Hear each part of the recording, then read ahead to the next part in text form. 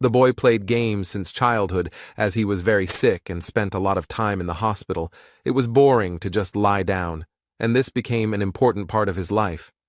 And this time the hero was playing a mobile game, but suddenly he was defeated and began to complain about the NPC artificial intelligence. But if you do something for a long time, you get tired of it, and one day it just becomes uninteresting to play.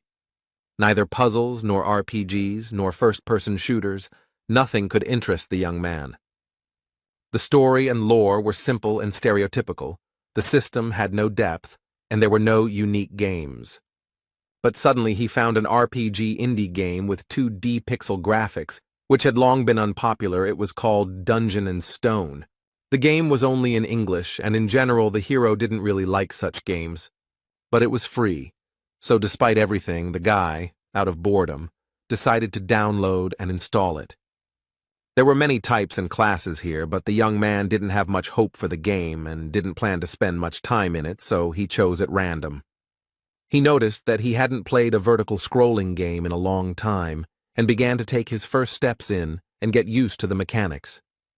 So, without even noticing it, the hero spent the whole day in the game, and the room began to be illuminated by the setting sun. Only by looking at his watch did the guy realize how late it was. The game seemed incredibly interesting and exciting to him, despite its graphics. Dungeon and Stone had a few mechanics that could be called either interesting or shitty, the first being that you absolutely needed an NPC ally, and the second one implies that after death, the player has to start the whole passage from the beginning, and at first, everything seemed very funny, but with each death, the guy became more and more angry and could no longer contain his anger and began to scream loudly, but the doctor quickly calmed him down. The hero apologized for his behavior and, despite the negative emotions, continued to play because he was so stubborn that he decided to complete the game at any cost. Dungeon and Stone was so unpopular and a failure that there were no tutorials for it in either Korean or English, and so the young man decided that he would complete the game on his own. Time flew by quickly, and the hero continued to play and work in the civil service at the same time, despite the lack of time. He entered university, graduated, got a job, and was already working full-time. Life went on as usual. And all this time the hero continued to play Dungeon and Stone, but he could not complete it, and kept dying and starting over, dying and starting over. But then 9 long years passed, and finally the guy was close to the end he had been striving for so long. He reached the final boss room of the entire Dungeon and Stone game, and was incredibly happy about this event. He was so overwhelmed with emotion from this simple picture of a door on the screen that he couldn't hold back his voice, filled with joy and pride. He wasn't sure that anyone had made it here. The hero shed tears of joy because he had been working towards this for 9 years, but he gathered his courage and agreed with all the pop-up notifications when entering the room. Among them was a strange window with information that he might never return, and the guy decided that it was just because it was the final boss. While waiting for the loading, the young man thought that he would hardly pass the first time, and now he needed to collect as much information about the enemy as possible. He also assumed about his features, ultimate attacks, and so on. The hero also allowed himself to dream that thanks to all his experience and preparation, he would be able to defeat the main boss the first time. The download was complete and new notifications appeared, among which was one that made the hero surprised and even scared, and it said that the training was complete. But what made him go crazy was the Korean language in the notifications, because he thought that Dungeon and Stone only had English. And he spent almost 10 years racking his brains trying to get through tons of dialogue and descriptions in English, which made him very frustrated. Suddenly, a bright light began to shine from the monitors, which blinded the hero. He did not understand what the hell was going on here. Suddenly, this light burst out from the monitors and swirled around the guy like a beam, causing hellish pain throughout his body. A moment later, the hero's body disappeared without a trace, and the rays rushed back to where they came from, into the monitors. The guy lost consciousness, but through his oblivion, he heard a voice congratulating the young fighters and saying that they would soon become real warriors, and when he opened his eyes, a crowd of savages appeared before his eyes. The hero found himself in an unimaginable situation.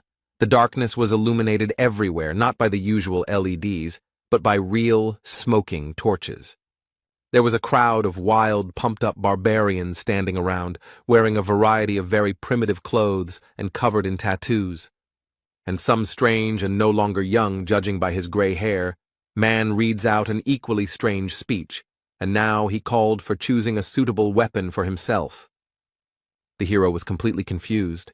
He did not understand what kind of weapon was being talked about. He did not understand where he knew the language that the leader apparently spoke, and why the young man was here at all. The guy quickly pulled himself together and decided to sort out the situation and gather information, and the first thing he noticed, remembering the recent terrible pain, was his body. And I couldn't help but be surprised again. Rough hands, powerful muscles, tattoos, all this was extremely strange. The guy couldn't believe all this, but he couldn't think forever, because the situation continued to develop, and the leader shouted out to those who would be called to come out. Despite the complete confusion and lack of understanding of what was happening, the young man began to observe the situation because a cry was heard calling a certain third son of Vanon, Karak, and the barbarian standing in front of the young man walked forward. Standing in front of the gray-haired man, he began to quickly look around, as if searching for something. It soon became clear that the young barbarian was choosing a weapon, for he picked up a double axe and raised it upward, to which the chieftain praised his choice. And with all the power of his mighty lungs he declared him a warrior, after which he shouted the next name in the same style, only now it was Fenelon's second daughter, Einar. And then a strange thought came into the hero's head. Because he remembers something like that, this is a familiar situation for him. The young fighters choose their weapons and are recognized as warriors, the boy thought, as the ceremony continued. And with the leader's words about blessing Raphonia, it was as if a city from his fantasies and memories appeared before his eyes. An incredible guess pierced the guy's head, his pupils narrowed, his breathing became intermittent, and cold sweat appeared. This is the world of the game dungeon in stone. He chose a barbarian as a starting character, and just played for this class. The hero simply couldn't comprehend how this was even possible. Heavy thoughts occupied his head. Completely focused on his thoughts, he didn't even notice how the rest of the sounds of the ceremony seemed to be muffled. But suddenly, the hero heard the barbarian standing nearby say the name of the game, which aroused serious interest in the young man. He was different from other barbarians, because he had horror on his face, his eyes were darting, and he was afraid of everything. The guy realized that he was not the only one who got into the game, and that this barbarian was the same player as he was. Suddenly, a threatening voice was heard very close by, asking who dared to open their mouth. Raising their heads, the two young barbarians saw the figure of the leader towering over them. He had a threatening look, and his very appearance inspired terror. The hero was feverishly thinking about how the chief had ended up here so quickly and unnoticed, but his occupation was interrupted by the chief's question, asking if it was he who had done it. The guy shouted out decisively, denying it and trying to hide his fear, excitement, and worries. The hero glanced sideways at the barbarian standing next to him, mentally blaming him for what was happening. The leader realized who was guilty and turned his terrifying gaze on him, to which the barbarian tried to apologize hesitantly. And he asked if this was all really dungeon and stone, and there was horror in his eyes, cold sweat running down his forehead. But the young barbarian's words were interrupted by the chieftain, who simply swung his fearsome axe without the slightest mercy. The hero looked in horror at the place where the head of someone as unfortunate as he had recently been, and could not move from the fear that gripped him. Despite the emotions that overwhelmed him, the guy stood straight and tried not to show anything on his face because he could become the second victim. Without taking his eyes off the hero, the chieftain reported that Kadua's son, Orm, had been captured by an evil spirit. Seemingly satisfied that the second barbarian was okay, the chief turned around and walked back, ordering everyone to forget the evil spirit's words along the way. The ceremony continued, and the hero thought hard and realized several things, namely that people like him are called evil spirits. If someone finds out about them, they kill them, and that his head could be lying on the ground. The following names of the barbarians were heard, and the guy realized that he had one small problem. He didn't know his new name. There was no character screen, but the hero was able to figure out what to do. He would just wait 2 seconds after each name and then go. Of course, it could be the name of another evil spirit, but he would have to take a risk with that. After some tense anticipation, the next name was called Jandel's son, Björn. The hero quickly glanced at the crowd of barbarians, but none of them moved, which meant it was time to take a risk.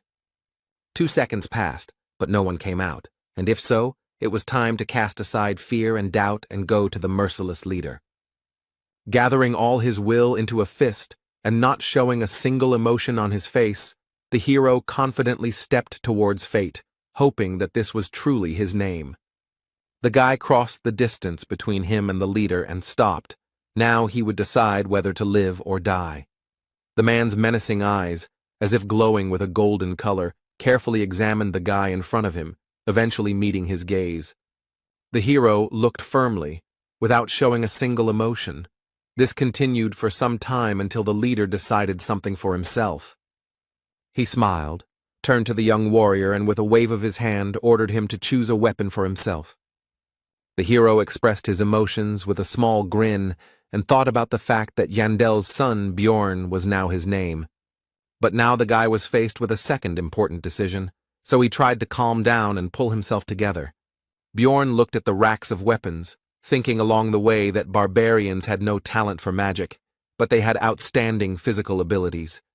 He's going to pick something that will help him as a beginner, so the weapon he chose is this. The shield, and the boy was sure that this was the best choice. The cry of the chieftain sounded, declaring Bjorn a warrior. Meanwhile, the guy's computer continued to work in the house, but not as usual, and by itself, it acquired the status of Björn Yandel. The hero went into recollections of how, during his first game as a barbarian, he chose a two-handed sword because it looked cool. But he died too much and too often, and could do almost nothing to the monsters he fought against. He couldn't figure out how to play a barbarian at all and increase his survivability because he died over and over again. Then he tried out a variety of weapons that would be suitable for a barbarian. These were double axes, huge hammers, a flail, and many others. It was a very unstable build, because every fight was like the last, and he barely survived, leaving the fight on his last breath. But one day, while browsing through the wares in a gun shop, he noticed a simple shield and an interesting idea came to his mind. And the barbarian should definitely be a damage dealer, because they are tenacious and strong, and although dwarves are better suited as tanks, his class also has everything needed for this role. The hero didn't like this fighting style because it required training, but he didn't want to waste time, so he decided to try it. And surprisingly, with such a strange build as a barbarian with a shield, the guy managed to fully implement this playstyle in a serious fight with one of the bosses, a basilisk, and defeat him. And although in reality the graphics and dry lines of what was happening on the screen were not at all impressive, in the player's head all this turned into an epic battle with a huge monster. The player realized that this was complete MBA, but in reality he summed up his thoughts and memories by saying that this was the most rational decision he could make now, and he would not regret it. Björn was brought out of his thoughts by the loud voice of the chieftain, who ordered the gates to be opened, which the adult barbarians immediately began to obey.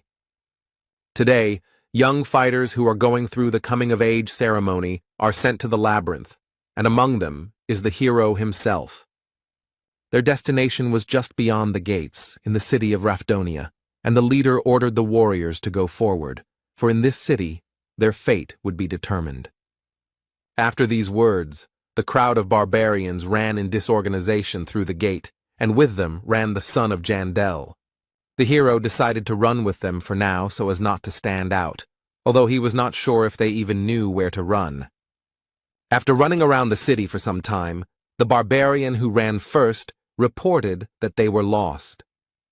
At this, the rest of the crowd began to resent, and it was necessary to choose a new leader, and Bjorn thought to himself that they were no better than this leader.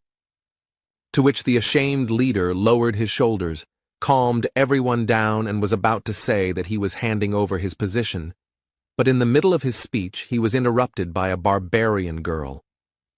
And she said that she would be the leader, to which the others supported her, and shouted the name of Einar, the second daughter of Fenelon, and also that she was wise. The hero remembered her name and they continued their search, but very soon the girl reported that she was lost. The barbarians were outraged and began to quarrel with each other for the right to the place of the new leader, and Bjorn thought that at this rate they would never reach the labyrinth. But he did not want to attract attention and lead them himself. Then the hero turned to the former leader girl, Einar, to which she decided that he had come to condemn her. But Jandel's son explained that he wanted to tell her how to get to the labyrinth, to which the surprised girl asked how to achieve this. In response, Bjorn pointed his index finger at the group of adventurers and explained that they simply had to follow them. The adventurers looked at the group of barbarians with disdain and mocked them, and they were also sure that they would not find the way. The pair of barbarians paid no attention to this, and Einar exclaimed that she would try to do just that. The girl exclaimed that she had found the way to the labyrinth, to which the naive barbarians immediately believed and returned her role as leader, and also began to praise her wisdom, while the hero wondered if they were really that brainless. Soon, following Bjorn's advice, the group actually reached the entrance to the labyrinth, and a huge crowd of various intelligent beings had already gathered there. The hero was overcome with doubts about the advisability of sending him to the labyrinth, because in this chaos no one would notice his disappearance, and he himself had been an ordinary person all his life. He had never even fought with anyone in his entire life, and would he be able to defeat the monsters? Would he not find another way to pay Rafdonia's taxes? Taxes are one of the strange systems of Dungeon and Stone, the essence of which is that upon reaching 20 years of age, each resident must pay money to the state, but the peculiarity is that if you do not pay, you will be executed. There are several ways to earn money. The first is by fighting various monsters in the labyrinth. The second is to go to work in the most ordinary positions, for example in bars or somewhere else, but the hero will have certain problems with this. He is a barbarian, and in this world, barbarians are not preferred for employment and are generally viewed extremely negatively. Because of this limitation, at the beginning of the game the barbarian, unlike other classes, immediately receives a weapon. If not for this, Bjorn would not have to fight monsters. The entrance to the labyrinth is closing soon, and you need to think faster, because you can only get inside once a month, and if you don't go now, you'll have to survive here for another month, which, given the difficulties with earning money, will be difficult. Even if he survives this month, he will be in terrible condition, so he needs to leave right now, but his legs won't budge because this is not a game, and his life is at stake. Suddenly the same Einar turned to Bjorn. The guy greeted her, but made a mistake in calling her the third daughter. She corrected him, saying that she was the second, and said that the others had already entered, and they needed to hurry. The last adventurers, except for a couple of barbarians, were already running through the portal, and the man next to him said that it would close in 5 minutes, while the guy noticed that the passage was getting smaller. Bjorn told Einar to go ahead, and he followed her, but she stopped to thank him for his help.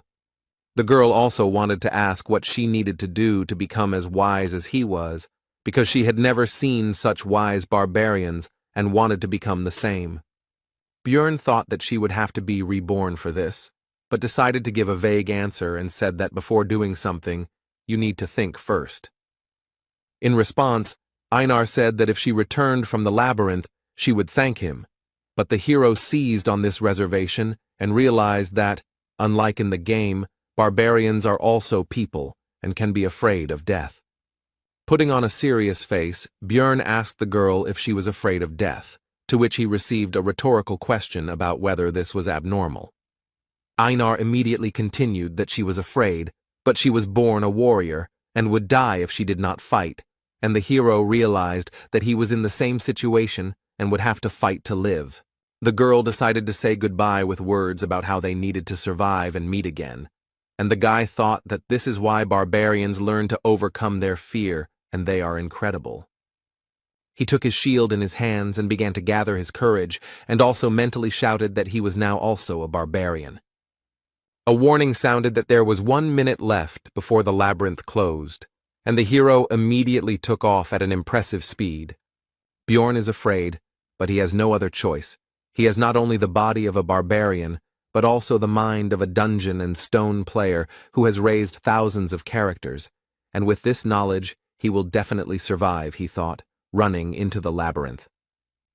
Having run into the ever-shrinking passage, the hero found himself in a place completely devoid of light and did not understand where he was at all.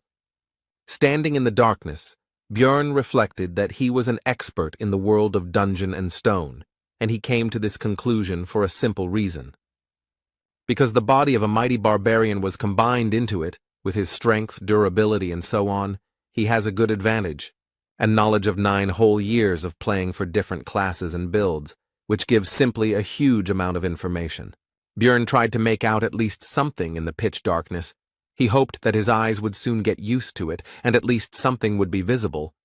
But no. In the game, on the first level, in the crystal cave, there were crystals on the walls that gave off enough light that torches were not needed.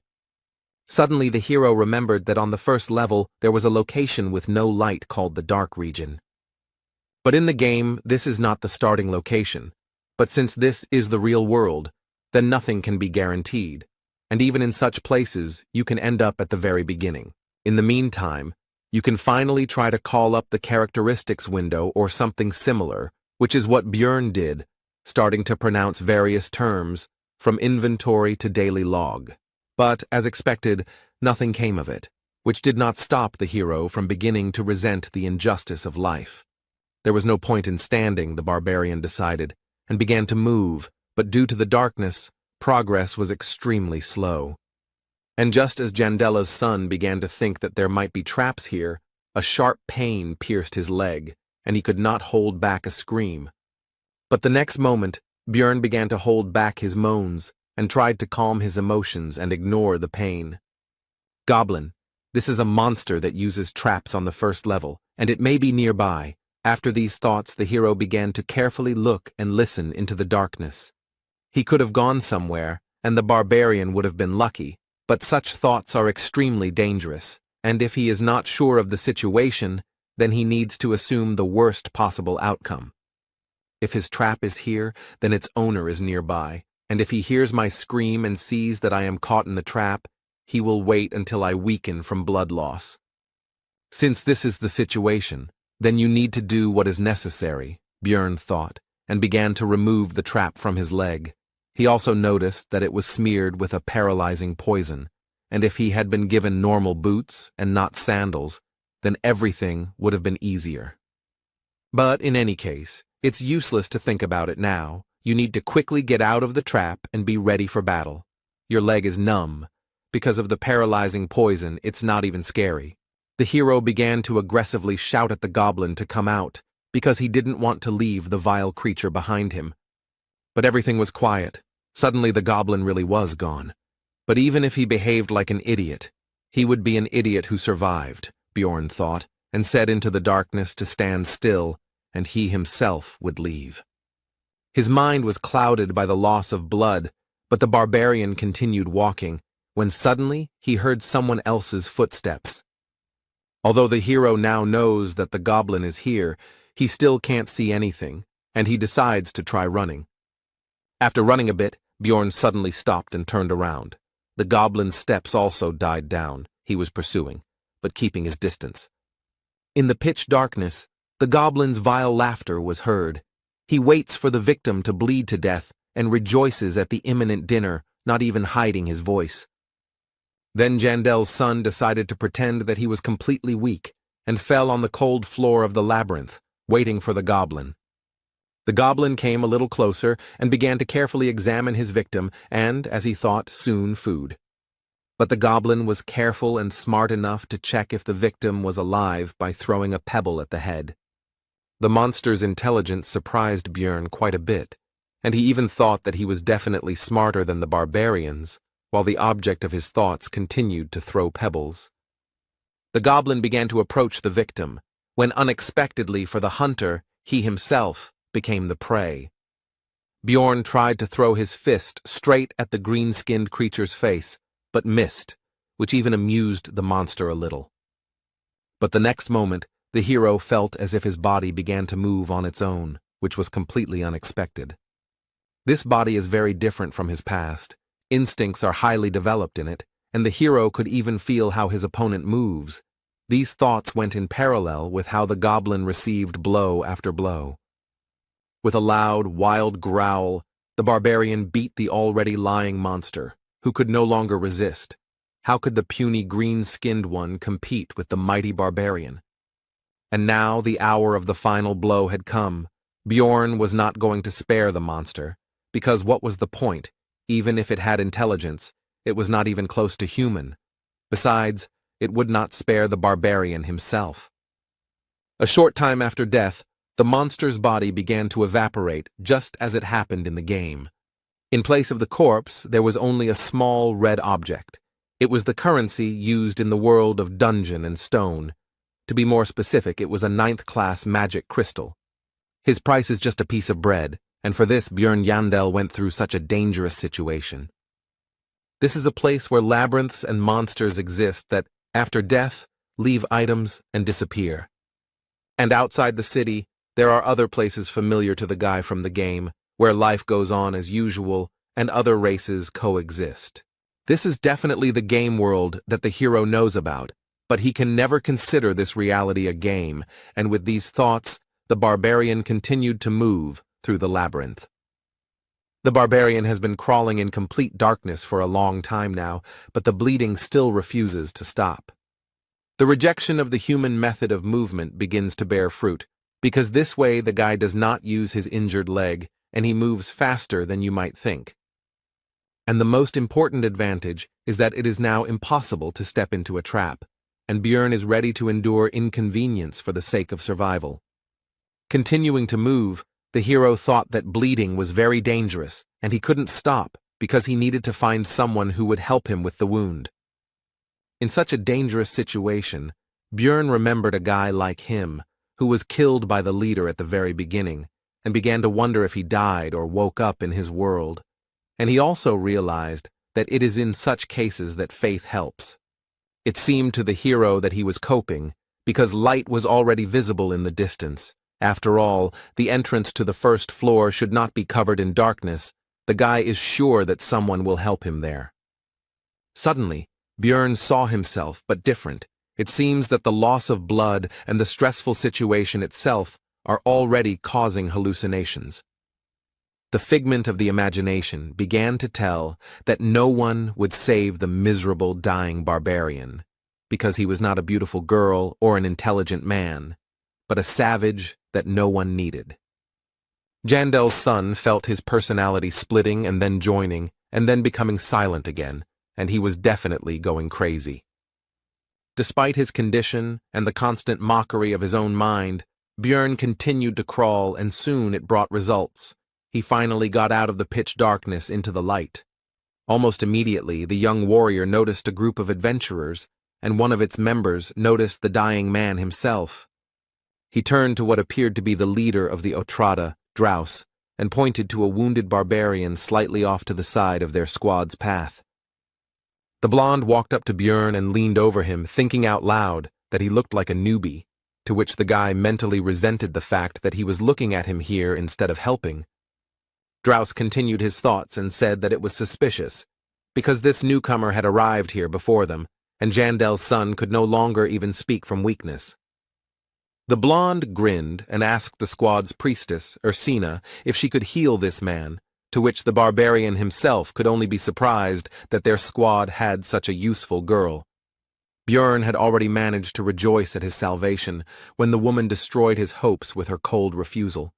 Then he asked the adventurer, Patsran, who had noticed the barbarian, if he could give him his potion, to which he pointed out the value of the potion, and the blonde added that he would pay for it later.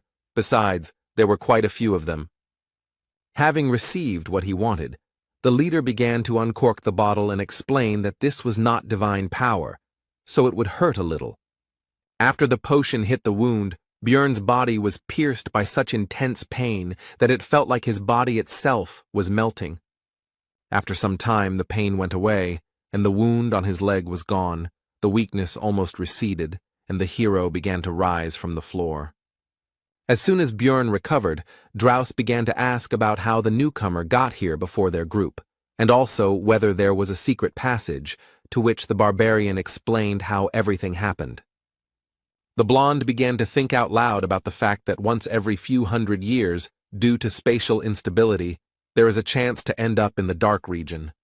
Bjorn began to rise from the ground as the adventurers passed by, and Draus informed him that he should not worry about the price of the potion. As the barbarian watched the group move away, he reflected that time in the labyrinth was extremely valuable, and it was a miracle that they had spent so much time on it. Bjorn should have been glad that he had survived, but he hated feeling sorry for himself. Meanwhile, the group continued on their way, and its members talked about the unexpected meeting, in particular arguing about his luck or bad luck, because on the one hand he got into an unpleasant situation, and on the other, he met them. The archer noted that his luck was to meet Draus, and not him, Patsran, because he was sorry to even give his potion. To this, the adventurer replied that there were many such worthless ones, and did not the priestess agree with him?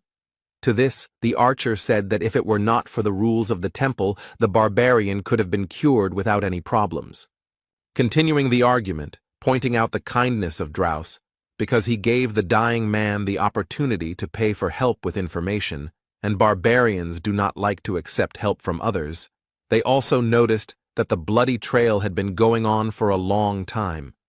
The priestess noted that it was convenient to have a guide, who was the blonde man, to which the archer noted that he had memorized the map of the entire first level, which was an extreme rarity. But when the group finally reached their destination, they noticed that they were the first to arrive, and Draus came closer. And he activated the portal that leads to the second level of the labyrinth, and the adventurers began to move to the next location. But the archer made everyone pay attention to the sandals of their recent acquaintance and the trap nearby. The magician illuminated the cave, and everyone saw that the bloody trail stretched all the way from here, which surprised everyone, because they had lost him. The magician asked Draus how long it was to walk from here to the place where they met the barbarian, to which he received the answer that it was about 15 kilometers if you didn't take a shortcut. Patsran, having learned that he had crawled for so long in pitch darkness, wondered whether he could repeat it. He also remembered that the barbarian had then pulled his magic crystal towards them, which he carried with him all the time, no matter what. He simply had nothing more to thank them with, and after these thoughts he informed the group that he took back all his unflattering words about this guy. He realized that people like this barbarian never give in, no matter what, and never escape from problems through death. After his recovery, Bjorn continued to encounter green-skinned goblins in fairly large numbers. The first time, the barbarian was in pitch darkness and was also nervous, but now these monsters pose practically no threat. The traps are set randomly and not even camouflaged in any way, making it almost impossible to get caught. Their attack directions and ambush sites are extremely predictable, and they cannot pose a serious threat. But a new problem has appeared, and it is extremely simple. It is hunger, because enough time has passed, and the energy has gone to recovery and physical activity. Suddenly I remembered that they were given provisions at the very beginning, but while crawling the bag got damaged and a fair amount of food was lost. There was only enough for 2 days left from the 7-day ration, which meant he would have to economize, Bjorn thought, eating the bread, which seemed quite tasty to him. Only the first problem, the need for food, was more or less solved, as I wanted to drink, but this will be more difficult. Dungeon and Stone only had a hunger system, which worked in the labyrinth, and it had no information about water. But this is not a game, but the real world, and since they were not given water to take with them, it means that there must be natural springs somewhere, and the hero went in search of them. After some time, Bjorn heard the sound of water and went there, where he met a lonely adventurer resting. It was the first time he had met anyone outside of that blonde guy's group, but in the labyrinth there was an unspoken rule not to interact with others unless absolutely necessary. Having quenched his thirst, Björn decided to count the crystals he had obtained from the goblins, of which there were 44, which turned out to be quite a good haul for him. And now, the third problem has arrived, also connected with the needs of the body, namely, the need for sleep. And there are two ways to rest in the labyrinth. The first is to simply go to bed and hope for luck. The second is to find people who can protect you in your sleep. In other words, temporarily unite with someone. But here too the hero was in for a failure, because some were openly afraid of the barbarian covered in blood, some did not trust him, and some simply did not like people like him. This whole situation was extremely irritating to Björn, but he couldn't do anything about it, and he just wanted to sleep. But suddenly, some lonely adventurer approached him with an offer to become night companions, which at first angered Björn, but he explained that he had nothing reprehensible in mind. The barbarian agreed with the proposal, and also remembered that a night companion is an in-game term, although in real life it sounds strange. After that they introduced themselves to each other. The new acquaintance was called Hans. The adventurer said that it was pointless to look for another comrade, and that they would spend that night just the two of them, which made Björn tense up because of the ambiguity of the phrase and the manner of speech of his new acquaintance. They played rock, paper, scissors to see who would be on duty first, and the barbarian lost, which didn't surprise him, since his luck had clearly deserted him lately. Hans handed Björn a mechanical watch and told him how to know when to wake him up. He clearly didn't have the best opinion of his friend's intelligence. Looking at the obviously expensive device, the hero thought that in the future he would certainly have a chance to use the prejudice about the stupidity of barbarians to his advantage. Looking at the sleeping Hans, the warrior wondered if all adventurers behaved so carelessly, and whether he would lend him his sleeping bag. And so when the right time came, Björn woke up his temporary comrade so that he could take up his post. Hans replied that it was now the barbarian's turn to sleep, and then he realized that he wouldn't be able to sleep because he didn't trust his friend at all. The hero decided to just pretend to be asleep, simulating a loud snore, but in reality he listened attentively to the actions of his temporary comrade. But during the entire dream, Hans did nothing, despite all of Björn's expectations and suspicions. Looking at the carefree sleeping man, the barbarian doubted whether it was all justified, or whether he was just winding himself up in vain. So, while thinking, the hero began to feel sleepy, because recently he had had very intense adventures, an injury, and the very fact of getting into this world. Björn was brought out of his sleep by a sharp cry of his name. It was Hans. After all, 2 hours had already passed, and now it was his turn to be on duty again, and he did not argue with his night companion since nothing had happened, and sent him to sleep. And although intuition told me not to trust this man, the facts said otherwise, because he was the first to turn to him when the barbarian was in a difficult situation. He didn't scold him for his mistake, so he could sleep.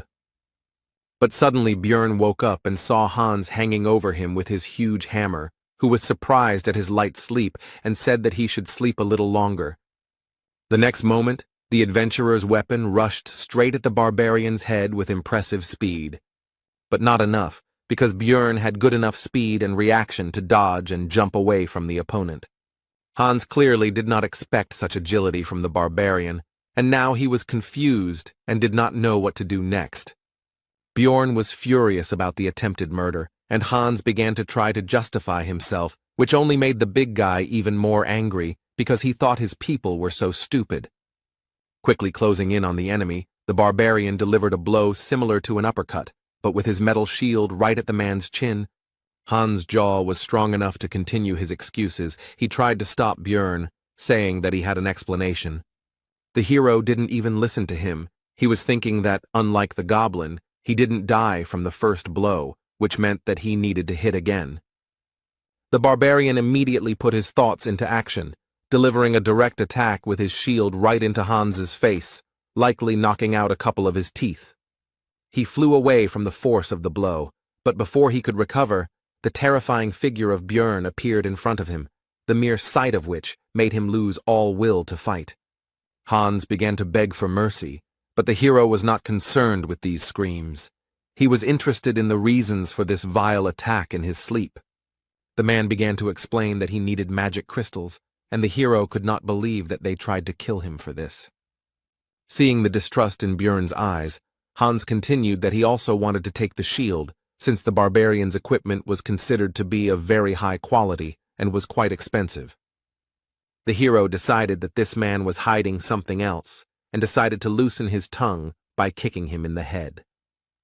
Putting his foot on Hans's body, Björn threatened that this was the last chance to tell the truth, but he decided that this was not all, because in the world of Dungeon and Stone, killing an adventurer is a serious crime.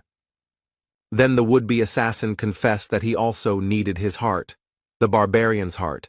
They sell for a good price, and he heard that it was an ingredient for some new spell. Then Björn realized that for this man he was like a goblin, just a very difficult but also valuable prey. The barbarian also learned that Hans had not attacked the first time only because he also wanted to sleep, and the former knight companion asked that since he had told everything, would they forgive him. At first there was a few seconds of silence, and then Björn explained that he would probably meet more people like him later, and he was not going to forgive anyone. These were the last words that this man heard. 2 days had passed since entering the game. Despite his first kill, the hero tried to find some positives. Among them was that he received new equipment.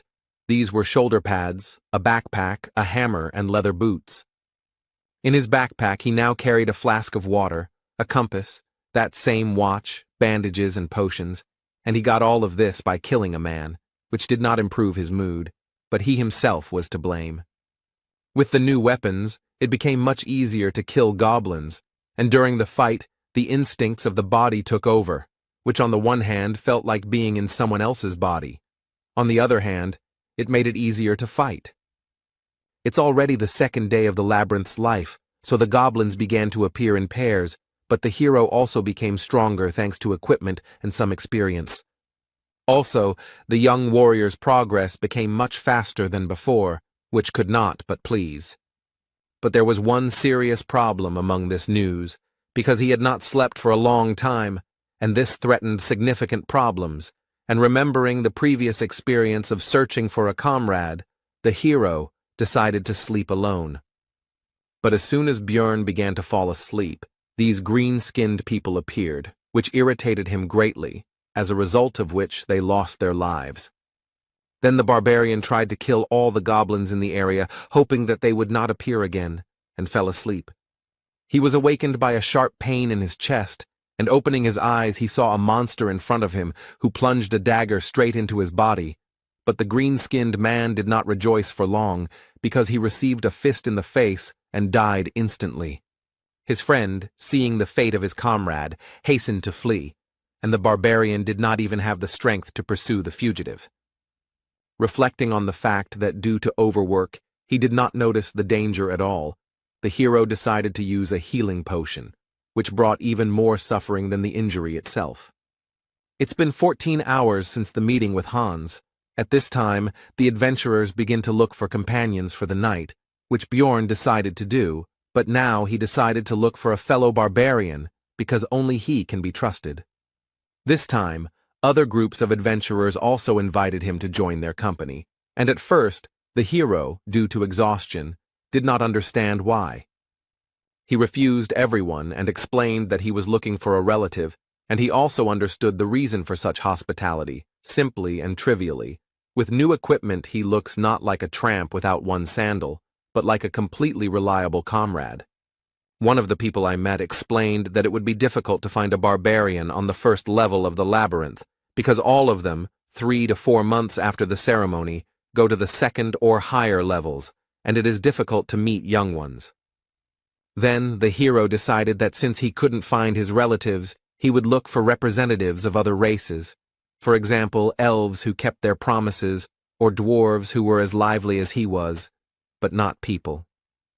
They wouldn't attack other adventurers, blinded by the thirst for profit, Björn thought, and after an hour of searching, he was lucky enough to find the elf sitting right on the floor of the cave, with a bow and quiver lying nearby.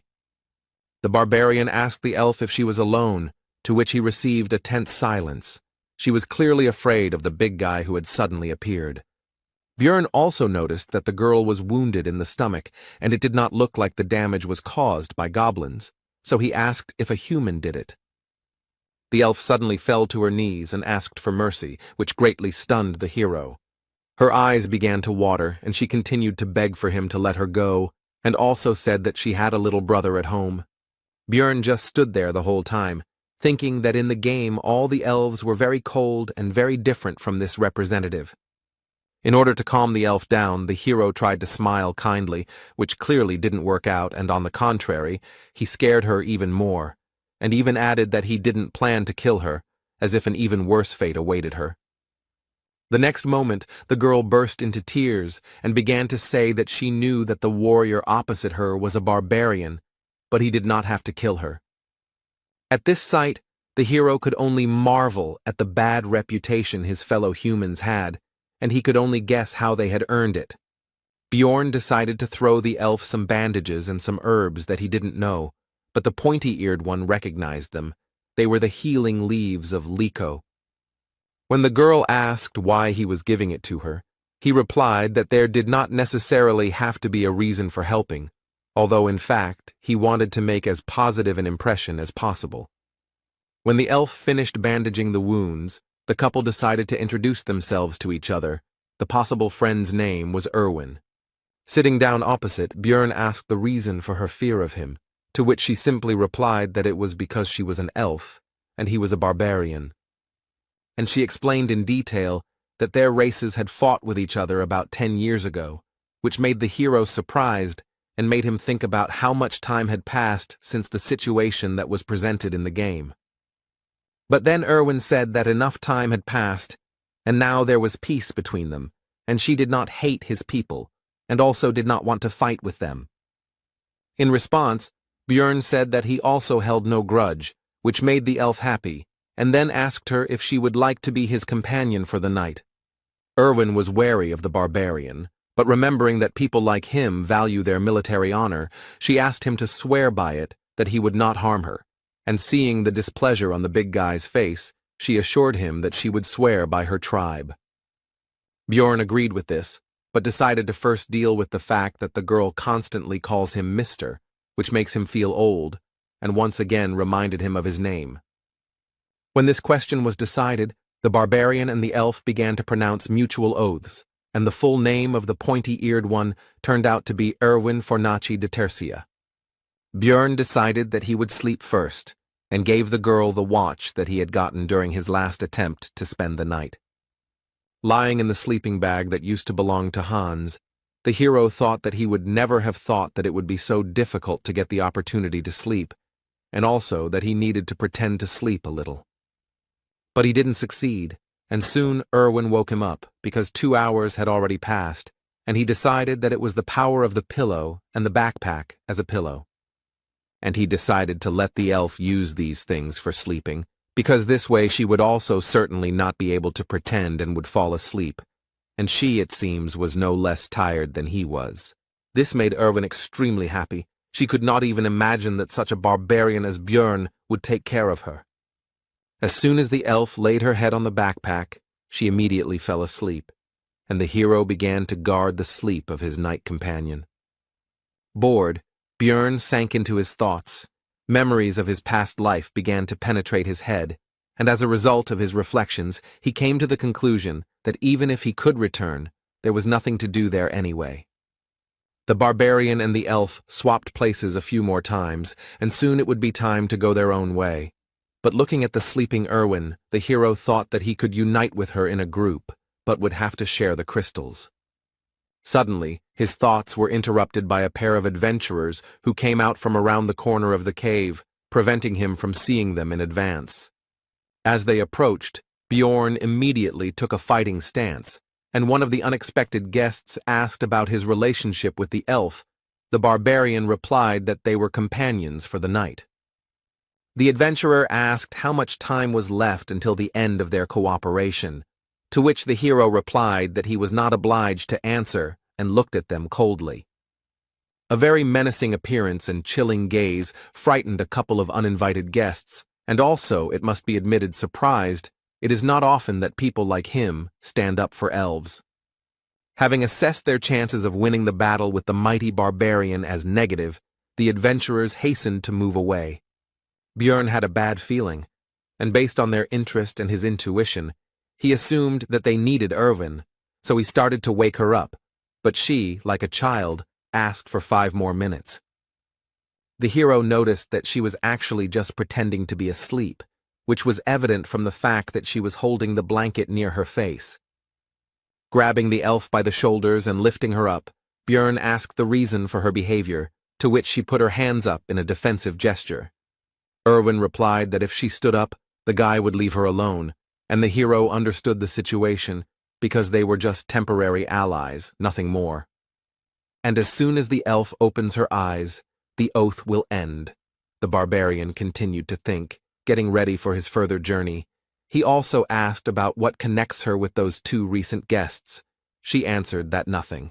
But Björn noticed that they knew her from somewhere, and Erwin had to admit that they were from the same clan as the people who had wounded her. This could be seen from the symbol on their clothes. They were from the Crystal Union. The hero began to think that this promised big problems, because there was a whole group of them, but looking at the worried girl, he could not leave her alone. Björn told her to get ready and that they were leaving, and the delighted elf asked if he would help, but the guy replied that first they needed to listen to her story. Erwin said that she was with their squad as companions for the night, but at night she felt something and woke up, and upon awakening she saw a man approaching her. Continuing to run away from the place where they spent the night, the girl said that only later she found out that he was the director of their clan, which operates on the first level of the labyrinth, and since then she has been persecuted. They are helped to coordinate their actions in her search by stone transmitters, magical devices that allow them to communicate at a distance of up to 300 meters, if they are synchronized. The hero began to think hard. They are the equivalent of walkie-talkies. They are a bunch of people. There is nowhere to run. If he abandons Erwin, she will die. Björn asks why they continue to pursue her if she has done nothing significant, perhaps to silence her, to which the girl hesitantly replies that there is a compelling reason. And feeling awkward, she began to tell that when she ran away, she threw her knife somewhere, and that this is what happened, and she fell silent. And after a pause, she continued to talk about how he had ended up in a so-called bad place. At this news, an unpleasant guess appeared in the barbarian's head, and the same unpleasant emotions appeared on his face.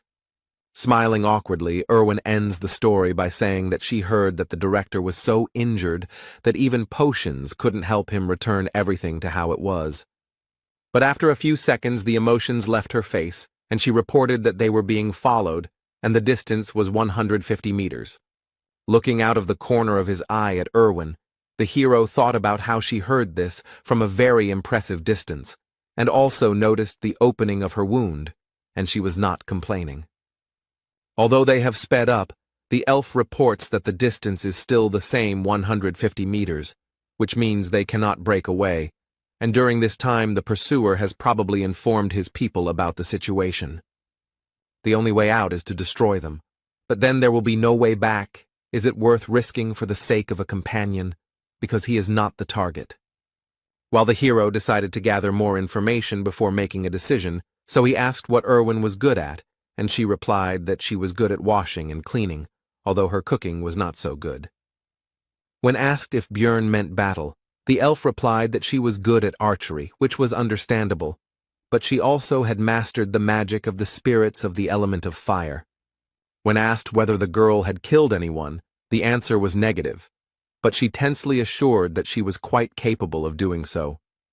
The hero had made up his mind, so he asked if Erwin would become his ally until he left the labyrinth, on the condition that she would only get 10% of the loot, to which he agreed. When the distance was clarified, the answer came back, 100 meters, which means that the pursuers are faster, so something needs to be changed, and Björn said that they are changing direction and ordered the girl to call the spirit. The fiery spirit illuminated their path to where the hero did not expect to return so quickly, to the dark region, and as soon as they had gone deep enough there, An order was given to cancel the summoning, after which they were left in the darkness. The pursuer had his own source of light, which left him in plain sight, but he could no longer see those he was pursuing, so Erwin gave a short order to shoot. A moment later, an arrow, torn off the bowstring at great speed, pierced the enemy's head and got stuck in it. No one can live with such injuries. The barbarian tried to cheer up the elf after the first kill. Coming closer, Björn picked up the stone transmitter, after which he began to listen to the negotiations of the opponents, from which he learned that in connection with the loss of the man they had killed, everyone was ordered to gather in the goblin district. The barbarian had hoped for a decent haul, but received only a bag of crystals, 2 knives, and 1 potion from his belt. And also, plus the leather armor that Erwin took for herself, because it's better than what she had before. When Björn asked how to use these stone transmitters, the elf replied that there should be a button on the side. Soon a voice was heard from the magic object, telling that one of them had been killed by a barbarian and a pointy-eared one, and a reward of 1,000 gold had been announced for the latter. This news did not please Erwin at all. Rather, on the contrary, it caused feelings of fear and uncertainty. Björn, however, did not lose his head, ordering the spirit of fire to be summoned, because they would be moving through the darkness to go to the 2nd floor, which surprised his companion. Erwin hastened to clarify that the level they are at now and the next one are fundamentally different. The barbarian explained that they would succeed, because they were a great couple, and continued mentally in game terms, a tank melee and a damage-dealing archer. Besides, in any case, it would not be possible to earn much here. But Erwin doubted it because this was their first trip to the labyrinth, and she made a comparison that they were running from goblins to end up in an orc's lair. But the conversations coming from the stone transmitter about what the clan fighters would do to the elf if she was captured made the girl decide that it would be better to go to the 2nd floor than to stay here. While moving through the dark region, or alternatively known as the Goblin Lair, the pair talked about how to get to the 2nd level, and Björn told them that on the way north, they would definitely come someday. After all, based on his knowledge, the dungeon is designed in such a way that by continuing to walk into the darkness, you will reach the portal in any case. Soon a goblin trap appeared on the couple's path, which Erwin immediately noticed thanks to her excellent eyesight. Based on the fact that they encountered the trap quite late, Björn decided that he was unlucky to encounter it at the very beginning, and while the hero was lamenting his failure, his companion said that she would disarm the trap. The barbarian called out to her and told her not to use the fire spirit for this purpose, to which the elf agreed with an uncertain look, inwardly surprised at how he knew about her plan. As soon as the girl came closer, those who had set the trap jumped out of ambush. The monsters decided that she would be an easy target. But they were wrong, and a moment later an arrow pierced the head of one of the greenskins, causing him instant death. The 2nd goblin tried to strike with his claws, paying almost no attention to the death of his kinsman. But the attack was unsuccessful. The elf turned out to be too fast and agile, and before the monster had time to understand what was happening, his, as he thought, victim was already behind him, with a drawn bowstring. A moment later, Erwin was already relaxing, and the bodies of the goblins evaporated around her, leaving behind their prey.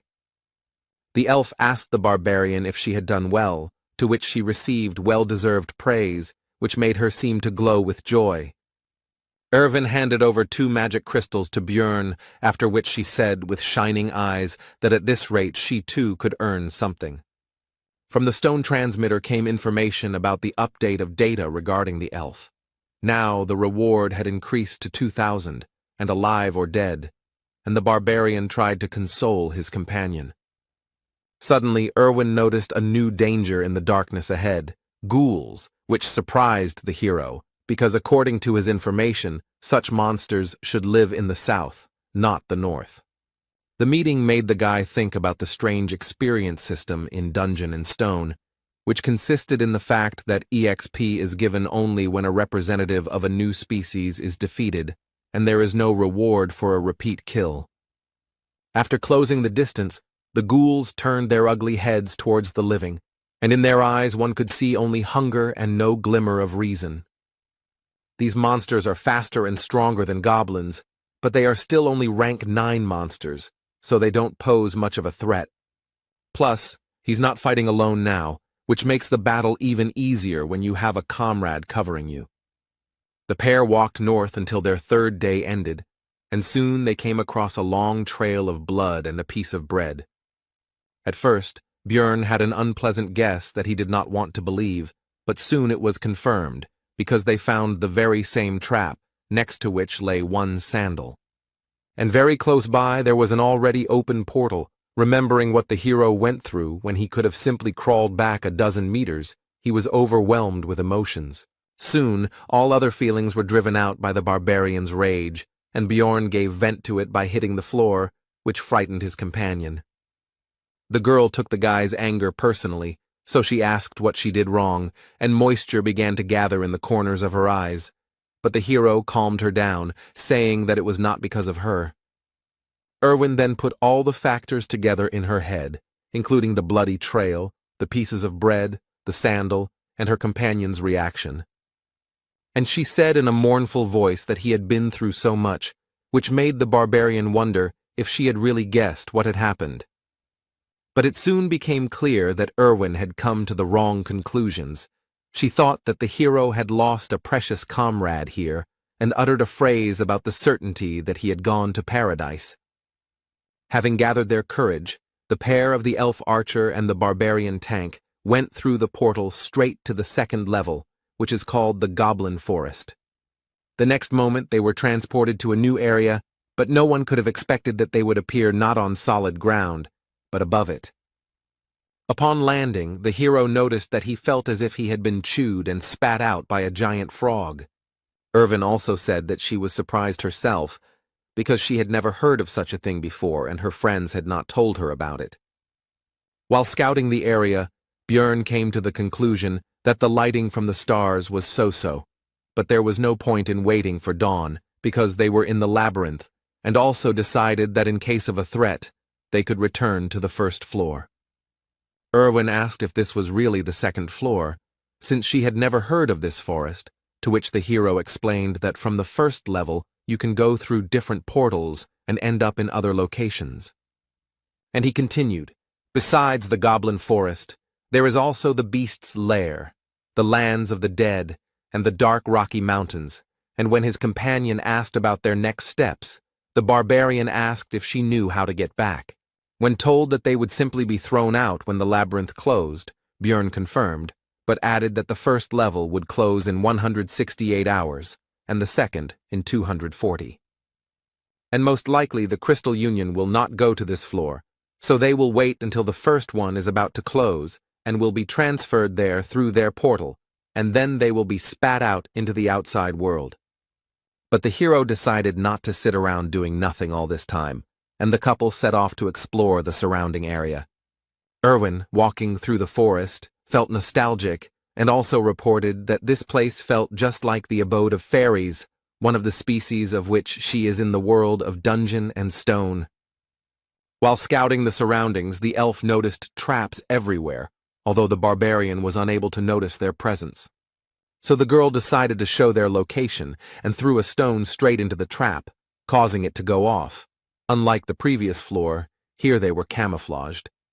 After that, Erwin started begging for praise, but Björn decided not to overdo it and simply said that she was throwing stones well. However, seeing the girl's displeasure, he still added that there was no need to rejoice over such trifles, and that he already considered her to be a fairly experienced adventurer, and she was pleased with this. After walking around a bit more, the girl expressed concern that there were enough traps, but there were no people who set them, and the hero remembered that their presence in this location was more of a feature of the zone. In the game, this place was also called the Goblin Forest, and in addition to the traps, there should also be many times more goblins here, and among them there should now be mutants, archers, and warriors, and the deeper, the more and more dangerous. Björn ordered to first deal with the traps in the area and then explore further, so that in case of danger, it would be possible to run to the portal without fear of getting a leg injury. After that, the couple simply searched for traps and disarmed them to secure their escape route. But they had to stop abruptly, because Erwin noticed traces of a group of goblins nearby, which she did not hesitate to tell Björn about, and also soon clarified that there were more than 10 of them, and they were about 50 meters away. The hero decided that the threat should be eliminated, so he ordered to get as close to them as possible and attack while they were unknown. The girl walked quietly and silently, and the barbarian decided that this was some kind of fairy trait. But be that as it may, a group of monsters was soon discovered. The pair decided to start the fight with Erwin's shot, so soon the sound of a bowstring being pulled was heard, and they prepared for battle. The arrow shot forward, and a moment later, the barbarian shot too, not even sure whether his companion had hit due to the distance. The boy and the goblins ran towards each other. Erwin, as an archer, stayed behind and did not rush forward. Both sides were confident of their victory. The second floor is different from the first. There are 3 times more enemies, and you can also encounter new species, and most likely the hero should have felt fear. But the barbarian did not feel it. On the contrary, the warrior's heart, which he received in his new life, trembled in anticipation of the battle. With a loud battle cry, the hero burst into the crowd of greenskins and began to scatter them in different directions. But there were too many enemies, and one of them almost cut off the barbarian's head with his dagger, but he was fast enough to dodge. And Björn jumped back, thinking about the situation, because if he had been a little less agile, his head would have flown off his shoulders. The enemy has the advantage in numbers, and injuries would be inevitable if he were here alone, but it's good that he has an ally.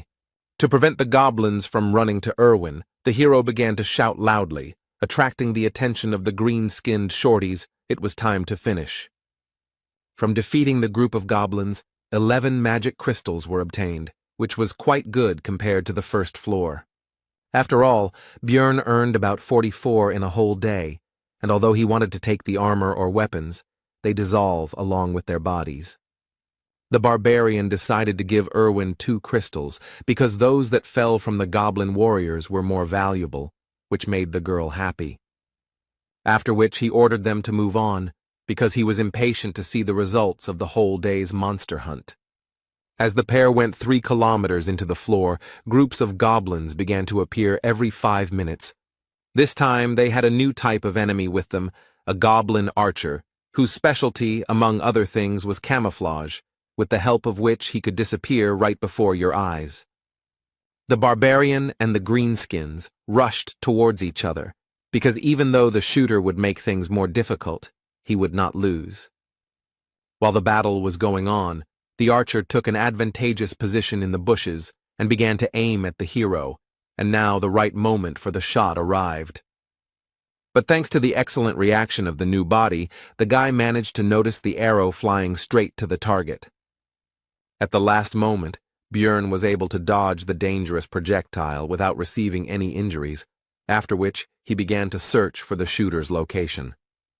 The goblin realized his mistake too late and could no longer hide, so he was killed with one powerful blow of the hammer. After 15 hours of continuous fighting, both were very tired, so they finally decided to rest. This time, Björn was the first to take up duty, because despite the fact that they were very well prepared, the elf could not boast of the barbarian's endurance. It seems that it has already become a tradition to reflect on duty, and this time the hero did not break it. They hunted for 15 hours and earned more than they could have dreamed of on the first floor. But the further they went, the more often they encountered other adventurers, who not only often had numerical superiority, but also included different races. Adventurers are much more dangerous than goblins, especially now that the guy has someone to worry about. Björn said out loud his thoughts that the biggest problem was that he was very beautiful, which embarrassed, in fact, only the girl who was falling asleep. In the following days, the couple actively hunted goblins to earn crystals and gain experience. Together they rested from physical activities and protected each other's sleep from monsters and other possible dangers. So the 6th day of their stay in the labyrinth passed, and the 7th came. The couple decided to get out of here because there were only 2.5 hours left before the first floor closed. They were both very tired these days, but it affected Irwin especially strongly. She already dreamed of going to bed immediately after returning. Soon they came across a group of goblins on their way, and despite their fatigue, the adventurers decided to fight their opponents. The mere sight of the stern barbarian already instilled in the green-skinned monsters a feeling of insecurity in their own strength. While scattering the enemies, Björn decided to deal with the warriors first, and Erwin would deal with the archers. After so many battles during these days, the hero became a master of such battles and gained enough experience. And Erwin also didn't stand still and now always knows exactly who and when to shoot so as not to interfere with the guy. Although there were 2 archers among the goblins, not a single arrow flew towards the barbarian, and the enemies were already defeated. The pair had already worked together perfectly. The time it took to kill goblins had been significantly reduced, and looking at Erwin and noticing how much she had grown in recent times, Björn even began to feel proud of her. Suddenly, among the evaporating corpses and magic crystals, the elf noticed something unusual, something they had never seen before. It was an essence, part of the dungeon and stone skill system. It gives passive or active skills. You can only absorb 1 per level. Skills vary greatly depending on who dropped the item. For example, the guy who chased the couple downstairs most likely had the essence of a razor wolf, which enhanced his sense of smell. When asked if the elf wanted to take the essence for herself, she answered positively, since he didn't need it anyway. But then, suddenly, a group of aggressively minded adventurers emerged from behind the trees onto the recent battlefield and began to accuse the couple of something. Erwin tried to justify herself, but Björn took her by the shoulders and told her to stop, because he had already guessed why they were here and what they wanted. After which, he simply threw the girl's light body into the essence that rose into the air, because that was exactly what these people had come for. A bright light flashed and blinded the adventurers, who realized what had happened and were extremely outraged that the valuable prey had slipped out of their hands. Björn Yandel decided to try to intimidate the adventurers by making a brutal face and saying that he was ready to fight right now. After some time, the couple was already running through the forest towards the portal to the first floor. The guy ordered his companion not to slow down until the portal itself. The 4 adventurers still did not risk encountering them, but Erwin asked if they would pursue them, to which she received the answer that they were hanging around near the portal, which meant they were going to leave this place. And also, there are only 4 of them. They have the same tactics as their couple, to which Erwin praised the guy's intelligence. Soon the girl reported that there was a group of goblins ahead, and they were running straight towards them. Björn realized that he would not be able to simply get around them. This was suspicious, because goblins usually don't behave like this, and they didn't want to run into them now, when the pair's goal was the portal, so the barbarian ordered to change direction. But before the girl could answer, a projectile flew towards her, and Björn pulled her out of the way by the collar. Rubbing her injured neck, Erwin noted that she herself would have dodged the goblin's arrow, to which the hero responded that it was a crossbow bolt, which meant it was those adventurers. Most likely it was they who lured the greenskins, and they themselves are sitting in ambush on the other side, wanting to exhaust them. Björn decided that there was no other way out. They would have to fight, but they had an advantage, the power of the essence. The goblin archer's essence, based on game knowledge, should increase stats and give 1 passive and 1 active skill. The first is arrow poisoning, and the second is camouflage. When Erwin remarked that she didn't know how to use them, Björn pointed out that she was already using them, and it seemed to be done simply by the power of thought. The hero handed over the backpack and sleeping bag to his companion and said that he would deal with the goblins himself, and her task was to find the enemy crossbowmen. When asked about the danger of separation, the guy replied that they didn't have time. She needed to keep her head down and shoot her target after the signal. And he rushed at full speed towards the goblins, no longer hearing the question coming from behind him about what kind of signal this would be. The hero decided that if those adventurers did not show up after the shot, they would show up when he defeated the greenskins and entered the fight. There were more than 10 of them. 2 of them were warriors. It was more difficult to fight without support. There were no archers in sight. But suddenly one of the shooters showed himself by shooting at the shield, which means you also need to watch the arrows. Taking advantage of the hero's distraction, one of the goblins snuck up behind him and plunged a dagger into his body. Without Erwin's help, alone against a group of enemies, needing to watch out for goblin arrows and not forgetting about the crossbowmen, the situation is extremely lousy. More and more wounds appeared on the warrior's body, although none of them were serious, but there were more and more of them.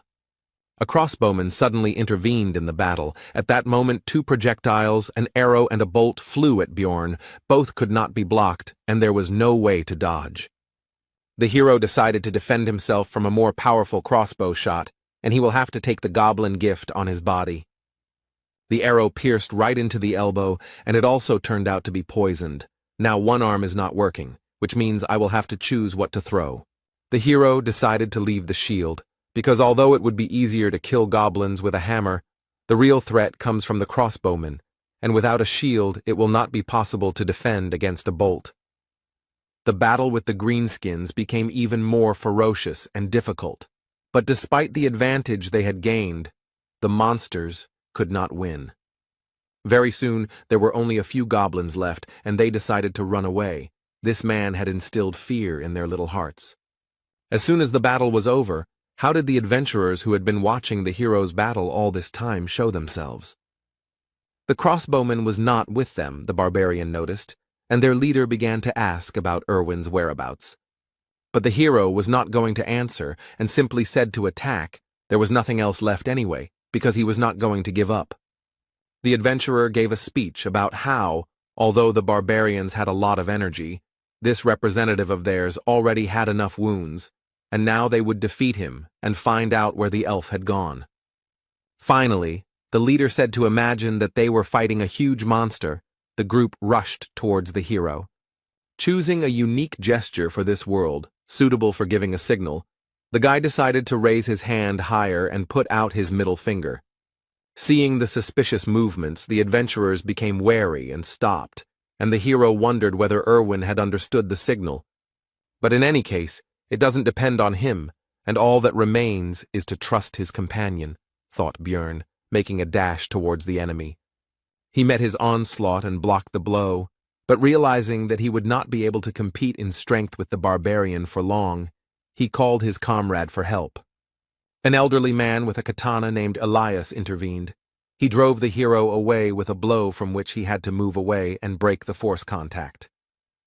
But despite the less-than-ideal situation, Bjorn could not retreat, because in order to help Erwin, the enemies needed to be distracted, so the son of Yandel entered the battle against the 3. But everyone had to turn away from the battle because some kind of projectile was flying towards them, and no one knew whether it would be a crossbowman's bolt or an elf's arrow. The above-mentioned projectile would have hit one of the adventurers, if not for the shieldman, from which it was concluded that it was Erwin. The warrior with the shield shouted to his comrades to focus on the barbarian, and he himself would protect them from the arrows, and the hero realized that this was his original plan, and that was why he almost did not interfere in the battle. And since you can no longer count on help from Erwin, it's enough that she practically took one of the 3 enemies out of the battle. You need to win yourself. But despite the barbarian's strength, the battle was not in his favor. His opponents were noticeably stronger, more skilled, and more cunning than some goblins. The hero decided that in order to win, he would have to sacrifice something, and perhaps by exposing his non-working hand to the blow, he would be able to incapacitate the red-haired leader of the squad. He succeeded. Elias's blow failed to penetrate deeply into the barbarian's muscles, but the guy's target received a powerful blow to the face from the shield. Taking advantage of the moment of vulnerability after the blow, the older man attempted to cut the hero in half with a downward swing of his katana, but Bjorn was able to dodge. Elias was extremely surprised that such a mass of muscles could move so quickly, although he seemed like a clumsy brute, and froze in surprise. Erwin tried to take advantage of this, but the shield man covered his comrade and urged him to be more attentive and not get distracted. But this arrow turned out to be a trick. The elf was counting on the warrior taking the shot, because this arrow carried fire magic, and now the wooden means of protection would soon burn out.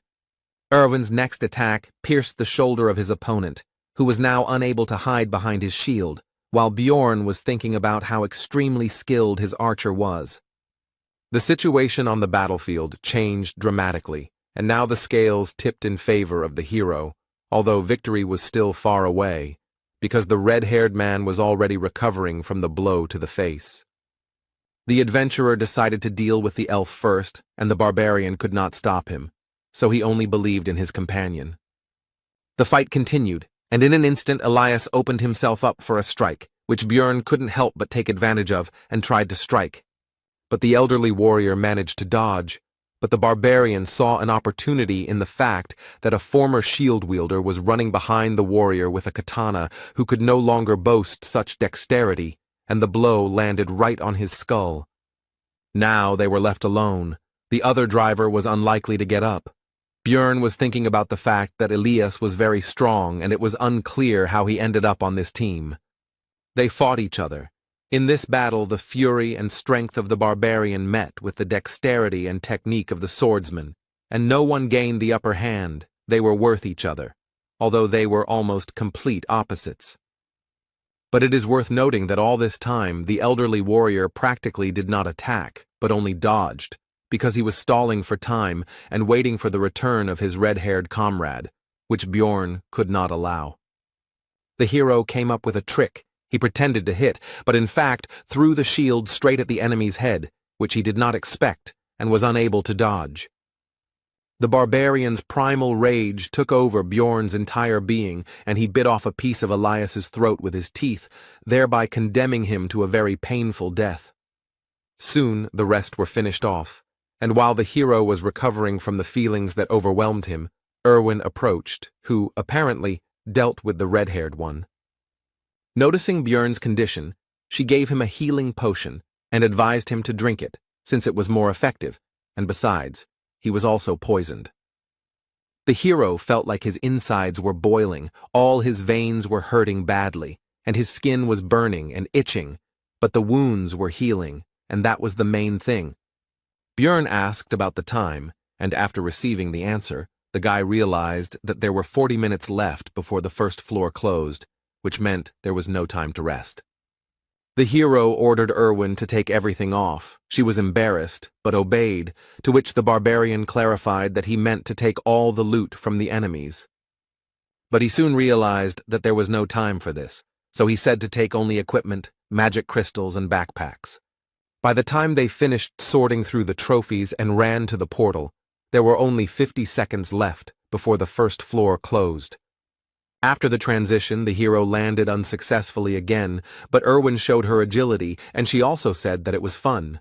Bjorn wanted to meet and talk with his companion on the other side, but he couldn't get the name of the tavern out of his memories of the game, and there was less and less time left. And only in the last seconds he remembered that it was the Black Whale, about which he hastened to inform his friend before they were transported. And finally, after going through many dangerous situations, the hero finally returned to the city, to Rafdonia. Although it was expected, since all the adventurers appeared here at that moment, Bjorn was still surprised by their number. In the labyrinth, time does not pass like in the city. No matter how much time you spend there, you still return at noon the next day, so the hero immediately moved the hands of his pocket watch to the correct position. Making his way through the crowd, one of the barbarian comrades, Karak, son of Vannon, hurried towards Bjorn and shouted his name along the way. Soon the rest of the relatives began to gather nearby, and the one who found the hero was very popular in their circle. The entire disorganized crowd of savages headed out of the square, and Bjorn decided not to lag behind and not stand out from the group.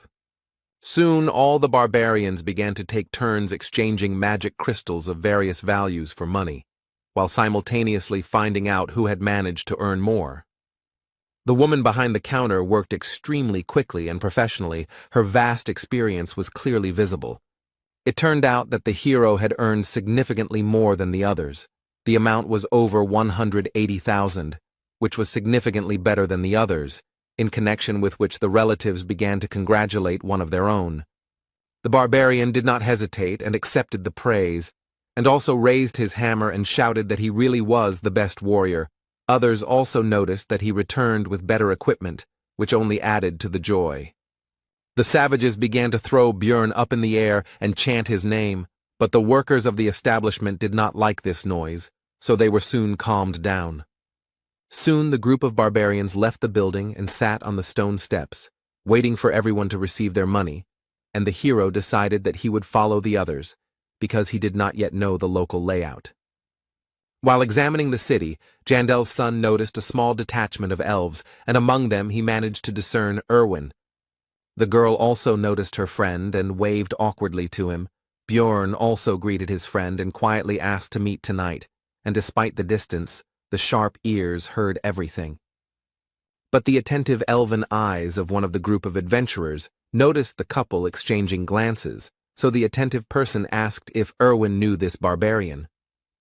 But only the pointy-eared can boast of excellent vision, so Karak also noticed what was happening and asked Bjorn about his acquaintance with this girl. Both began to deny the connection between themselves. As soon as the two groups turned their attention to each other, it became possible to notice with the naked eye the enmity between the two peoples. The tension grew. The last barbarians left the establishment just in time, and Björn hurried his relatives to leave, since in such a situation it would not be possible to have a normal conversation with Erwin anyway.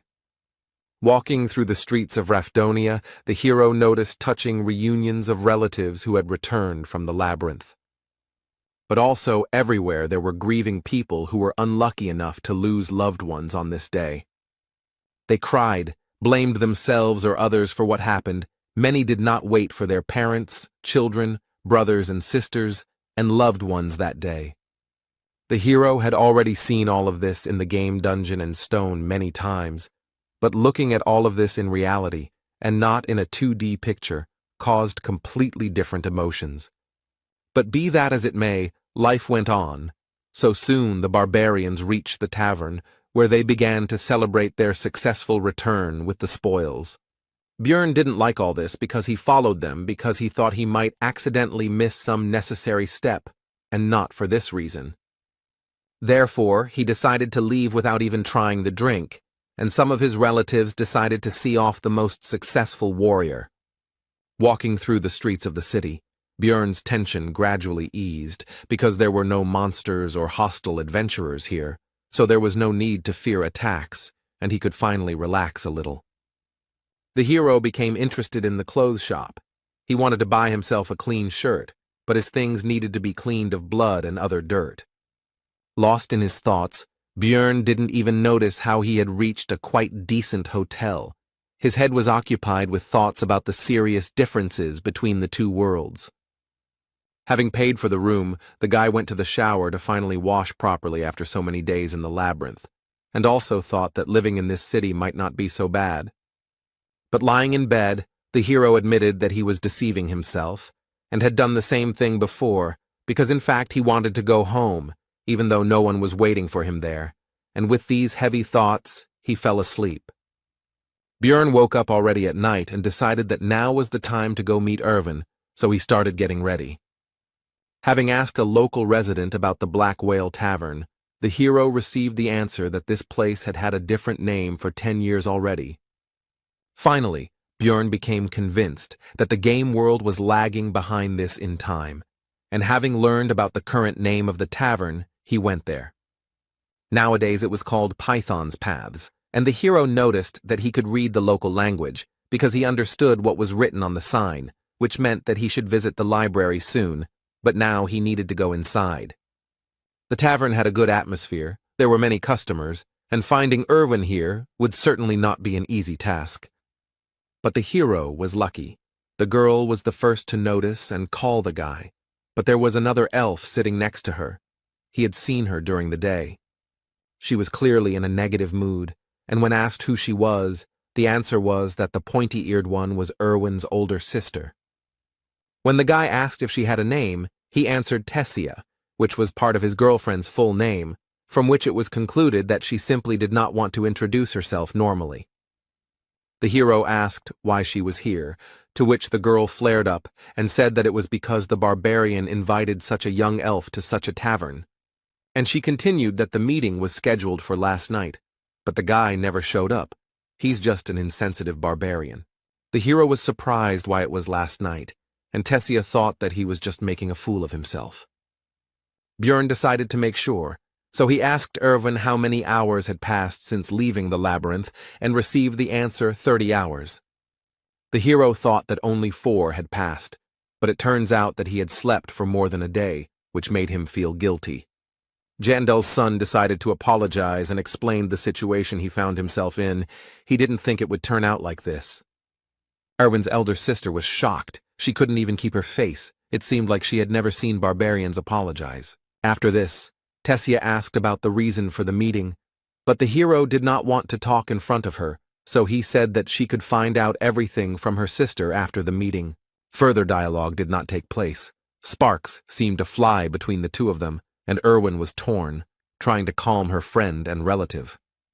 During the argument, Tessia suddenly slammed down a heavy bag and said that these 350,000 magic stones were payment for the essence. Björn began to explain that he would like to continue hunting in the labyrinth with Erwin, and she could earn the necessary amount with him, and they would divide the spoils in half. At first the girl was happy about this, but a moment later she became gloomy and refused, and the hero could not understand the reason because they made a good team. Tessia explained that now Erwin would be on the same team with her, and before that he was alone, due to the tradition that the first entrance to the labyrinth should be solo. The hero realized that now his girlfriend had people who would take care of her and decided to take the money, but noticed that based on the agreement he had made with his girlfriend about dividing the spoils 1 to 9, there was still 280,000 missing. To this Tessia responded with a bag she had prepared in advance, and Björn realized that she was simply trying to trick him, but he kept it all to himself and asked her to leave, because he still wanted to talk about something with his friend.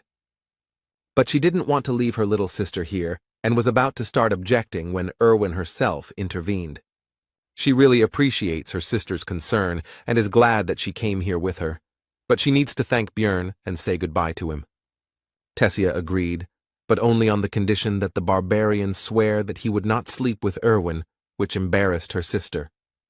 Björn calmly swore an oath on his military honor, because he didn't give a damn about it anyway, just like he didn't give a damn about the oath itself in principle. Tessia was satisfied with this and was already heading for the exit, but halfway there she turned around and thanked the hero for saving Erwin's life. Left alone, the friend said that she had never contradicted her sister before and asked if she would be angry about this. The hero calmed Erwin down because Tessia didn't look angry when she left and even thanked him with a smile. The girl tried to apologize for having already decided to be on a team with her sister, but Björn stopped her, and also thought that he himself would not have refused if a high-level elf had invited him. After that, Erwin handed the hero a bag with the red-haired man's and the crossbowman's magic crystals, and she had already taken her share. She also left the rest of the equipment in her house, and tomorrow they should sort it out and decide what to do with it. Erwin said that she wanted to somehow thank Björn for saving her, and he realized that this was precisely why Tessia had demanded an oath, but nothing had come to his mind yet, and the guy suggested ordering something. The girl's eyes lit up, and she said that she had deliberately not drunk anything yesterday so that she could share her first return drink with the hero. It is a special drinking tradition that involves having something to drink upon returning from the labyrinth, and for young elves it is quite important. Erwin was a little worried that this wouldn't be Bjorn's first return drink, but the hero said that this would actually be his first as well. The girl was very surprised by this, to which the hero replied that he had already said that he was only 20, and she thought it was a joke. Soon the table was covered with all sorts of dishes, because Björn had slept all day and was terribly hungry. The couple spent their time culturally drinking the first return drink, and it didn't take long before the table was almost down. Björn decided it was time to take a break, and announced that he had come up with a way for Erwin to repay him for saving him. The elf decided that she already guessed what the guy would ask for, so she suggested going to his room. But what awaited her was not at all what she thought. The barbarian decided to check how the essence affected the girl's characteristics. And in real life, an increase in the flexibility parameter by +4 is not particularly noticeable, the hero thought, watching the elf check her hand. Erwin asked if he really thought she came to the room to check her stats, to which the guy replied that you can't check your skills in the city, and some people were clearly disappointed with this development. Although the game dungeon in stone had only 3 main characteristics, these are strength, spirit, and abilities, but each of them had hundreds of other parameters. The guy spent thousands of hours studying them, but still couldn't understand the effects of some parameters. Looking closely at Erwin, the hero thought that the goblin essence should have increased her obsession parameter, and he didn't know what it was doing. When asked whether she had felt any obsessive thoughts or lack of restraint, the girl replied that she suddenly really wanted cookies, although she had never liked them before. The hero concluded that this characteristic strengthens desires, and in the future some other unknown effects may appear, but his thoughts were interrupted by Erwin, who said that she wanted to lie down. Soon Björn woke up and thought about the oath he had made to Tessia not to sleep with her sister. And then I decided that it didn't matter, because you meant a completely different dream, and I continued sleeping. The next morning, the pair decided to sort out the equipment of the dead adventurers. Erwin asked if the barbarian was going to sell everything, to which he agreed, but specified that he would leave a couple of things. The elf then asked if she could keep the leather suit and belt, to which she was granted, but it would be deducted from her share. After this, the couple began to go to various shops and stores, and in order to sell all their loot, they had to go around a lot of places. The total came to 1,450,000 stones, but taking into account the equipment, 50,000 is Erwin's share, which does not change the impressiveness of the remaining amount. This would be a great start, Björn thought, since even in the game he hadn't managed to get that much on his first outing. When the girl heard that it was time for them to say goodbye, she was upset, because she wanted to spend more time with the guy, and to console her a little, the barbarian suggested that they go to the central square together, since they were on the same path. Upon arrival, the couple noticed that a crowd of onlookers had gathered in the square, and a guillotine had been erected in the center. When the girl asked what was going on, the guy replied that it looked like the execution was beginning, while looking at the condemned man. There were other unfortunates nearby, whose only guilt was non-payment of taxes. People have no other choice, because the rest of the world was destroyed by the witch's curse, and only here, thanks to the labyrinth, there are resources. But they are limited, and in such a cruel way one has to control the number of hungry mouths, the hero thought, watching the locals dip bread in blood and eat it. When the girl asked about the reason for their actions, the guy explained that there is a belief that the blood of the executed brings financial luck, and then asked about the amount of crystals for the first year's tax. To which I received the answer that the amount is 700,000 for non-humans, but in the second year it is already 800,000, and a commission appears upon exchange, which is slightly different from the game, but close. Taxes are growing every year, which means he can't stop training, otherwise his blood will end up on someone else's bread. You need to save up as much money as possible so you don't have to worry about it, so you need to get to at least the 6th floor in order to avoid execution and survive.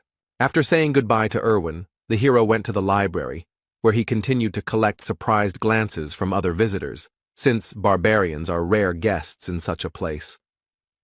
Walking through the reading rooms, the hero suddenly noticed a familiar girl.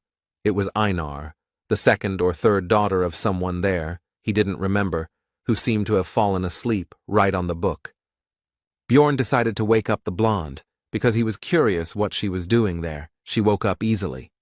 The girl was glad to see her son Jandel, which she announced very loudly to all the visitors of the library. When asked to be quieter, she justified herself by saying that she did not expect to see a fellow barbarian in this place. The hero asked about the reason for her stay here, to which the girl replied that she decided to follow his advice to think before doing something, so she decided to gain new knowledge here. She also said that while in the labyrinth, she realized that it was not only monsters that posed a danger, so Einar decided to study, but she faced a problem, which was her poor reading skills, and now she is going to the Temple of the Barbarians to fix it. As she was about to leave, the girl remembered her promise to repay for the advice, so she said that she should be looked for in the Angry Bull Tavern. The library was simply huge, and the hero couldn't even imagine how to find the books he needed here. Björn decided to approach the female librarian, but noticed that she had fallen asleep at her workplace, so he tried to wake her up with a soft cough. She immediately opened her eyes and began to find out what was required of her, to which she heard about the need to help in the search for books. But before the hero could explain the details, the librarian cast some kind of spell and cast some kind of effect on the barbarian. And yawning, she explained that he would find the book he needed if he simply wandered around. Taking them with him was forbidden. He had to read them in the library. Before Björn could find out exactly how it worked, the girl closed her eyes and fell asleep again. He quickly understood how magic works. Just looking around a little, it turned out that magic simply highlights the desired book, which was very convenient. Now it became clear to the hero why only one person looks after such a large library. Magic makes life much easier. The first book Björn picked up was called The Fallen World, and it told the story of how the lands had been cursed for thousands of years, and only Rafdonia survived, thanks to the ruling family who opened the way to a dimension called the Labyrinth. The second, Basic Notes on Alchemy 4, covered ways to turn magic crystals into food, water, steel, and other resources. The book Holy War 3 described the reasons for the enmity between the barbarians and the elves, but he was already impatient to touch the fourth, the most useful for him. Bearing the name Evil Spirits of the Abyss, which was the name given to those who came from another dimension to take over someone else's body. The reasons are not described here, but it is clear that the ruling family and the church have done a lot to get rid of this phenomenon. For him, as an evil spirit, the information from the book was very useful. As long as he didn't give himself away in any way, he would be fine. The fifth book on the death of the king told of the death of the first ruler, who was called the Immortal, Ravigian III, and he died 150 years ago, and it is from this event that the events of the game begin. Next, records of dimensional instability, which suggested that he himself was to blame for ending up in the dark region, as interference in teleportation could cause passage through a closing portal, which is what he did. Those events could have been entirely his fault, but even thinking about it was disgusting to the hero, and so, while reading books, night approached. Lying in bed, Björn thought about the fact that 3 days had already passed since returning from the labyrinth, and there were still 27 days left until its next opening. Tomorrow he would look for companions, and with his thoughts, he fell asleep. In the morning, the hero was awakened by a knock on the door and Erwin's voice calling him to wake up. The guy had no choice but to obey and go open the door. Before Björn could say hello, a powerful gust of wind hit him in the face, causing him to lose his train of thought. Erwin began to happily tell that she managed to make a contract with a new spirit. This time it was the wind element, although she spent 10 spirit stones. Showing a creature that looked like a small tornado, she continued to say that she was very lucky because the elements of fire and air go well together. The hero remembered that spirit stones are a rather expensive item, which allows you to make a contract with a spirit, a 10% chance. After finishing his thoughts, Björn asked to call the creature back, as a strong wind was currently causing a disturbance in his room. As an apology, Erwin decided to confirm her words about her good cleaning skills, and the barbarian admitted that she really did it very quickly and efficiently. After this, the hero asked the girl about the reason for the visit, because she has more important things to do, for example, preparing for the trip to the labyrinth. Erwin explained that she wanted him to be the first to know about her successes. Based on these words, Björn decided that he was her first friend, or something like that. The barbarian said that he would live here for a long time, so if the girl had problems, she could come, and he himself thought that they could very well remain friends, despite the fact that they would be on different teams. Erwin, sitting on the bed, beamed at these words, and the hero thought that having many connections is always useful. Having said goodbye to the girl, the hero went to the Angry Bull Tavern, where the barbarians were staying. One of the relatives told them all sorts of things as they walked through the establishment, in particular that they lived 10 people in a room of 5, but paid only 300 crystals. Soon they met the one for whom Jandel's son had come here. It was Einar, Feneline's second daughter. When asked why he needed her, the hero explained that he wanted to fight her for training. In response to this request, Einar explained that there was no point in spending her debt on this. She could just go to the site, and she was not against training in her free time. Björn didn't want to put this matter off for later, so he suggested that the girl fight right now. It didn't take Einar long to defeat the guy. It was just a crushing defeat. She was very good, which meant he would not waste his time in vain, so the hero was not going to limit himself to one duel and demanded another. The fights continued one after another. Einar emerged victorious from each one, but Bjorn was not upset, because she was very strong. The main thing was that he learned. The moon had already risen in the sky and both fighters were tired, so they decided to finish training. Looking at the girl, the hero found her very strong, smarter than the other barbarians, and she was also unlikely to betray him. Björn decided to find out if Einar had a team, to which he received the answer that she was going to go alone, because she did not have the money to assemble a group. Having learned the information he was interested in, the hero decided that the best choice would be to invite the girl to join him. And he began to explain the conditions under which he would take 80% of the spoils for himself, but would pay for the creation of the team himself. But in the middle of the speech, Einar interrupted Björn and said that, not a word more. She looked determined. The hero tried to explain the benefits, to convince. But this was unnecessary. The girl meant by her words that she agreed without any words, since she wouldn't understand anything anyway, and simply trusted him. This brought a smile to Björn's face. He was glad that he finally had a reliable teammate. The next day they went to the Temple of the Barbarians, where the hero had recently begun his journey. There they were met by the same man who had conducted their ceremony back then. Björn had no desire to return here, but there was no choice. The man recognized them and asked the hero if he was following in Einar's footsteps in wanting to learn to read and write, to which he received a negative answer. When asked why he was here then, Björn replied that he wanted to obtain a certain spiritual seal, or more precisely, the seal of the immortal. The non-human races have different features. For example, elves can make contracts with spirits to borrow their power. Dwarves can also gain the blessing of armor, which increases the effectiveness of their equipment. Beastmen have the ability to form contracts with ancient beasts, called spirit beasts. And the barbarian race has the ability to apply a spiritual seal in the form of a tattoo on the skin of the back. The man began to question the source of information from which Björn learned about this method of amplification.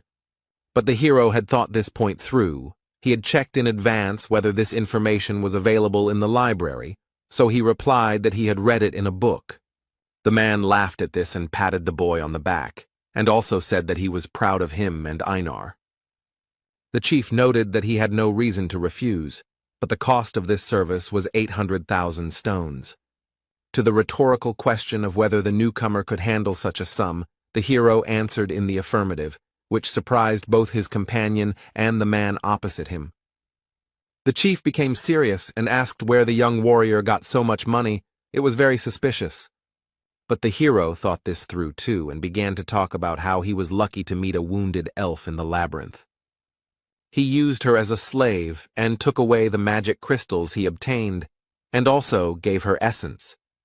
And upon returning from the labyrinth, the guy forced her sister to pay for the provided item.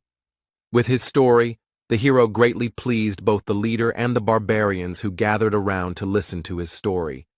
As a gift for his good mood, the man gave Björn 2 coins worth 100,000 stones each. The hero shouted that he would continue to bully these useless elves in order to become a cool warrior, and the more he looked at his new relatives, the more he became imbued with their spirit.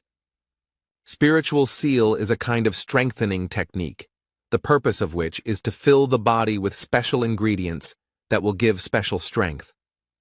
Barbarians tattoo newly born children when their souls are still pure, so that the paths of the soul are visible even after they grow up. So every one of his kind has tattoos. The shaman gave the young warrior a chance to think better, because he would not be able to choose another spiritual seal, but would remain with this one until the end.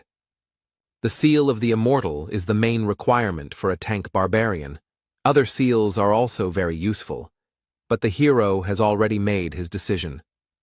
Getting the tattoo was excruciatingly painful, and Björn was already shuddering at the thought of having to go through that again in the future to level it up. Its effect was a significant increase in natural regeneration and physical characteristics. At parting, the guy thanked the shaman, which surprised the latter because for the first time he saw a warrior who thanks people like him. At this news, Björn hurried away as quickly as possible, hoping that his unusual behavior would not reveal his nature. The next morning, the hero went to the shopping district to buy the necessary equipment, thinking along the way that thanks to training with Einar, it became clear that the sword would not suit him. Björn plans to focus on learning shield techniques, so the weapon should be easy to handle. The hero's choice fell on a medium-sized mace, the cost of which is 220,000 magic stones. The barbarian also took half armor for 360,000 and a custom helmet, since he couldn't fit into the usual ones, for 170,000. After that, time flew by. Although the days were full of worries, they very quickly became routine. At 7 in the morning, he woke up and had breakfast with Erwin. After that, Björn stayed in the library until 4 in the evening, which greatly surprised other visitors, and the librarian slept constantly. After this, the guy goes to different taverns to listen to the conversations of other adventurers. He does this in order to obtain information that cannot be found in books. After this, around 5, Björn goes to the barbarians to fight with various relatives, with whom he began to fight a week later. After regular training, the hero even began to defeat Einar sometimes, and his efforts began to bear fruit. He succeeds in this because the girl, although strong and skilled, has direct and predictable movements. He told her this, but it has long become her habit, which she is unlikely to easily correct. At 9, Björn returns home, washes up and meets Erwin again to have dinner with her. They finish around 11, after which the elf leaves, but this time she reminded them that the labyrinth opens again tomorrow. The month has passed extremely quickly. The next day, Björn and Einar went to the Explorers Guild to establish a magical connection. Its price for rank 9 seekers is 15,000, and it works for 24 hours, but it is necessary so that after teleportation, you end up next to each other, and not in random places. The hero decided to order an expensive dinner, a whole feast for 800 stones before entering the labyrinth, which made his partner happy. Having finished with the last things to do, the couple headed towards the square, where the rest of the researchers were already waiting for the portal to open. Suddenly, a group of barbarians burst in here. They were newcomers who had just come from the coming-of-age ceremony. Their appearance brought a pleasant nostalgia to Einar, even though only a month had passed since she had been in their place, and Björn thought about how they managed to find their way every time in an unfamiliar city. Soon, it was possible to enter the portal, but the hero stopped his companion and said that he wanted to check one of his guesses. The portal became smaller and smaller. Einar began to worry, but Björn was still waiting for the right moment. And so, when the security guard at the entrance shouted that it would soon close, the guy rushed forward and shouted for the girl to do the same.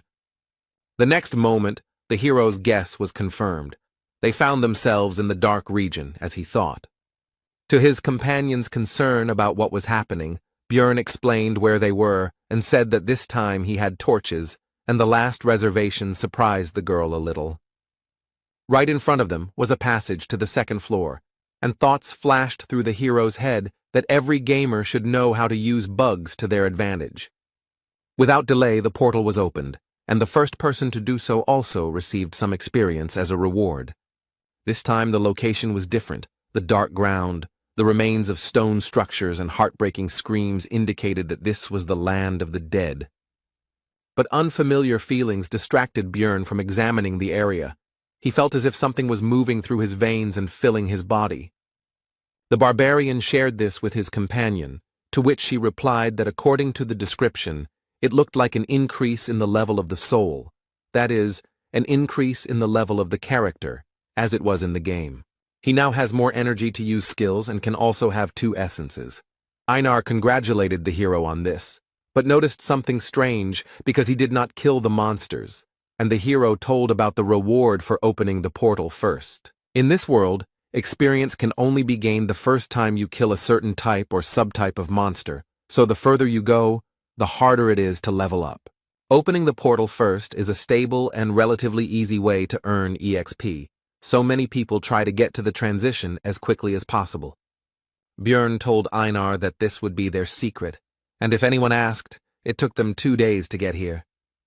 Sooner or later other explorers will get here, so you need to get away, because they will wonder how the newcomers got here faster than them. The hero tied a torch to his helmet, and the steel did not heat up due to its magical nature. Although this method has long been used by adventurers, the guy still felt a little ashamed. The land of the dead contains various types of strong, undead-type monsters, unlike the goblin forest. But there are no traps here, so it's a bit easier, in other words, an ideal place for 2 barbarians. The first enemies the team encountered along the way turned out to be a trio of ghouls, but this is only because it is only the first day. On the 3rd, their number will triple. These enemies did not pose any threat, so they served only as a light warm-up for Einar, and the hunt began. After some time, a terrible scream was heard nearby, and the companion, although a barbarian, was also a lefty, so she pressed herself against the guy in fear and asked what it was. Bjorn explained that these were banshees, and they should not attack these monsters, because their physical attacks would not damage the ghost's body, and the curse could easily be obtained. The next monsters that appeared on the barbarian's path were skeletons, on which Einar could just vent her fear. Björn tried to advise the girl that monsters had a vulnerable core between their ribs, but it soon became clear that she didn't need that. She could just smash the bones with brute force. They walked through the lands of the dead for another 7 hours, and encountered various monsters, such as elder ghouls, that were twice the size of normal ones, or mutants that turned into skeleton warriors and skeleton archers, and all the new species brought the desired experience. They did not pose a danger, both because of their small numbers, and because of the hero's increased combat capabilities. The mace was perfect for the guy in terms of weight and length, so it breaks the skulls of enemies much more effectively than with a hammer. The vest-style armor reduces the area that needs to be covered by the shield, allowing for more aggressive fighting. And the new helmet, although it won't protect against any crossbow, can easily deal with the rotten bows of skeletons. The hero has become better at destroying the enemy, but there is also someone nearby who is no worse at this. She went into battle with the battle cry of Yahello, the name of the goddess of the barbarians' ancestors, and having tried to shout as well, Bjorn did not notice how this cry began to fly off his tongue extremely easily. It was a refreshing feeling. Compared to fighting with Erwin, having a fellow barbarian's shoulder next to him felt completely different. During the fight, Bjorn received a small wound on his arm, but it closed very quickly, causing delight in Einar. The seal of the immortal improves natural regeneration. Healing a wound half a centimeter deep takes only a minute, and stamina is restored faster, although the pain is terrible. Soon the earth became dry, the soil changed, and the banshee's cry became much louder. All this meant only one thing: monsters of the 8th rank would appear soon. And he didn't keep us waiting long. It was the demon of death, who somehow miraculously managed to quietly approach the couple almost right next to each other. The monster looked more terrible than Bjorn had imagined, but fear did not stop the barbarians, and they rushed into battle. Einar attacked first, and while the monster blocked the blow, the hero slipped past and found himself behind the enemy. But the maneuver was useless, because the creature's body was so hard that the blow felt as if it were a stone and not the flesh of a living creature. Despite the lack of visible damage, the demon still tried to kill the impudent barbarian, but the latter was fast enough to dodge. But we shouldn't forget about Einar, who decided to take advantage of the monster's distraction and struck the creature with her huge sword. But the weapon was unable to enter the monster's body, and the young warrior was thrown further away by the attack. The death demon in the game had high defense, but the guy didn't think that in reality it would be such a difficult opponent, and even small scratches on it healed extremely quickly due to the body preservation skill. But soon, the situation worsened even more because the monster used its active skill for summoning ghouls, which was called the Call of Death. Björn ordered Einar to deal with the dead first, while he would distract the monster. Weaker attacks could be easily taken on the shield, especially with the physical stats boost from the Seal of the Immortal. More powerful attacks had to be dodged, using all possible agility from one's body. Bjorn was quite successful in distracting the death demon, although he was unable to land any blows, but that was not necessary. Soon Einar was able to deal with all the ghouls and immediately went to help her partner. She slipped behind the monster's back and prepared to deliver a devastating attack with her monstrous weapon. The next moment, the warrior struck the death demon with her sword, but the strong skin withstood it. When the monster was distracted by a new target, Björn had the opportunity to attack in the same place where Einar had hit, which he took advantage of.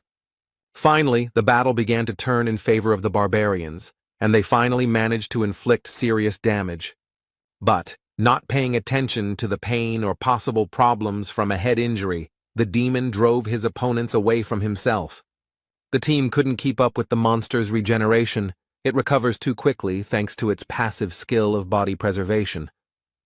Already thinking that they wouldn't be able to cope with the demon and would have to return to hunting 9th-rank monsters, the hero saw that Einar had grabbed the enemy's leg in an attempt to upset his balance. This seemed like a great idea to Björn, and he hastened to support his companion in the attack on the monster. And in the end, the barbarians managed to drop the monster on its back. Now it's time to quickly take advantage of this. But it turned out that there was no hurry, because nature, or whoever created the demon of death, did not think of a way for him to get back on his feet after falling. Now the barbarians can take advantage of their advantage, and the monster began to feel like a victim. The pair of researchers began to joyfully beat and cut the helpless enemy, who not long ago seemed to them, if not invincible, then at least an extremely difficult opponent. After defeating the demon, a very large magic crystal remained in its place, which made Einar happy. But Bjorn hastened to explain to her that the cost of extraction was actually only 100 stones.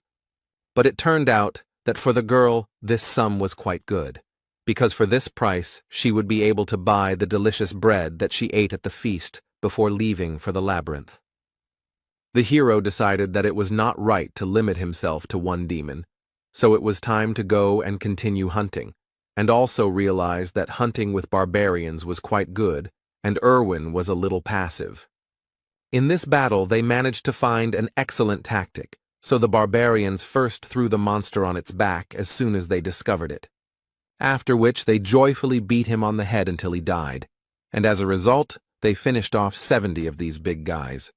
It was time to set up camp, and the hero again fell into thoughtfulness. He thought about the fact that it was extremely profitable for him to hunt death demons, because there was, albeit a low chance, but a chance to get an essence that would suit him very well. The next day, the number of monsters doubled, but this caused practically no problems. The barbarians simply felled them one by one, and then finished them off.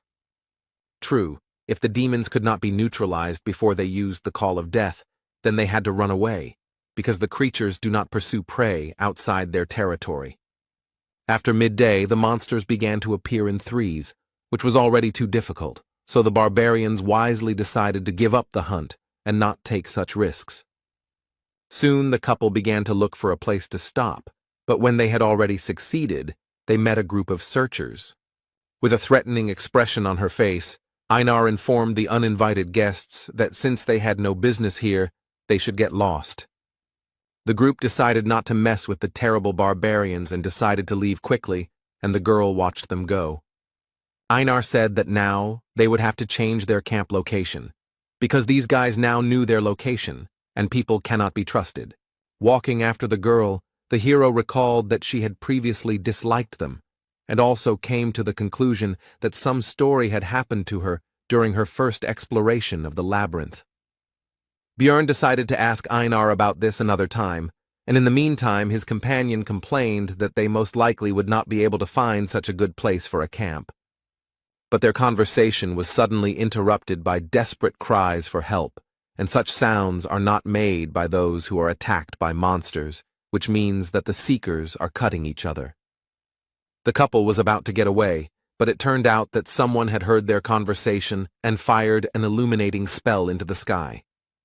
Now it was possible to examine the situation, and it was not rosy. There were 4 bodies lying on the ground. There were no monsters nearby, but there were traces of a camp and poisoning. And in the middle of this picture stood a woman clutching a bloody dagger in her hand. Most likely, she was a marauder. Marauders are people who hunt other explorers instead of collecting magic crystals from monsters. They collect equipment from others.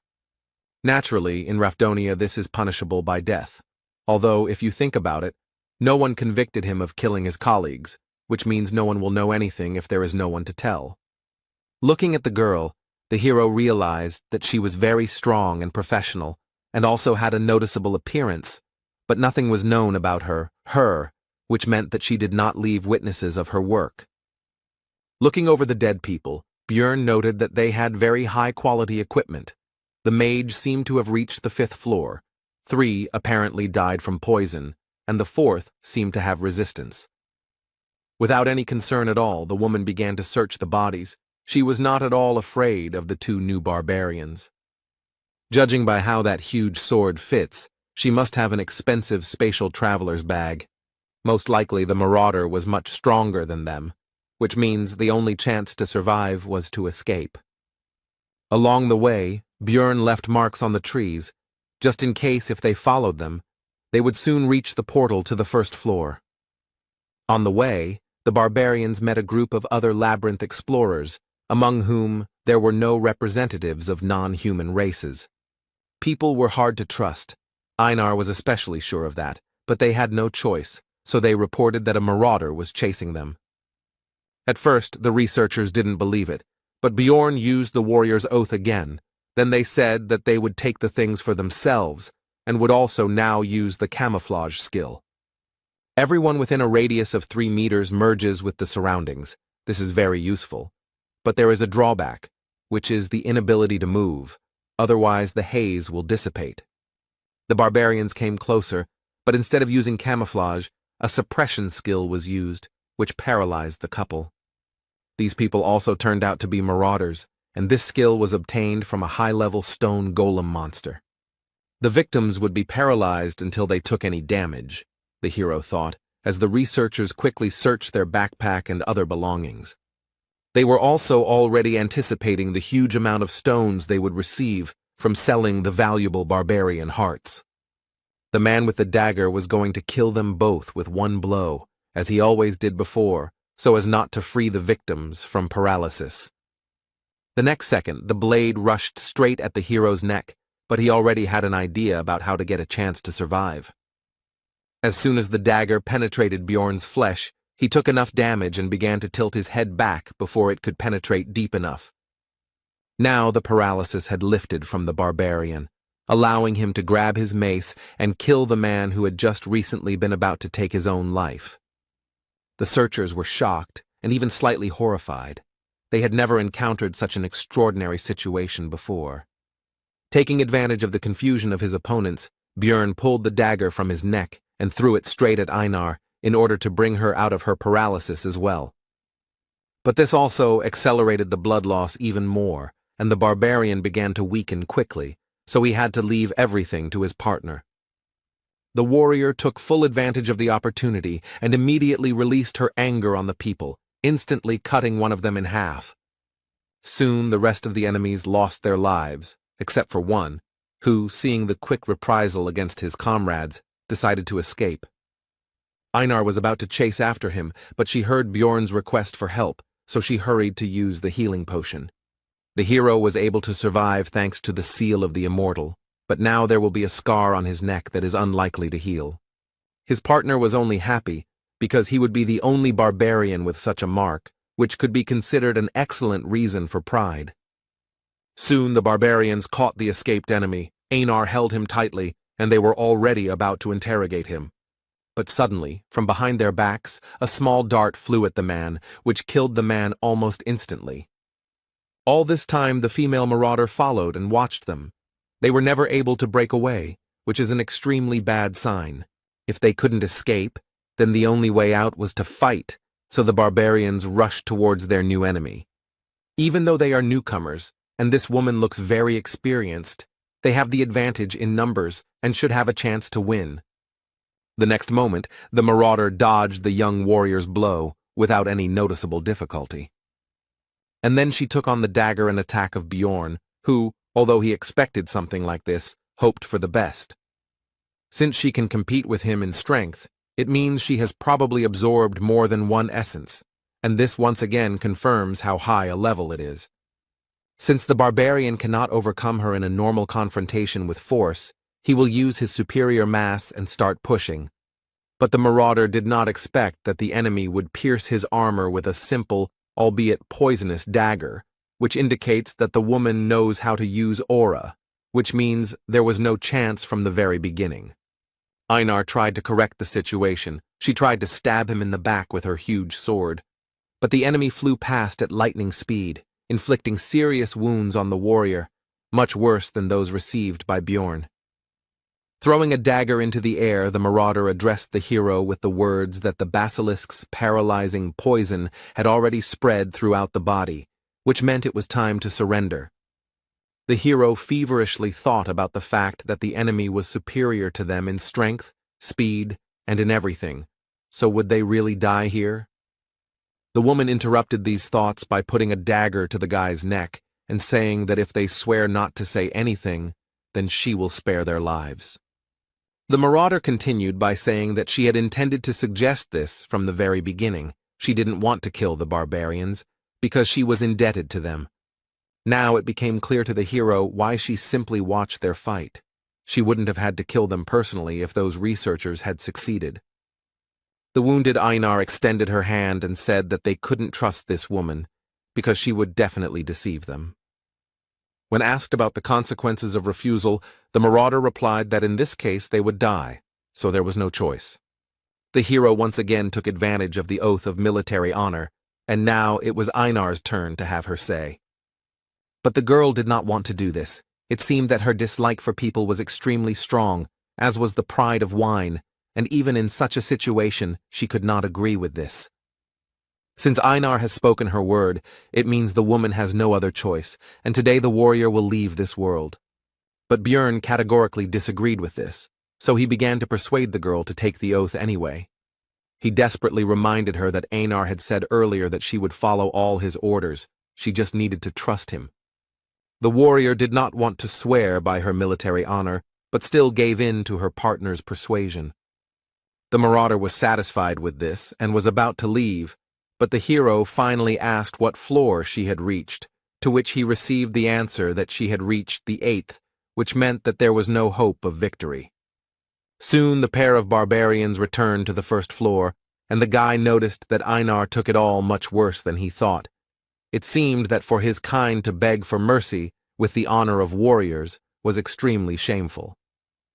Bjorn tried to console the warrior with the words that they survived, and that was the main thing, and in the future they would still have a chance to defeat that woman in the future. Einar responded to this by saying that she would endure the shame and the desire to kill herself in order to become as strong a warrior as the hero. Seeing his partner's attitude towards this situation, the hero understood that he would hardly ever understand her feelings, and the reason for this is simple. He is not a real barbarian. They began to rest, and Bjorn again plunged into thought. After these events he was morally destroyed, although Einar was even worse. The guy felt about the same as he did on his first trip to the labyrinth when he hoped for help from that blonde guy's group. When the priestess refused to heal him, and the swordsman threw the potion as if his life was worth nothing, as if he were a wounded dog, Although he was happy to survive, he cannot forget that feeling. Björn believed he was making the best choices in the situations he faced, focusing on survival, and he didn't understand what he could have done wrong. As soon as the hero got into this world, a man was beheaded before his eyes, and then unpleasant things continued to happen, and the barbarian decided that something needed to be changed. He had a new plan. Björn woke up Einar and asked her if she would agree to try to become stronger if it involved great risk. The warrior agreed, because if they didn't achieve this, they would most likely die anyway. This life will always be filled with chaos, no matter which path you choose, so it is better to attack first, Björn thought, and told his companion that they would go into the rift. The team headed to an area that was also shrouded in darkness, but there were 4 types of monsters there. In addition to the goblins and ghouls they had already encountered, there were gnomes and razor-maned wolves. Soon, an ancient monument appeared before them, and when Einar asked what it was, Björn told them about the memorial to the man who first found the labyrinth, dedicated to Deflon Grandel Gabrielius. The hero said that he was going to open the rift and asked to keep it a secret. His partner agreed, but asked to tell what it was. Roughly speaking, it is a labyrinth within a labyrinth. In the game it was called an instanced dungeon, which was cleared by a selected number of characters. To open the rift on the first floor, you need to place the magic crystals of 4 types of monsters on the memorial, and with the stone of the death demon, 1 specific instance for 5 people will be opened. The difficulty depends on the number of participants, and the hero was interested in who else would be included in their temporary cleanup group. The rift is a passage to another reality that appears randomly on each floor, and they also have a recovery time, and the passage on the first floor opens once every 3 months according to city time. On the first level there are 4 rifts. The one they are going to has a red sky, clouds of crows flying across it, and a dark castle rises up ahead. This place is called the Bloody Citadel. Björn knew where they would end up because he used the Death Demon's magic crystal, but in real life it all looks much scarier.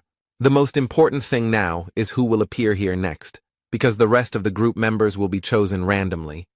Meanwhile, Erwin and his sister were on the first floor, and the elder was teaching the younger that she needed to be able to defend herself without a bow and spirit, but with just a dagger. To this, the girl replied that Björn told her that you need to concentrate on what you are good at and leave the rest to the team. Everyone should do their part. Tessia explained to her sister that he was also right in his own way, but you can't always trust your companions because this world is not particularly welcoming. Walking through the labyrinth, the elder elf told them that before heading to the second floor, they should look for a rift, because although it was difficult to find them, 8 months had already passed since the last one, so they had a chance. Erwin said that it was interesting. Björn didn't tell her about it, to which Tessia thought that it was natural. After all, he was just a barbarian, and a newbie at that. He probably got to the top in the most ineffective way. Their conversation was interrupted by some suspicious sound, and when they followed it, they realized that this was exactly what they were looking for, a rift. This was their chance to become stronger and make some good money, so the elves immediately rushed into the rift before anyone else got there. The girls had almost reached it when the entrance to the rift closed right in front of their noses. It looked like some researchers in other places had managed to get into other entrances earlier. Meanwhile, in the Bloody Citadel, the barbarians waited for the first comrade to appear. It turned out to be a dwarf. And after him, a sorceress and a guy with a backpack stepped into the passage. The hero was surprised and glad about the presence of a magician. Einar noticed this and asked about it, and learned that magicians are valuable for the city, and only the strong can go to the labyrinth. In other words, she was strong enough to be here. The blonde heard this, so she praised the barbarian's intelligence. After which, she introduced herself. Her name was Aloa Raven, and she was a 6th-rank mage. The hero noted that she looked a little arrogant, but in the game all the mages were crazy, so the girl looked almost like a saint. The sorceress meanwhile introduced her companion. He turned out to be a professional porter whom she hired. His name is Tarjin. The explorers continued their acquaintance. The next one was a dwarf. His name is Hikuro Murad. He has been exploring the labyrinth for 3 years. After the introduction of the barbarians, the hero asked about the fact that they were not like those who would work on the first floor, since they ended up here. They decided not to reveal the details. They both just heard that a rift was about to open, so they were here. Everyone agreed to the proposal that Raven would be the temporary leader, and when Bjorn also wanted to accept this proposal, Einar interrupted him, because she considered him to be an intelligent, wise, and capable warrior. All this praise went on and on, causing the hero to feel ashamed and awkward. After hearing all this, Hikuro Murad laughed and said that it was difficult to find a wife who would respect you so much, and he was even jealous, which embarrassed the warrior. Their conversation was interrupted by the sorceress, urging everyone to move forward. It seemed she was not interested in this dialogue, so she changed the subject. The dwarf noted that they still needed to learn about each other's abilities, but Raven arrogantly noted that there would be monsters of the 7th rank and below here, and she and the porter alone would be enough. The sorceress continued by saying that she would also take the spoils from the keeper, which caused a conflict with Hikuro Murad, who was dissatisfied with the distribution of the spoils. The argument grew more heated, and the hero reflected on the fact that for successful magicians, research comes first, while for simple adventurers it is money, and here their interests clashed. Alua Raven tried to compromise. She said that she would give them all the magic crystals from this rift. Bjorn noticed that the argument was causing tension in the sorceress. She was very depressed. It seemed that she did not expect such a development of events. Raven agreed that she would give up some of the items, but the essence would be hers. The dwarf agreed to this, and also said that they would roll dice to decide who would get the rift stone. But Bjorn didn't agree that they were thrown out of the discussion altogether. But the two didn't agree that he had the right to the stone, but they did agree to give 2 essences from ordinary monsters. This was the maximum that could be bargained for. There would be no suitable essences for their level here anyway, and Murad and Alua had already resolved their differences and calmed down. Looking at the Blood Citadel, Bjorn became determined to conquer its peak and become stronger, so that he would no longer get into unpleasant situations, and so that high-level researchers would not treat him with arrogance. This rift is divided into 4 parts: a drawbridge, a battle zone behind the walls, an underground prison, and a place of worship for demons in the Lord's room. These thoughts flashed through the hero's mind as the squad approached the entrance to the fortress. On guard were gargoyles, rank 8 monsters that stand still most of the time and look like statues. But once you notice the enemy, they attack them and use their active skill petrification, which covers the one it was applied to with a layer of stone. Usually, explorers have to sacrifice one of their own, exposing him to the gargoyle's ability. But if there is a mage in the team who knows the magic of removing curses, then everything changes. And without their skill, these monsters turn into very simple opponents that can be dealt with without any problems. Hikuro Murad showed what his skills and 3 years of experience are worth, crushing his opponent without any problems.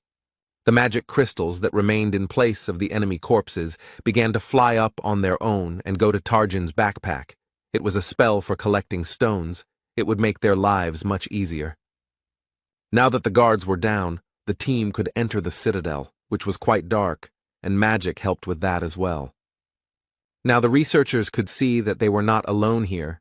There was a group of ugly monsters nearby. These were the dead, monsters without a rank that do not give experience or crystals, and their bodies do not disappear unless an essence drops. The part of the squad that was melee fighters took aim at the opponents, because it would be wasteful to waste mana on such weak monsters. These opponents could not cause any difficulties for any of the squad members except, perhaps, the porter Tarjan, but he did not participate in the battle. As a reward for exterminating the enemies, the researchers received a forge, which they took with them, because they would soon need it. After walking a short distance along the corridor, the team encountered an obstacle. It was a steel door. The sorceress volunteered to solve this problem. It's unlikely that anyone else would have been able to overcome this obstacle with brute force, but a huge fireball is a completely different matter. Looking at the result of the magic, Björn could only marvel at how overpowered magicians could be. The next obstacle on the squad's path is the first part of the fault, the drawbridge at the entrance to the fortress. It was raised. But Alua Raven knew how to lower it, so she asked Einar to blow into the horn she had recently received. With this action, the bridge began to slowly descend, and the long dormant magic seal was activated. And the dark bloody water began to rise higher and higher, and in it swam a crowd of the same monsters that the team had encountered not so long ago.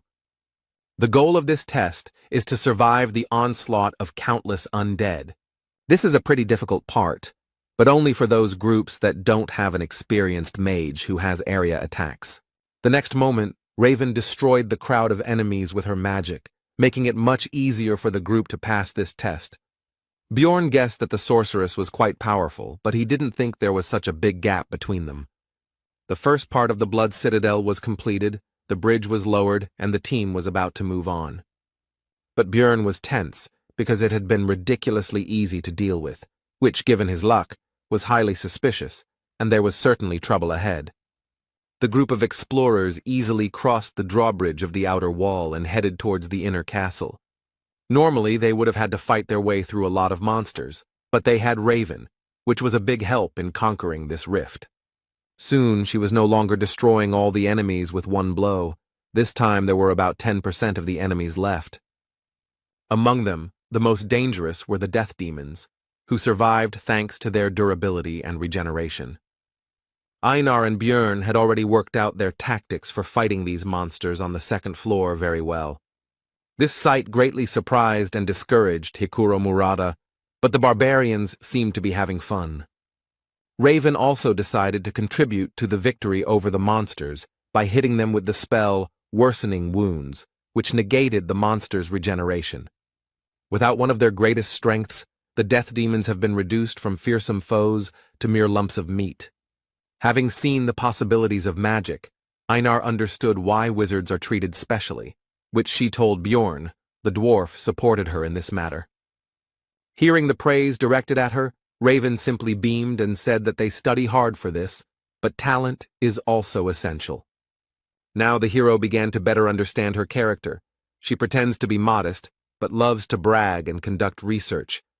The sorceress asked for help in collecting some materials, which no one refused her, and soon Targan's backpack became almost full.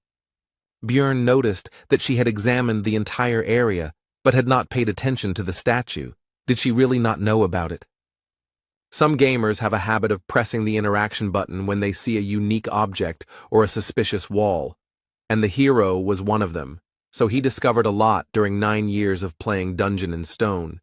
But it might hurt the sorceress's ego if a common barbarian knew something that she hadn't discovered, even though she had spent her entire life researching, so she would avoid things that might arouse suspicion. Soon, the group of adventurers entered the inner castle, which lay in ruins, and there were no monsters or possible prey nearby. So they did not stay here long, and quickly found the steps leading down and went under the thickness of the earth. The group fearlessly entered the first floor of the underground prison, the third part of the Blood Citadel, and began to explore it.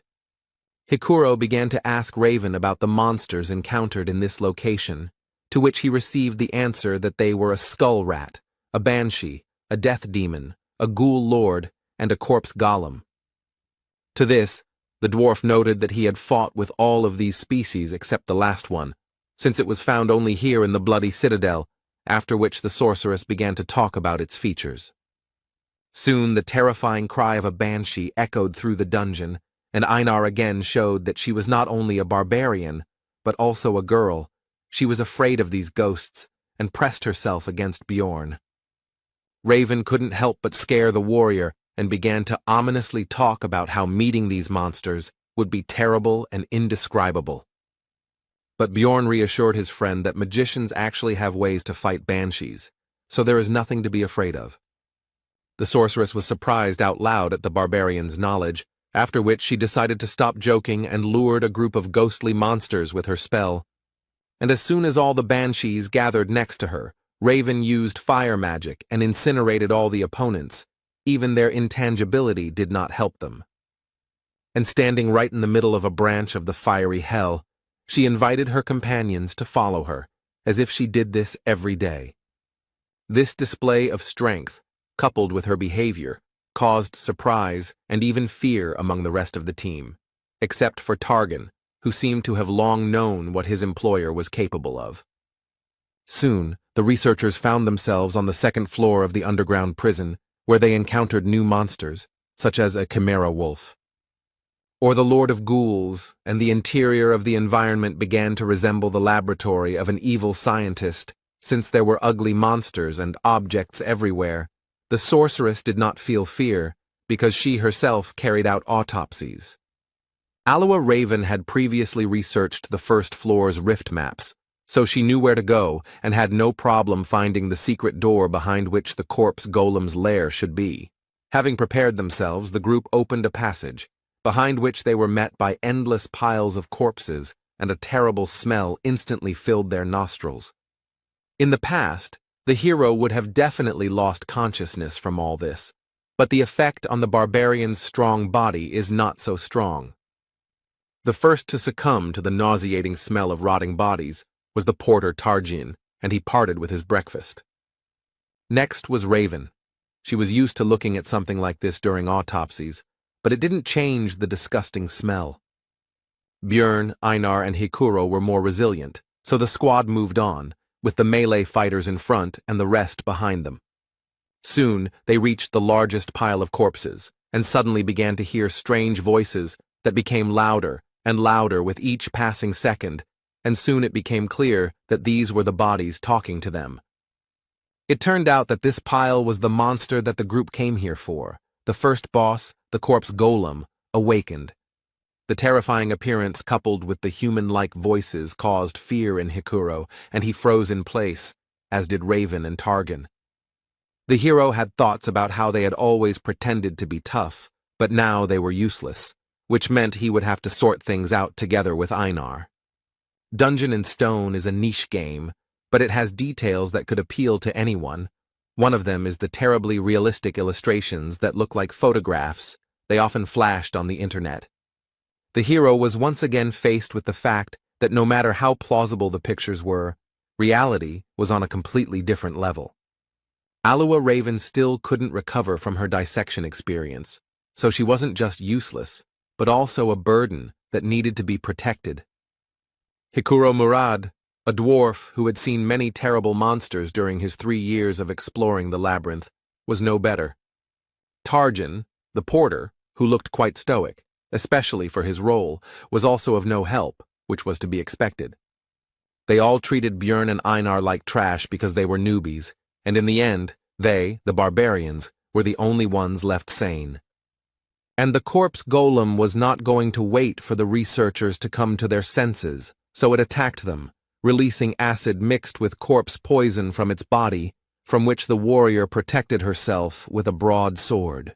But Hikuro didn't defend himself in any way, and the splashes hit him right in the eyes, taking him out of the fight in an instant.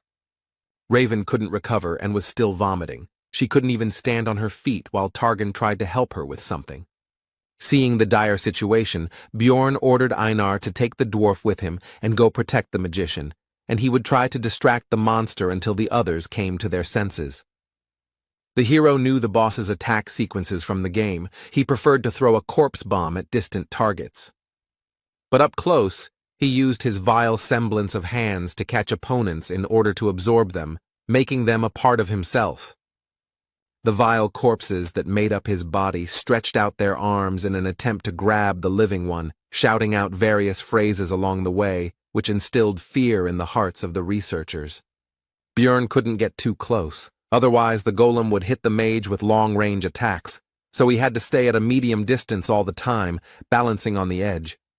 After some time, the hero's efforts were rewarded, because Raven was able to gather her will into a fist and strike the monster with magic. Watching the huge wall of flames, from behind which came the screams of the undead bodies being burned, Björn was impressed by the power of the spell, as it alone ended the first phase of the boss fight. The outer body of the corpse golem was destroyed, and the second phase, the skeleton golem, had arrived. this was not the end yet. Einar and Bjorn rushed forward, because now the monster had no long-range poison attacks, and the two barbarians had every chance of destroying it. With their brute force, they would crush its bones. It wasn't long before they managed to break through his chestbone plates and reach the golem's vulnerable core in the center, and the monster was defeated. At the sight of his death, as a reward, a beautiful ball of energy quickly formed. This was his essence. Elite monsters that do not appear in the regular labyrinth are highly valued by explorers, as they can be used to obtain valuable experience, which is very difficult to earn. Various magic rings, amulets, earrings, and other things that can be obtained from the Rift Keepers are also very good loot. But still, the main value of these instances is that the chance of essences dropping increases several times. After finishing his thoughts, Bjorn informed Einar that it should go to them, since they had contributed the most to defeating the boss. He himself wanted to get 2 essences, from the Death Demon, which gives powerful regeneration, and from the Wolf Chimera, which gives strength. Corpse Golem Essence is also good for a tank. It slightly dulls perception, but increases bone density by 55, as well as weight, which helps to knock down the enemy, and reduces damage from enemy weapons by 21. The pain resistance is also useful, and the extra strength and poison resistance are a nice bonus. But the main problem is the essence skills. The active skill Flesh Explosion deals a lot of damage, but the price is your health points.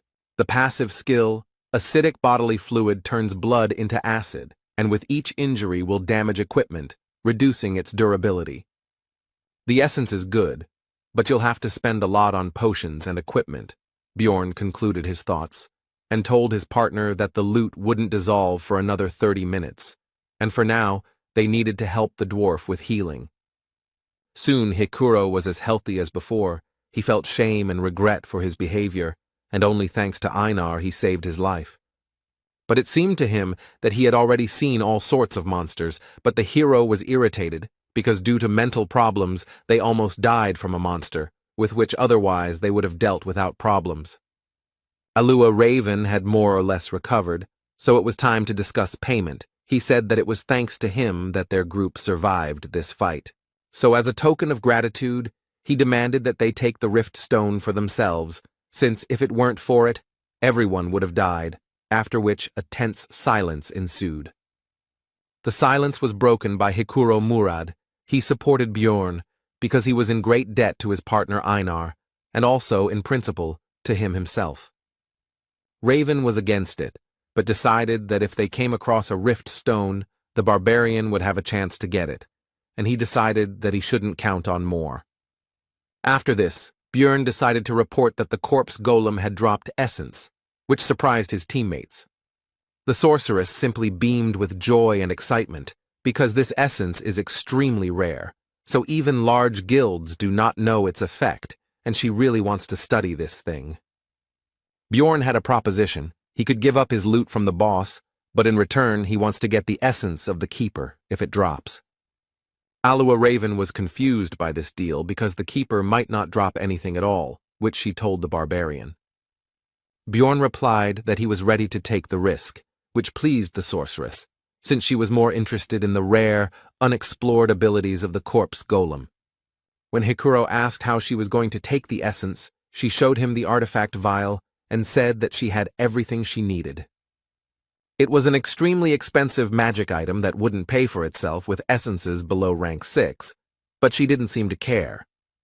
Soon all the work was completed, and the team hurried to leave the terrible lair of the corpse golem, moving on. On the way, the researchers came across statues that resembled gargoyles, but turned out to be, in fact, the most ordinary sculptures.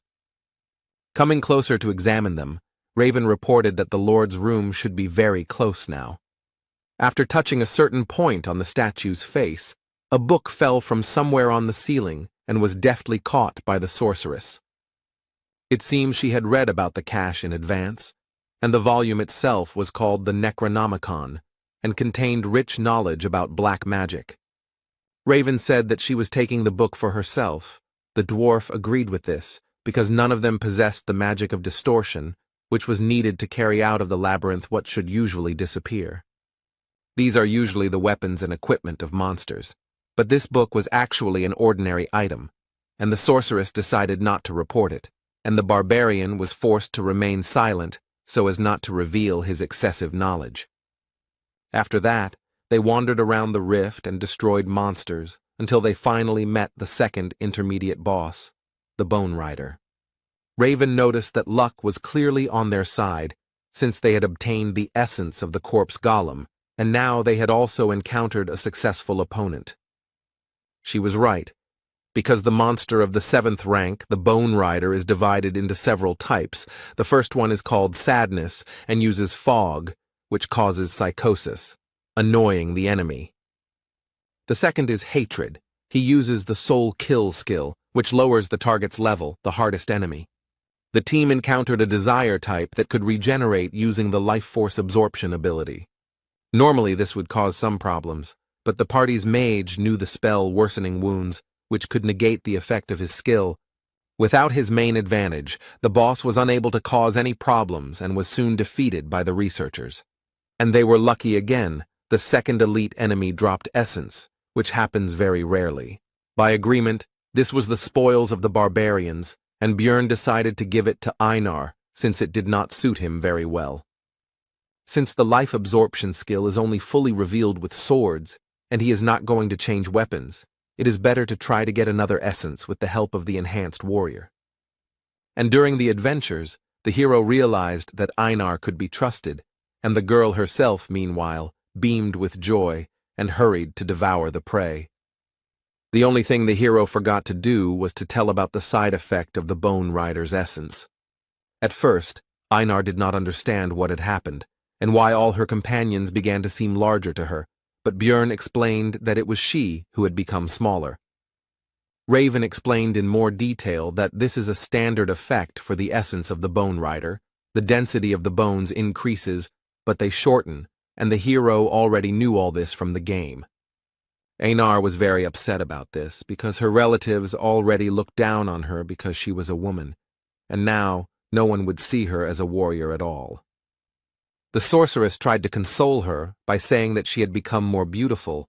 Her facial features were softer, and now her appearance would impress even aristocrats. But this only upset Raven even more, because she no longer looked like a warrior at all. Bjorn told her that everyone already knew about her excellent fighting abilities, and he himself thought that if it weren't for the tattoos, she would look like a very ordinary girl, while the dwarf joked that if he took this essence, then everyone would stop noticing him. Soon a death demon appeared in the corridor, and Bjorn told Einar to stop being sad and try out her new powers. The girl didn't seem to be particularly excited about what had happened and didn't expect much, but she still had a duty, even though she didn't look like a warrior. After which, without burning with enthusiasm, she approached the monster and swung her sword, as a result of which she divided the monster into 2 unequal halves. Björn immediately pointed out her new power, and the girl looked in disbelief at the demon's dissolving body and quickly came to her senses. The hero encouraged the girl by saying that she was now not a simple warrior, but a great warrior, and Einar finally regained her good mood. Soon the team came to the door behind which the Rift Guardian should be. Their adventure was coming to an end. The hero thought that they had been lucky throughout their journey, since Einar had absorbed a good essence, and they had also received a large share for the corpse golem. But there was one thing. Has there ever been a time in his life when everything went easy and simple? What could be the worst-case scenario in this situation? After all, it was always like this for the hero. It just seemed that everything was fine, but then he would receive a new blow from fate, as happened, for example, with his personal life. And his arrival in this world, maybe someone would call it luck, but not him. For the guy it was the same trouble, only even worse. He was brought out of his thoughts by Hikuro, who was about to open the doors, and Björn finally noticed one peculiarity. The handle was red, so he tried to stop his comrade. But the danger was discovered too late. The door itself opened all the way. The master of the bloody citadel woke up from a deep sleep. And it was not the Death Rider that was usually found here, but a vampire, a monster that only appears after the 6th floor, who greeted them with the words that he had not seen living beings for a long time, and also an advanced mutated version, with intelligence and a named monster, the vampire Duke Cambermere. In general, monsters are divided into 4 categories. The first is mutants, which do not change race or characteristics, but receive a new class, such as goblin swordsmen or goblin archers. Advanced monsters, the rank significantly higher than the average for the floor. These include, for example, the Death Demon, a rare category like the Corpse Golem which can only be found in rifts, or the Mimics, which are very difficult to find on normal levels. And the last ones, those with an individual character and name, are advanced mutants, named monsters, which is exactly what their group met. The researchers sensibly assessed their chances now, so they immediately decided to run, and the hero shouted not to be distracted by conversations when Hikuro tried to ask about what happened. While running, the hero thought about the essence of the monster. This is a 5th-rank boss that can act in an unconventional way. He is strong both in close combat and in black magic. The conversation was brought up again by Raven, who was surprised that the Guardian had become an advanced mutant, since this had never happened before, and the hero could understand her surprise. After all, even he, having spent thousands of hours in the game, had never met the Vampire Duke, and only knew about him because he saw him on the stream. Even in such a situation, the sorceress could not suppress her curiosity, so she asked how he guessed about the trouble, because he said to close the door in advance. Björn couldn't come up with an explanation for his gaming knowledge, so he blamed it all on his well-developed intuition. And he understood everything thanks to the red pen, because he had tried many times to find the Vampire Duke himself, and when he watched the recording of his appearance again, he was able to notice this small difference from the usual rifts. Björn partly blamed himself, because if he hadn't been distracted by his own thoughts, he could have noticed this in advance and changed something, but now it was useless to think about it. Hikuro noted that they wouldn't be able to leave without finishing off the Guardian anyway, so shouldn't they turn around and fight, to which he responded that they needed to get to a place with sunlight. But their conversation was suddenly interrupted by the voice of the vampire in front, who said a phrase about ill-mannered guests. It was one of the spells of black magic, spiritual form. A frightened Raven began to prepare some kind of spell, and before using it, she called on everyone to close their eyes. After using magic, the vampire disappeared, which surprised Einar greatly, but it was clear to everyone that everything could not end so simply. Spiritual form is one of the spells available to vampires. It allows them to move quickly, but their real body remains in place. Only with the help of release he can switch the real and spiritual bodies, and they would have been in huge trouble if Raven hadn't reacted in time, but they gained about 3 minutes. But it seems that the meeting with Cambermere did not pass without a trace for the group. He somehow managed to cause internal bleeding to the sorceress, which surprised the hero because vampires do not have such an ability. This means that the boss has the essence of another monster, which the hero does not know about, because in the video, the player did not have time to not only win, but even do anything, so he could not show his techniques. Bjorn interrupted his thoughts and urged everyone to continue running towards the exit, to which the dwarf noted that only Raven knew where to go, as she was studying the map of the Blood Citadel. The hero shouted that he also knew, which surprised Hikuro, and the latter asked how he knew this, since this was the barbarian's first trip to this rift.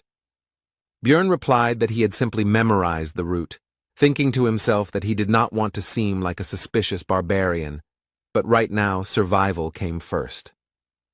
On the way to the exit, the hero thought that technically he had told the truth, but he had only received this knowledge after visiting this dungeon hundreds of times in the game. Soon the exit was already visible ahead, but the Vampire Duke was also already close and, if such words are appropriate to apply to the undead, was practically breathing down their necks. But the researchers still managed to run out into the street, and the boss's spiritual body still caught up with them a little, but quickly dissipated. The weakness of this spell is sunlight. Like vampires, their group was very lucky that the sun had not yet set, and it was also very good that the fake luminary inside the rift has the same properties as the real one.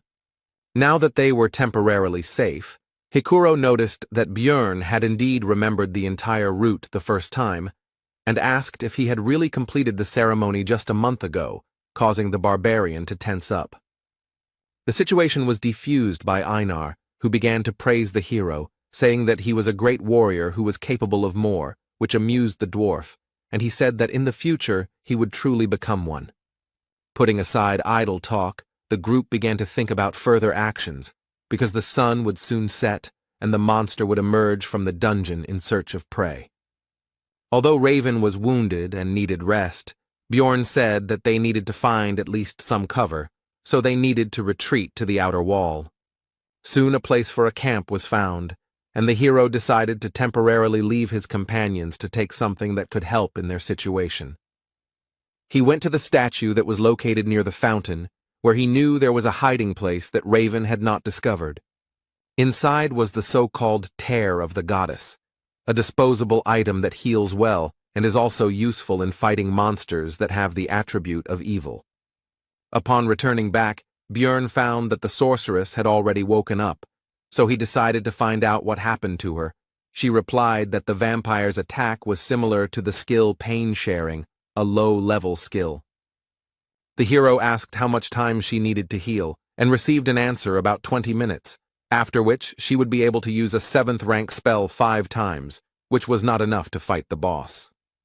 Then Björn asked about the presence of solar-type magic, and although in this world it was rude to ask a mage about his arsenal of spells, he took advantage of the reputation of barbarians. Raven accepted the uncouth savage's behavior and replied that she knew the Sunspot Sphere spell. This is a 6th tier magic that is similar to a normal fire sphere, but instead of fire, it has a solar attribute.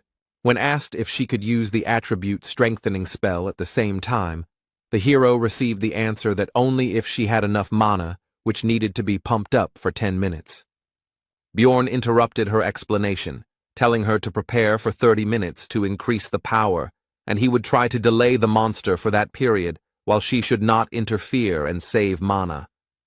At first, Raven meekly agreed, but then she came to her senses, and began to be indignant at the fact that the hero was acting like the boss, even though she was supposedly the leader.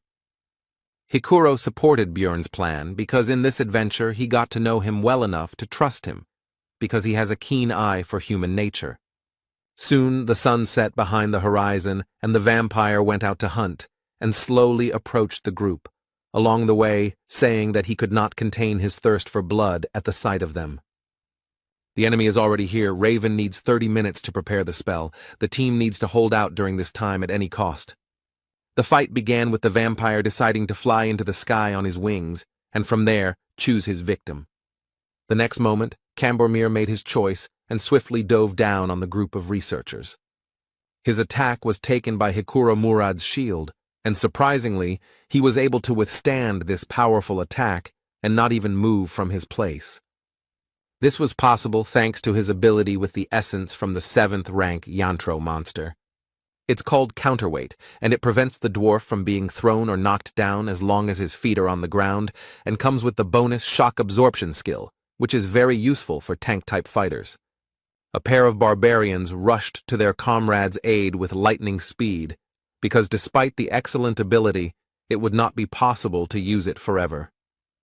Einar came from the left and tried to hit the monster with her huge sword, but the enemy was too fast and cautious to fall for this attack. The truth is, what he didn't expect was that Bjorn would already be waiting for him behind him, and the vampire flew his body straight into his shield. The hero struck with his mace and Cambormir no longer had time to dodge, so he took the attack with his crossed arms. The force of the blow dragged the monster along the ground for several meters, but it did not appear that it had sustained any significant damage. But the hero experienced the use of the pain-sharing skill, and the vampire was not even embarrassed by this attack. The next moment, the entire body of the Rift Guardian began to transform into terrible six-eyed crows. Soon, a large flock of birds appeared in the place of the enemy, heading straight for the research team.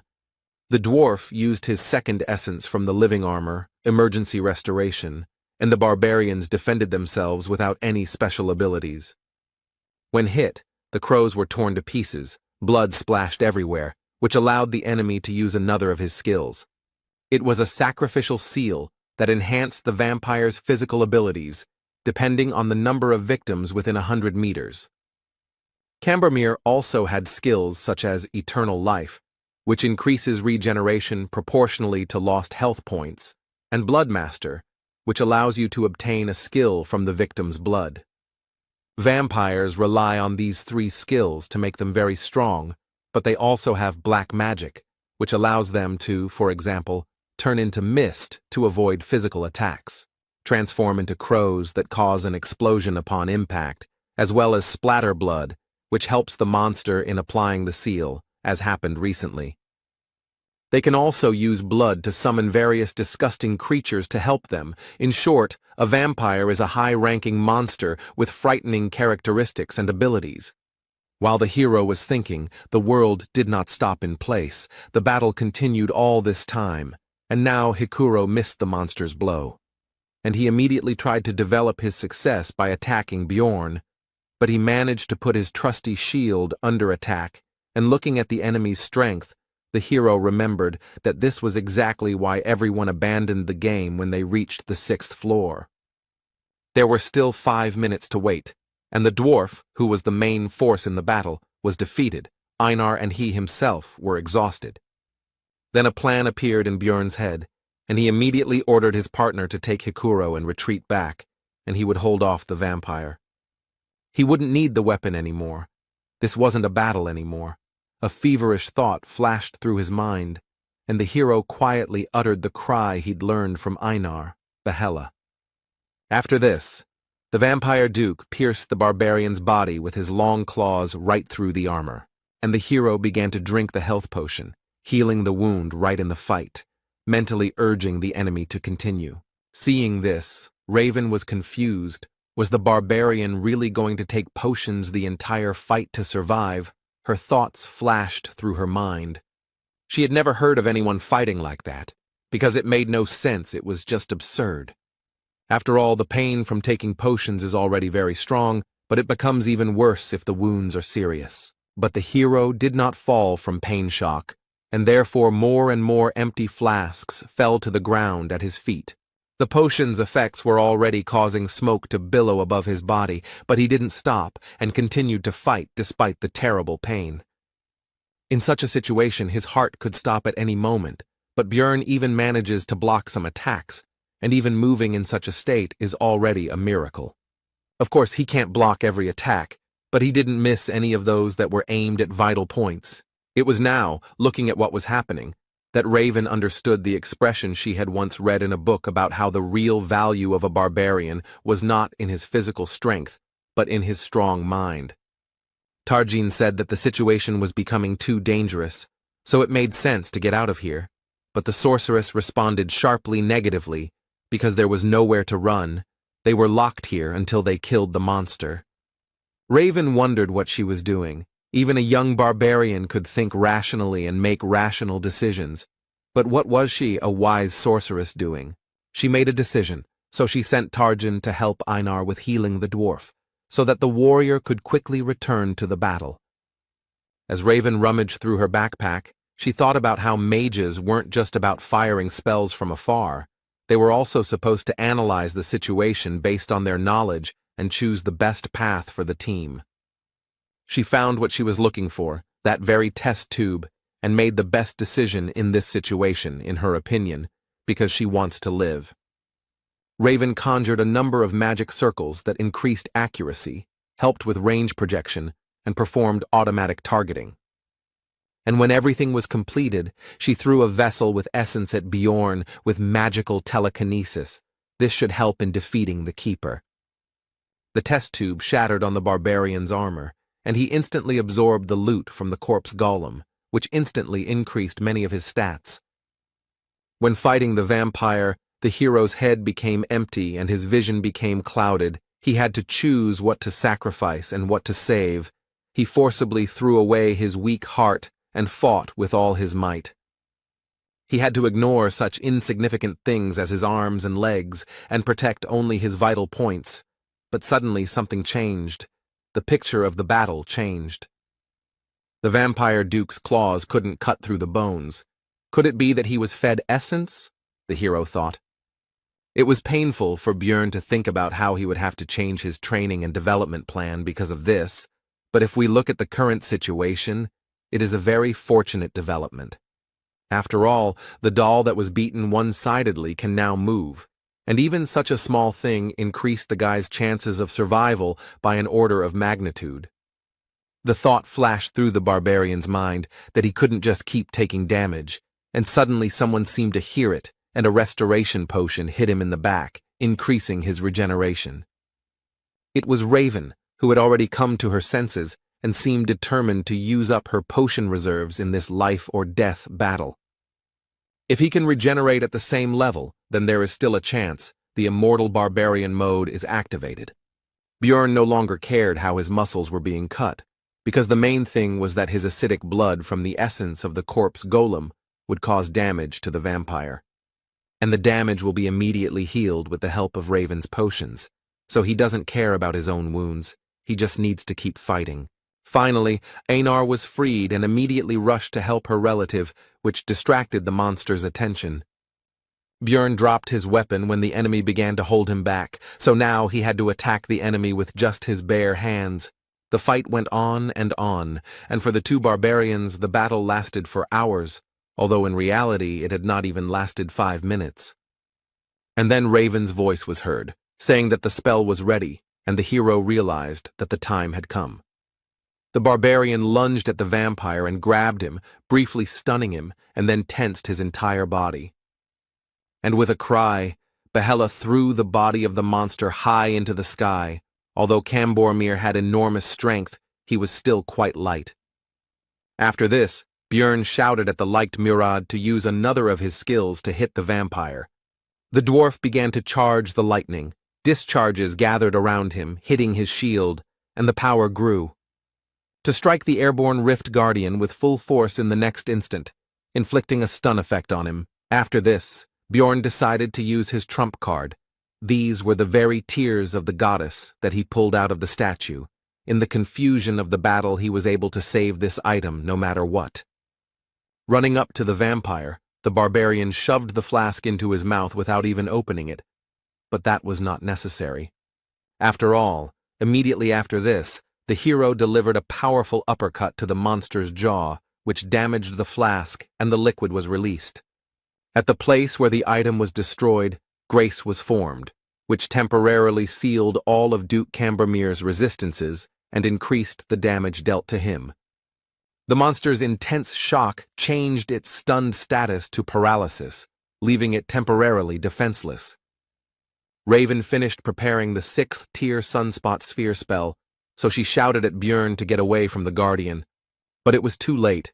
The hero should have run away earlier, and now he would fall under the influence of magic along with his enemy. Soon everything was engulfed in flames, but Björn, despite his terrible wounds, did not lose consciousness, and also noticed that it was too quiet around.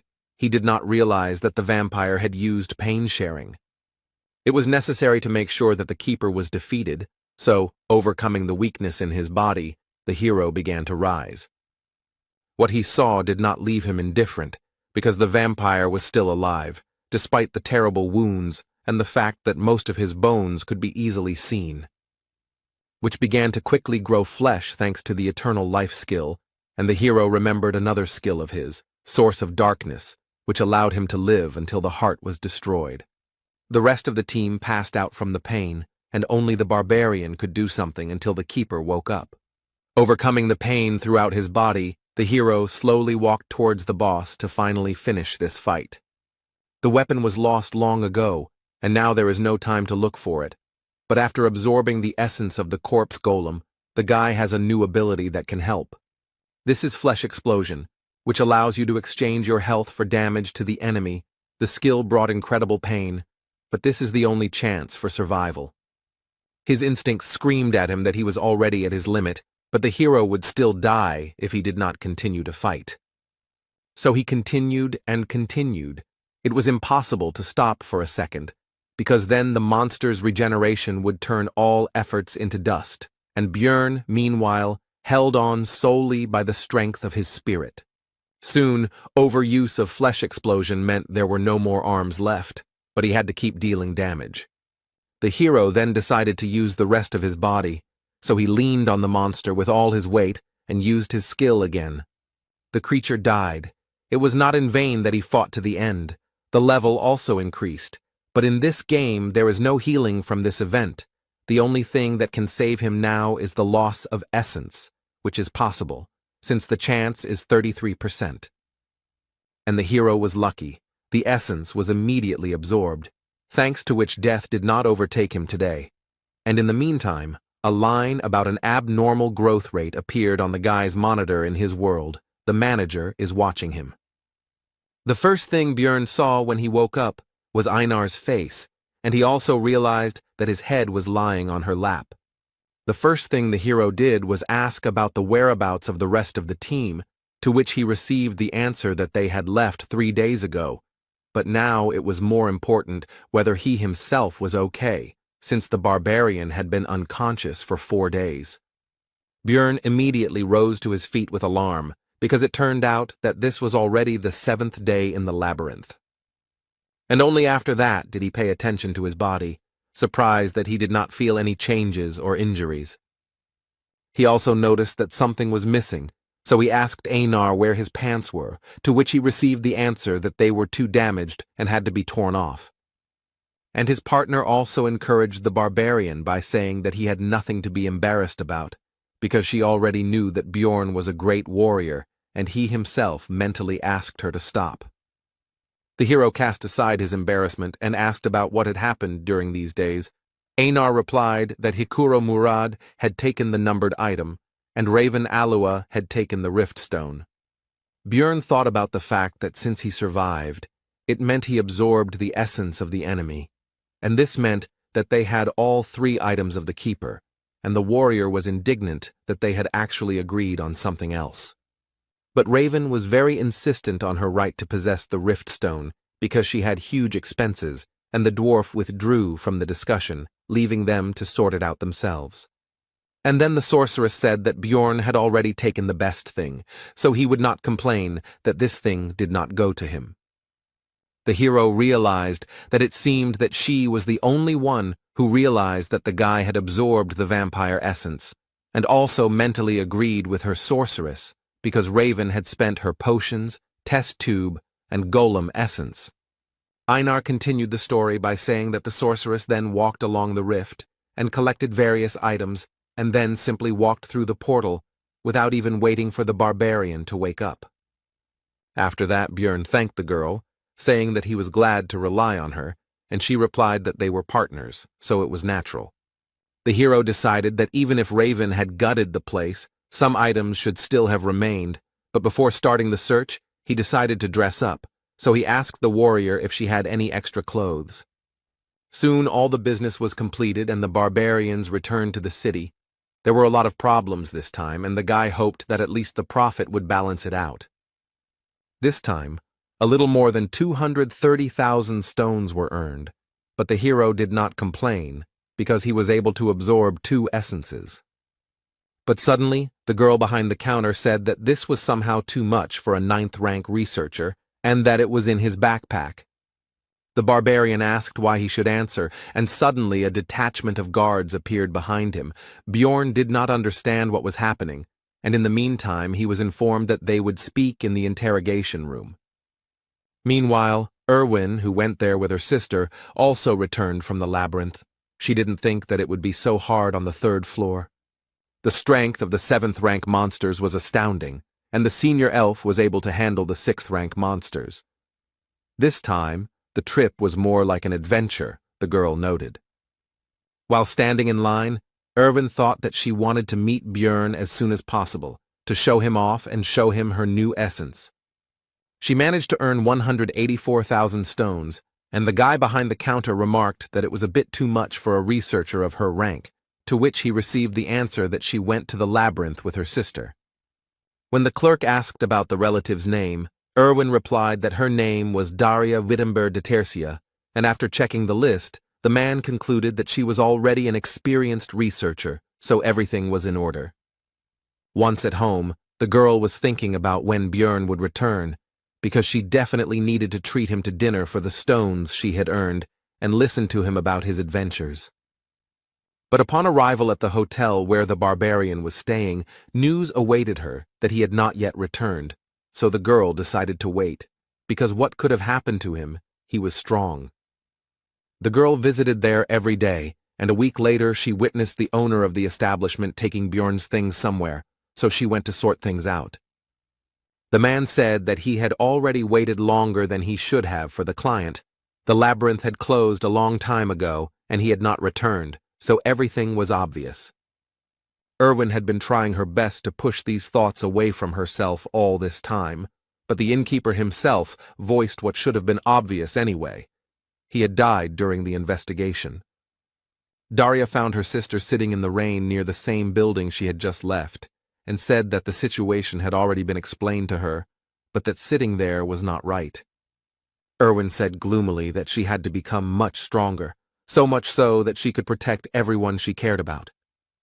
Meanwhile, Björn has been sitting in a cold and cramped cell for a whole week, accused of being a looter. During the first interrogation, he was asked where he got the crossbow in his backpack, since barbarians don't use such things, to which he received the answer that this is a weapon of real marauders. But the investigator said that first, they still needed to find out who actually attacked first, to which the hero asked if they were really going to keep him here for such a stupid reason. After all, there is an unwritten rule not to ask questions of researchers until there is strong evidence, no matter what they bring, but it turns out that the rules have recently changed. Now low-ranking ones are checked. This is done to reduce the number of looters, the man opposite finished, and the hero realized that they decided to pick on everyone who has no connections, but a lot of loot. But his thoughts were interrupted by the continuation of the interrogation. Björn explained where he got the crossbow from. It was loot from the group of marauders that he and Einar met on the second floor. But he did not mention that girl, because she might understand that he was possessed by an evil spirit if he broke the barbaric oath. When mentioning his survival after being shot in the neck, the interrogator asked where his scar was, but it turned out that the vampire essence had even healed that, so there was no evidence. The hero tried to talk about the rift to explain that the neck simply regenerated, but he was laughed at, because everyone knows that vampires are never found there. Björn became angry and demanded that in this case, a magician be called to check the veracity of his words using memory magic. The investigator said that only researchers of the 7th rank and above could ask for this, so the barbarian offered to pay such a wizard from his own pockets. The man replied that they would take the money after his death anyway, so spending it on something so useless was pointless, but he still deigned to call a low-ranking mage from the guild. 2 days later, the wizard arrived, but was unable to pass through the hero's powerful mental barrier, so he said that a more powerful colleague from the tower needed to be summoned. The investigator said that he couldn't call such important people for such a trivial matter, and when Björn mentioned Hikuro and Raven, he didn't even listen. The man offered to surrender and then continued to pressure him to confess. The next morning, the 7th interrogation took place, to which the interrogator brought an object that was immediately identified by the hero, and the man reported that they had received significant evidence. It was the same communication stone that the barbarian had taken during his first campaign, when he was with Erwin, and they were being pursued by a certain clan. The investigator said they checked the unique number to determine its ownership and received evidence from the Crystal Union. With this irrefutable evidence, the barbarian's guilt is now proven, so the execution will begin in 3 hours. The point of no return has been passed. Words can no longer solve this matter, but if Björn simply breaks down the bars, he will still be wanted as an escaped bandit. Then there is only one way left to prove his innocence. He will definitely find a way to survive. Everything was decided. The next moment, the hero activated his flesh explosion skill, which destroyed the grid holding him back. The young guard didn't expect this from a 9th-rank researcher, and he himself was only a newbie, so he was at a loss. Bjorn simply knocked the man out with a kick to the head. Now it's time to get out of here. Right on the guard's belt was a bunch of keys to the cells of this prison. These could be used. After all, there are plenty of prisoners here who can create the chaos that is so necessary now, which will be a great help to the hero. Surely a significant portion of them committed some crimes, but the innocent researcher doesn't care about that now. Soon all the prisoners came out of their cells, and then began to shout the word barbarian, and someone soon added freedom, and a chorus of voices began to chant the phrase barbarian freedom. Directly above them, the usual life of the Explorers Guild continued, visitors and employees not yet even suspecting what had happened on the floor below. Their peace was suddenly disturbed by a crowd of prisoners who broke down the doors and began to wreak havoc. One of the guild workers called on the researchers to help subdue the criminals, for which there will also be a reward. The hero understood that the former prisoners would not hold out for long, since they did not even have any weapons, and only some were able to get hold of some improvised means, so he rushed to the second floor. Bjorn had a plan. He didn't just want to escape, so he instantly passed this floor, but at the entrance to the third, a small detachment of guards blocked the way forward. The barbarian extended his hand to the side and used flesh explosion, and then acidic blood mixed with pieces of flesh and bone rushed like rain onto the first floor. All of this fell directly on the crowd of prisoners along with the researchers, which allowed the hero to activate the sacrificial seal, which enhances physical abilities depending on the number of victims.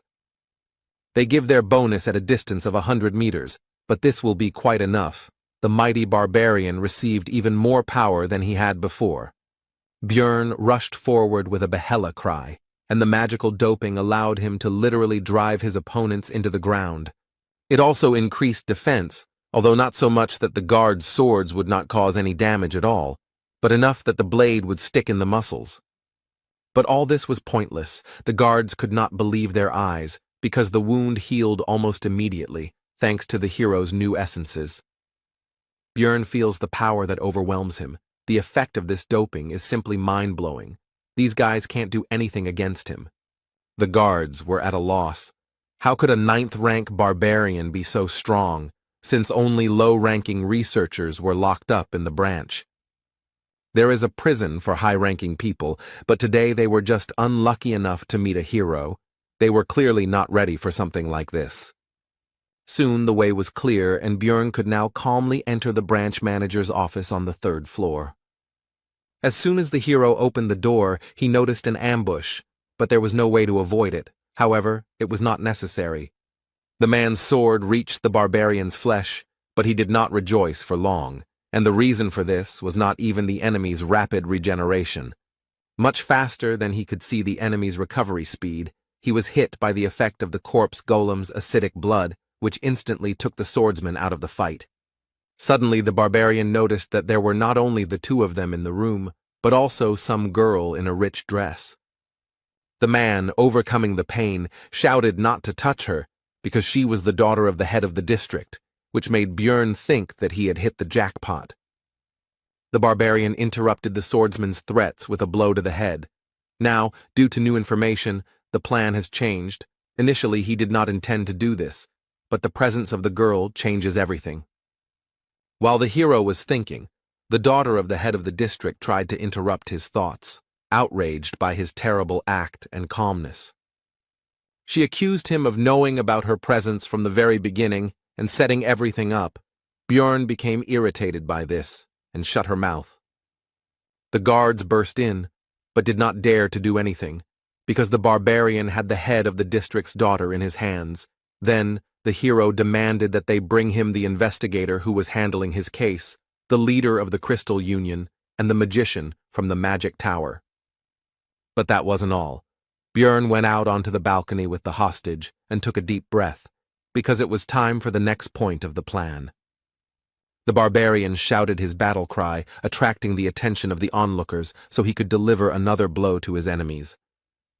There were enough people nearby, and the hero began to loudly talk about how he was a 9th-rank researcher, whom the guild tried to frame and kill, and also swore that he was innocent. The bastards set him up. He didn't do what he's accused of, and now their leadership won't be able to hide such a grand event. Now a lot of people know what's going on.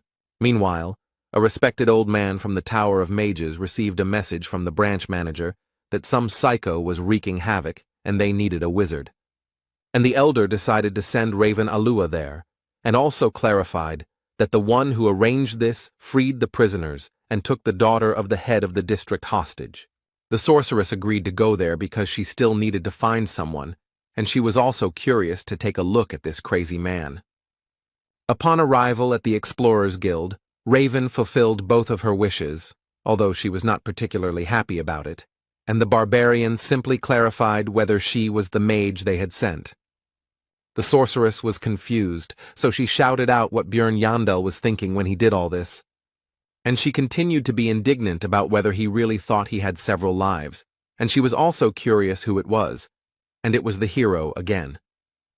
But Bjorn interrupted her, asking her to use the memory check magic faster. The sorceress agreed. Only if in the future the barbarian fulfilled one of her requests, he accepted the conditions. But the spell didn't work. Then Raven asked if he had any equipment against psychological spells. The hero answered negatively, and the hostage meanwhile tried to understand what was happening.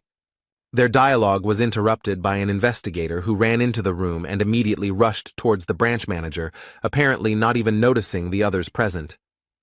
He asked what could have happened here, since they had taken care of most of the prisoners on the first floor. And only after that did the investigator notice the others, and immediately pointed at Björn and shouted that it was he who had caused the disturbance, to which the manager replied that he was already aware of this. And he continued his explanation, saying that this barbarian speaks of his innocence, and it was precisely the investigator who was conducting his case, and what evidence there was. The man in glasses began to say that no one had set him up, because it was impossible. Too much evidence proved that the barbarian was a marauder. The first piece of evidence is that he brought too many magic crystals for a 9th-rank researcher. Also, in his backpack, there were various equipment, such as a crossbow, swords, a shield, which seemed to have been stolen. The investigator also found the owner of the message stone that was found on the barbarian, and received information from the Crystal Union that Bjorn Yandel was killing innocent people and stealing their things. The hero noticed that this testimony was not only from a member of the same clan, but had not yet been verified by magic.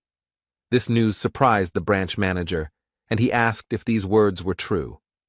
The investigator screamed that this was because the barbarian continued to lie about being wounded in the neck and surviving, and also said that there was no scar because he had absorbed the vampire essence. The interrogator continued by saying that this was complete nonsense, and that Bjorn had lied because he knew that memory magic would not work on him, and how, under such circumstances, could he bring the precious magician from the magic tower there? The man was confident that his arguments were irrefutable and was already anticipating the end of the annoying savage. But Raven indifferently reported that the information about absorbing the vampire essence in the first-floor rift was true. This news surprised the head of the branch and the investigator, and the latter, stuttering, asked what she meant. The sorceress explained that she had been there and seen everything with her own eyes, and ironically asked what to do now, since he would not be able to verify the truth of her words with magic. The interrogator did not take this information seriously and told Raven that even if she knew the barbarian, she did not have to protect him with lies. But the blonde sorceress interrupted the man and threateningly asked if he really doubted her words.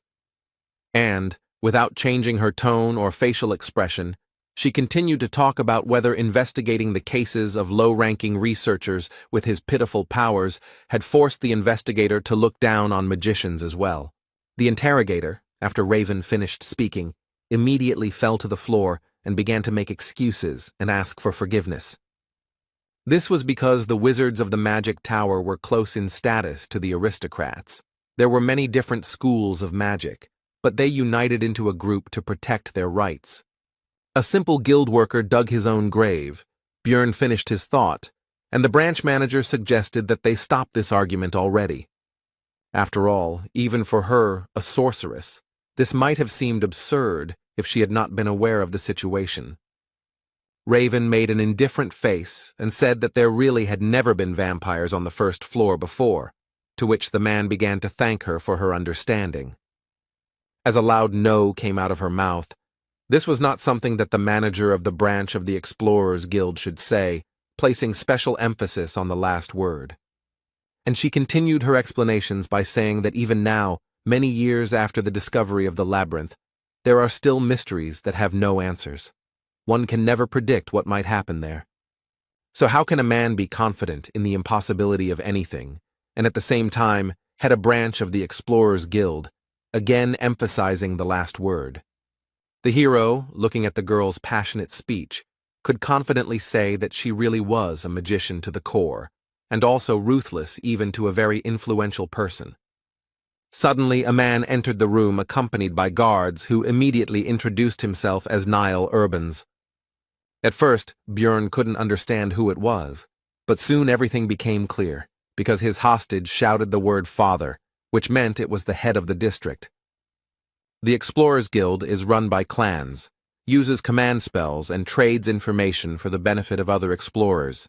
Its management system is simple. Each of the hundreds of branches has its own leader. Above them, one step higher in the hierarchy, were 13 regional managers, one of whom was the man who had just entered here, and at the top was the guild master. The guards behind Niall Urbans pushed a man forward, and the high-ranking guest himself said that this was the one Bjorn had requested. The barbarian's face took on a gloomy expression, and he asked this man if he was the Crystal Union member, Hartz Jr., who had made false accusations against him.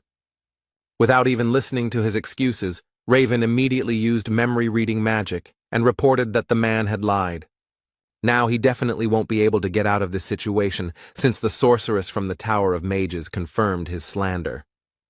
After this, the county chief said that Björn Yandel was found innocent, so there was no longer any point in keeping the hostage, and the barbarian released the girl. After this, Niall said that an investigation would be conducted against the slanderer, as a result of which his fate would be decided, to which the hero noted that it would be a good idea to take a closer look at the Crystal Union itself. Urbans agreed to this, and also added that the investigator responsible for his case would also be fired, to which he began to justify himself by saying that he had acted according to the rules. The regional manager interrupted him and threatened him not to try to shift the blame onto the guild, and that all matters he had handled would be investigated. And he ended by saying that if any discrepancies were found, the investigator would be punished accordingly, which made the latter break out in a cold sweat. Soon the investigator and member of the Crystal Union were taken away by guards, and Niall Urbans decided to move on to discussing compensation, which would consist of a promotion to rank 7 and a change of equipment. But this did not suit Björn because he himself could advance to the 7th rank with the help of the essence of a vampire guardian, which he was quick to report. Niall tried to say that the barbarian only had 2 months of experience, to which the hero said to bring him a researcher of that rank, and then it would become clear who was stronger. Björn was immediately engulfed in barbaric rage, and with a cry of Yahello demanded an opponent, to which Urbans tried to calm the hero down and explained that this had simply never happened before.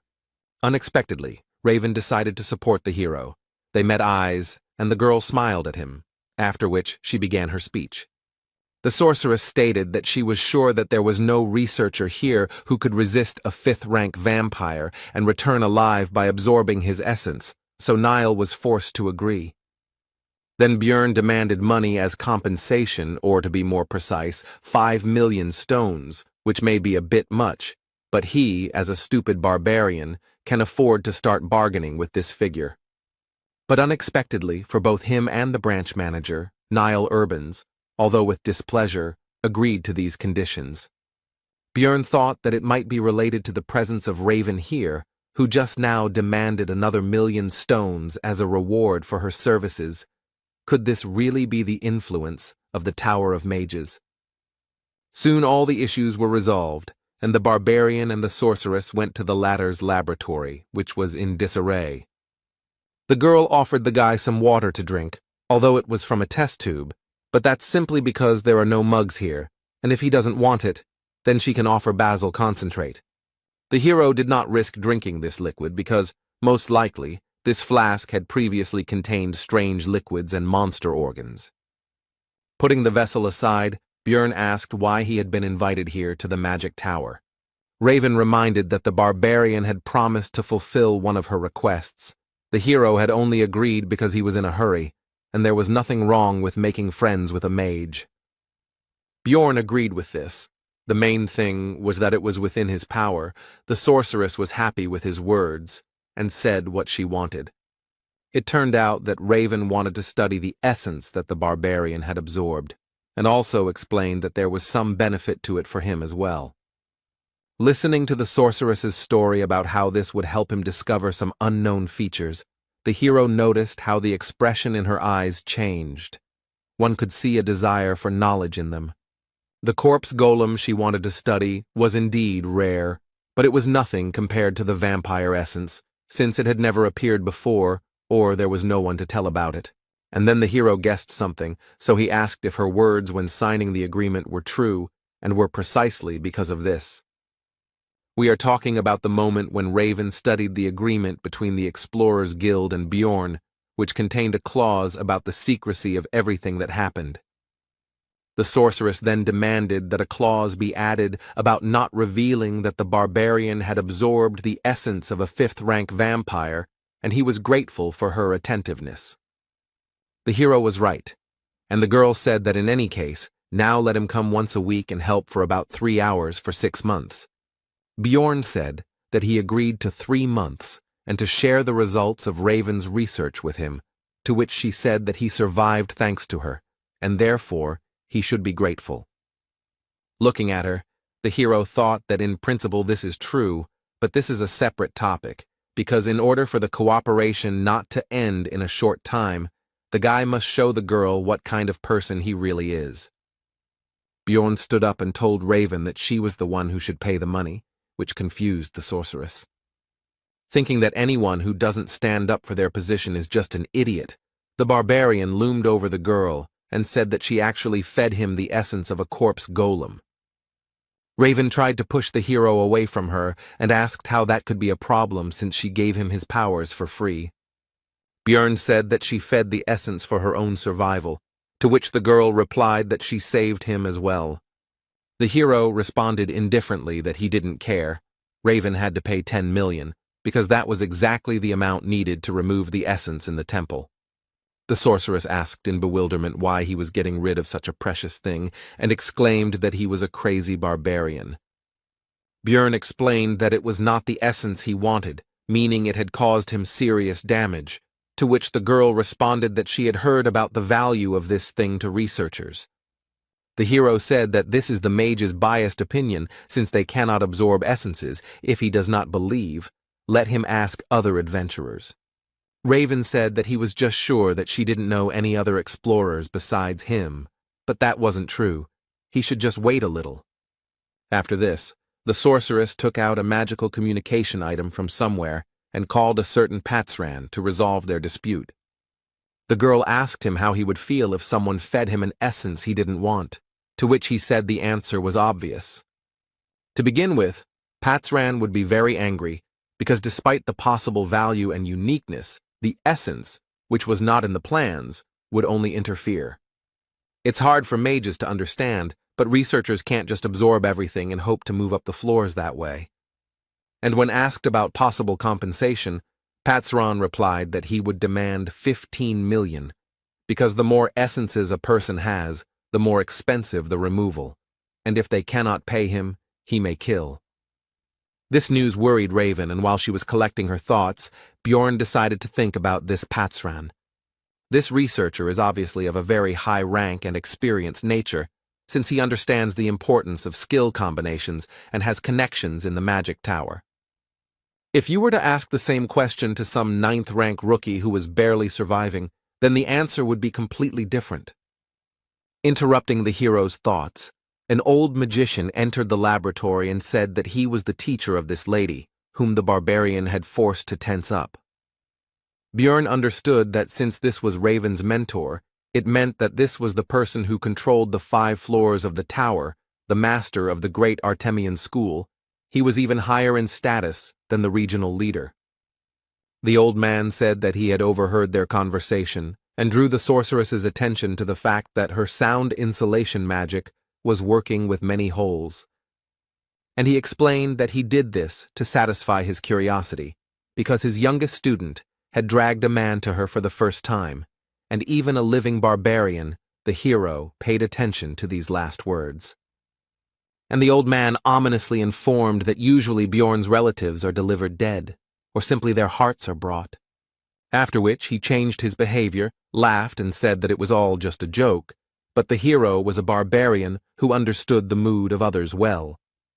Bjorn decided to respond with a barbaric joke, so he pointed his finger at the wizard and said that he really wanted to crack that skull. And after a few seconds he said that it was all a joke, so the old man should relax and laugh. Raven, looking at this disgrace, exclaimed that Bjorn had already gone completely crazy, although this was clear from what he had done in the guild. Having already decided that he had gone too far, the hero began to think about how to resolve the conflict, but the old man laughed and assessed the character of the boy in front of him.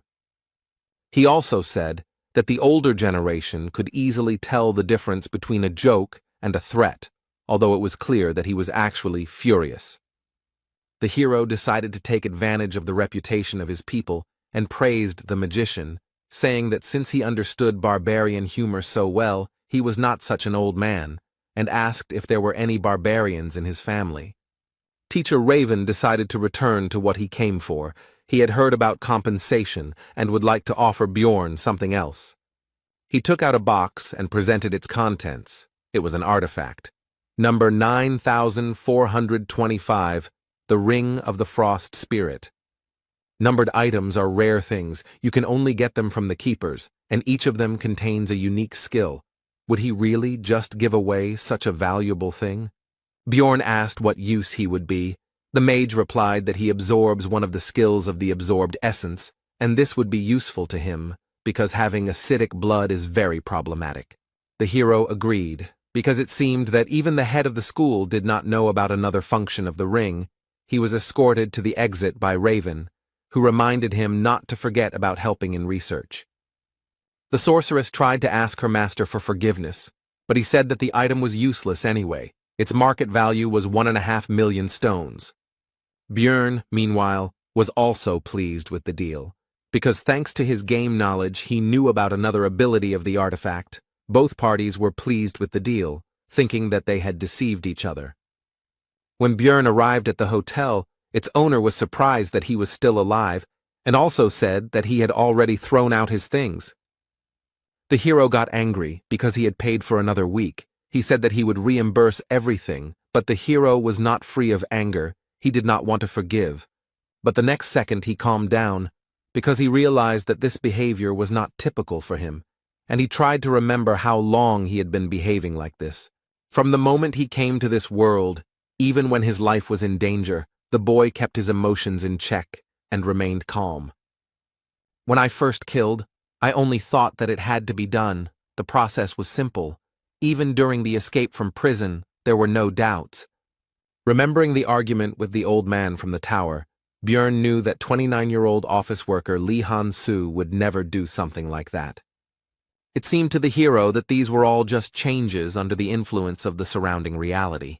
But the discomfort continued to grow, and now he is sure that after each battle the body's instincts break out. His mind becomes simple, rough, and aggressive, as a barbarian should be. It seems as if his consciousness is merging with this body. But for survival it would be even better. Bjorn summed up his thoughts, after which he demanded 30,000 stones from the innkeeper as compensation.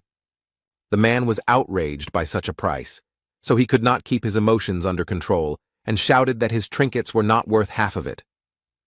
The barbarian immediately drew attention to this, and pointed out that, according to this man, the things had been thrown away, and the owner of the hotel had no choice but to pay the required amount. Soon Bjorn changed his place of residence. Now the room was more expensive, twice as expensive as the previous one. It had its own bath, good windows, etc., and it was also closer to the square with the portal. The next day, the hero went to Einar, who greeted him with joy, because she was worried about her partner when he disappeared for such a long time. Meanwhile, the rest of the tribe shared the news that the whole city was talking about the so-called barbarian of freedom. Björn realized that this was all about him, so he asked cautiously for details, in particular about the name of this hero. To which he received the answer that no one knew about it, which meant that the guild was somehow able to maintain his anonymity. But the rest of the barbarians were not interested in this. They were simply happy and proud that such a man appeared in their tribe. He fought alone against 100, refuted false accusations. The relatives admired these actions, and the hero did not think that this would become such big news, and also hoped that it would not lead to serious consequences. Afterwards, Björn and Einar went to Karmelby, a middle-class area with many craft shops and merchants. Here, the team sold the loot and equipment of the hero himself, which turned into scrap metal, resulting in 800,000 stones, of which 300 went to the warrior. Einar suddenly became surprised by something and drew Björn's attention to how people had put clouds on a stick and were eating them. Of course, it was just cotton candy. The hero decided that it would be a good idea to treat the girl to both sweets and just lunch, while the warrior could not believe what humanity had come up with. But soon Einar's mood worsened. She thanked her partner for treating her as before, because the other barbarians now avoided her and did not see her as a warrior. And lately, some guys have started to hit on her, trying to get her attention, which had never happened to her before. Einar finished pouring out her experiences by asking Björn for forgiveness and saying that she would not be able to go to the labyrinth with him. As a result, the girl left the group, and although her problems were very important to her, they were not the main reason. The main reason is that the elder of the sacred land, a famous sword master, noticed Einar's talent. Therefore, the warrior decided to study the art of the sword under his command in order to become much stronger than she was now. When asked if the sword master could go to the labyrinth with them, the girl replied that there would be special training, so they couldn't leave the sacred lands for 6 months. The hero understood what kind of training this was, so he decided that Einar really shouldn't miss such a chance, and she herself said that she couldn't ask him to wait for her. And she doesn't necessarily ask to take her back when the time comes, but she will try and come back so strong that she will no longer pull Björn back. He couldn't hold her back, because during the second exploration, she was defeated by the marauder, and she also had to use the oath. In the rift, Einar could only watch as others took the initiative while she remained at best in the background. It all hit her hard, so she agreed to the training. Björn will have to look for new companions, although there is an option to go on his own, because he has grown a lot in 2 months. Namely, he absorbed 2 essences, thanks to which his characteristics have greatly increased. But from the 3rd floor, it is impossible to travel alone, because as the floors increase, the absence of other roles in the team becomes critical, so finding comrades is a necessity. The hero needs companions of a similar level to climb higher and hunt higher-level monsters, and his first target for recruitment was Raven. After completing the research, Björn spoke about it, but nothing came of it. She didn't even listen and refused. She demanded to invite her only if the group was larger, everyone at least 6th rank, and there must also be a priest. Raven told him to put this nonsense aside and handed the research subject the result of this very research, which he began to study and came to the conclusion that he already knew this from the game. The growth of characteristics, among which the most prominent were regeneration, magic resistance, and soul power, as well as all of his active and passive skills, he studied and tested, except for Bloodmaster. This allows one skill of the one whose blood is absorbed to be temporarily used. Source of Darkness, Sacrificial Seal used when escaping from prison, Eternal Life, increases regeneration depending on damage. Before Björn left, Raven decided to inquire about what that thing was that the hero had shoved into the vampire's mouth during the battle in the rift. The guy decided not to say anything and said that the situation was quite chaotic then. She probably messed something up. The sorceress began to say that she saw everything with her own eyes, but the barbarian interrupted her, saying that he was hungry after which he quickly ran away. Raven was unhappy with this. She realized that Bjorn was hiding something, so the girl intended to find out everything on her own. To this end, the blonde headed to the huge library of the Magic Tower with confidence, to find answers in the books, which she did. She read that it was similar to a goddess Tyr, a consumable relic of unknown origin that, when destroyed, bestowed a powerful holy blessing on the surrounding area. 150 years ago, during a dimensional collapse, Cardinal Andron used 3 such objects to save the Holy Pope, and it was never mentioned publicly again. Suspicions grew stronger, because how could a barbarian who had recently undergone the ceremony know about the location of the relic, as well as its effect? Upon arriving in his room, the hero began to think about another artifact, the Golden Mask, which drops after defeating the boss of the Bloody Citadel when many conditions are met. It changes the wearer's face for 30 days, the number of uses is 5, the item dropped for him in the game, but there was no point in changing the appearance of a 2D character, so he sold it. But this is reality, which means that in the event of a clash with the forces of law or with someone extremely influential, this may come in handy in the future. Meanwhile, Daria Wittenberg de Tercia, Erwin's sister, sat in the tavern, calmly eating and resting. But she was drawn to the conversation of the other visitors, as they talked about the Crystal Union and its disbandment in just one night. This clan created a huge information network with the help of communication stones and offered various services to newcomers on the first floor. It grew very well. At first, everything went well. Some people found salvation there, but soon the Crystal Union became mired in disgusting deeds, mocking and doing terrible things to newcomers. Take, for example, what almost happened to Erwin. The elf did not want to admit, but if it were not for the barbarian, something terrible could have happened. Daria finished her meal and was about to leave, but decided to listen to the curious information when she heard that they fell apart because of some barbarian of freedom, because it seemed ironic to her. The researchers talked about the recent incident in the Explorers Guild, and one of them said that the rule about increased search for marauders among newcomers will be revised due to the growing problem. They continued their conversation, and when it came to the fact that it was a 9th-rank barbarian, Daria decided that it couldn't be a simple coincidence. If this barbarian of freedom is that same Bjorn, then the situation with his disappearance becomes completely explainable, the elf thought, heading home. But should she in that case tell her sister about her suspicions, who still can't get over the shock? The next day, Bjorn Yandel went to the Explorers Guild to find out about the gathering teams, active above the 3rd floor. Having received the ID card and the hero's badge, the employee could not contain his surprise and exclaimed about some 5 stars.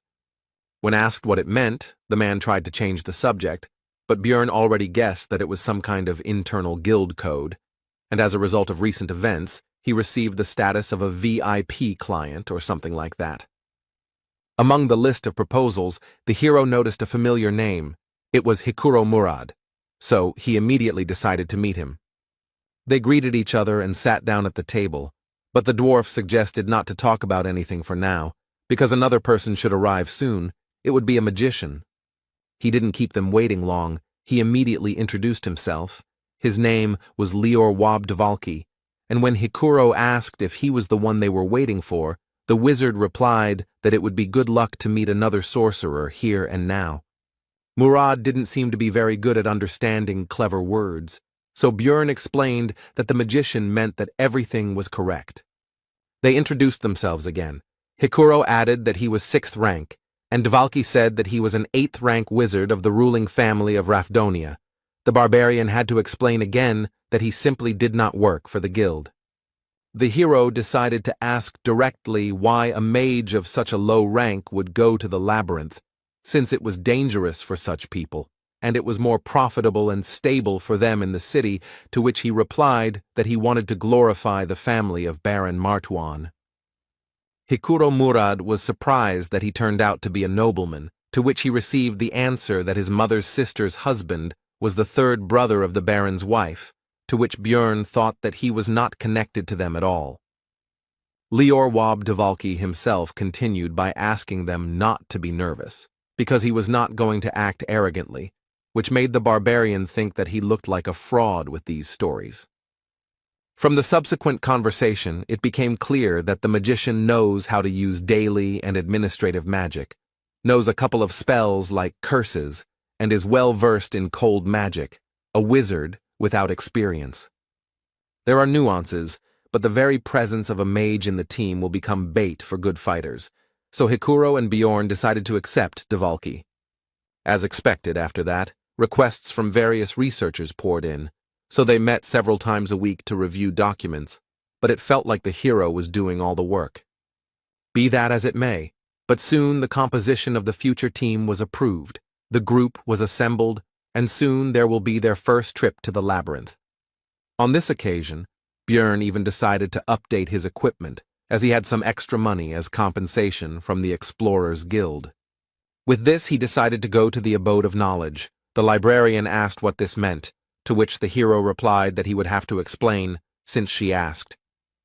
And Bjorn began to boast that this was his brand new armor and shield, made of good material, lithium, and behind his back is an extended backpack, which was not too expensive, so it was bought. But the indifferent Miss Librarian took a step back and said that the hero would be complained about by other customers, so he should not come in armor anymore. Bjorn was already returning home when he noticed one of the barbarians who was simply sleeping in the alley, but he would not have paid much attention to this if not for one thing. This kinsman has no weapons, and yet they store their weapons as if their lives depended on it, no matter how hungry, weak, or poor they are. Bjorn approached him and asked where his sword or something was and what he was doing there, to which he received a polite answer that he had no money, so he sold it. The hero smiled at his fellow man, but inside he understood from his behavior and actions that this was not a barbarian, but an evil spirit just like himself. Bjorn invited this Tarikan, son of Lien, to the tavern, where he learned that he had undergone the ceremony a month before Jandel himself. But then he got lost and couldn't find the labyrinth, but it's obvious that this is a lie. He was just afraid to fight monsters. It would have been easy to escape. But the problem is, in the consequences of this decision, he probably couldn't find any work, because no one needs barbarians. This made the hero wonder if players really end up here when they open the final boss room, since such an experienced gamer should have understood the consequences. When asked what Tarikan was doing a month later, he replied that he again did not go to the labyrinth, because he was unarmed, to which Bjorn exclaimed that he had gone completely crazy. That's why it was necessary not to lose him, the hero wondered. Did this man even play the game? And if so, how did he make such mistakes? Then Tarikan went through hunger, cold, and illness, and Bjorn thought about how he had managed to last 3 months under such conditions, and also if he had run away on his first day, the same fate would have awaited him. The barbarian, on the contrary, finished telling his story and asked how he liked it, whether the hero felt sorry for him, whether he would help his fellow man, whether they would go to the labyrinth together. Bjorn refused this, but gave Tarikan 150,000 stones so that he could buy himself a weapon and go on the campaign himself. When his relative said that they should meet again next time, the hero responded with a sharp refusal, saying that he didn't care what would happen next, but that he shouldn't even try to look for him. Already in his room, Bjorn analyzed what had happened, and his behavior. He had behaved disgustingly. Did he remember the past? A logical person would say that this Tarikan is nobody to him, and the hero is stupid for giving him his money, but an emotional person would be angry at the weak help to that barbarian. Both points of view had a right to exist, but Bjorn believed that he had made the best decision, and now he could only hope for the survival of an evil spirit like himself.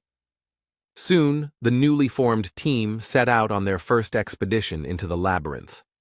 The squad's wizard, Lior Wab Dvalki, an 8th-rank mage, 25 years old, was inspired and ran around everywhere. Brown Rothmiller, human, rank 7 researcher, 34 years old, 8 years of research experience, seems to be the most normal member of their group. Hikuro Murad, a dwarf, a 6th-rank explorer, a tank and the leader of the group, and right next to him stands the second tank, Bjorn himself, a 7th rank. The last one is Misha Karlstein, a 7th rank beast woman, 25 years old, 5 years of experience exploring the labyrinth, and someone also said that she is the 13th princess of some tribe. She has a strange habit of saying Nia at the end of her lines. She claims that it is an innate trait, but the hero has never encountered this.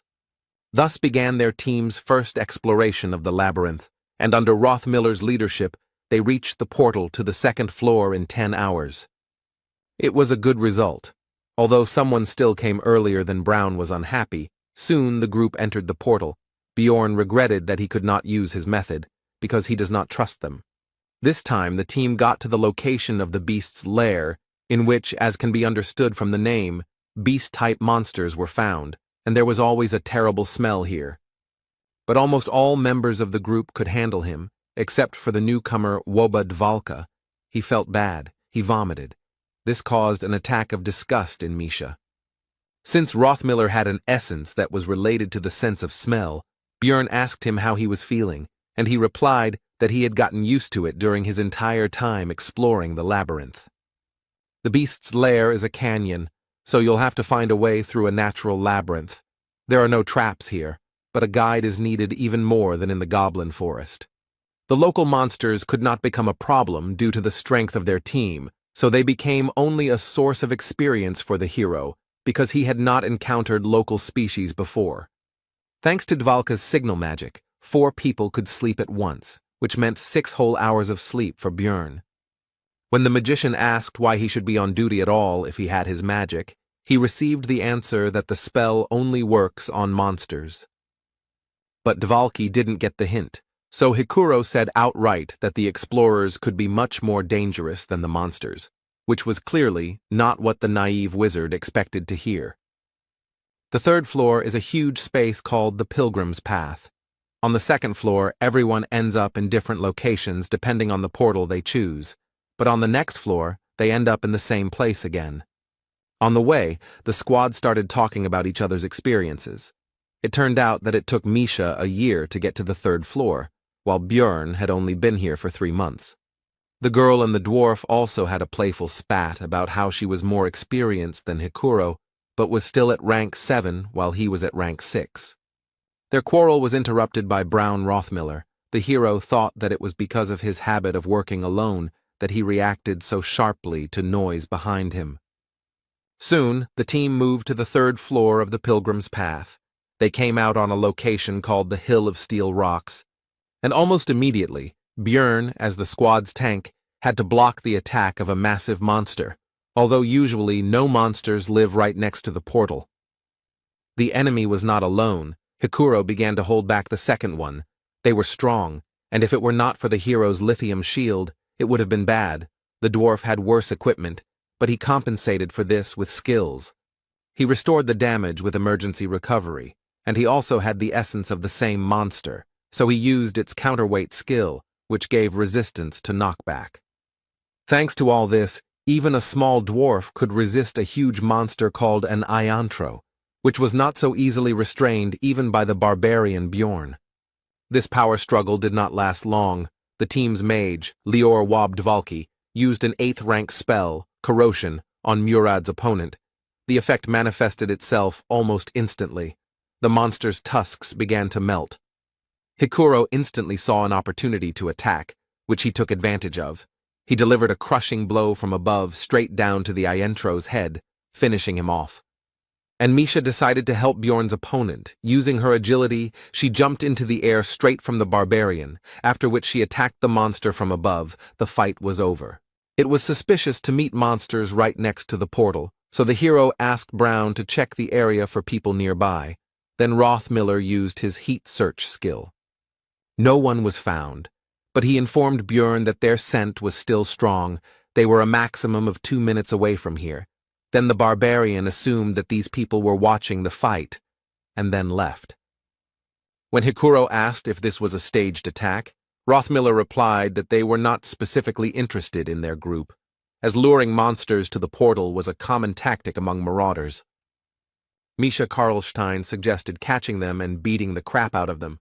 Besides, they could give a good reward for them, as well as for the equipment of the scoundrels.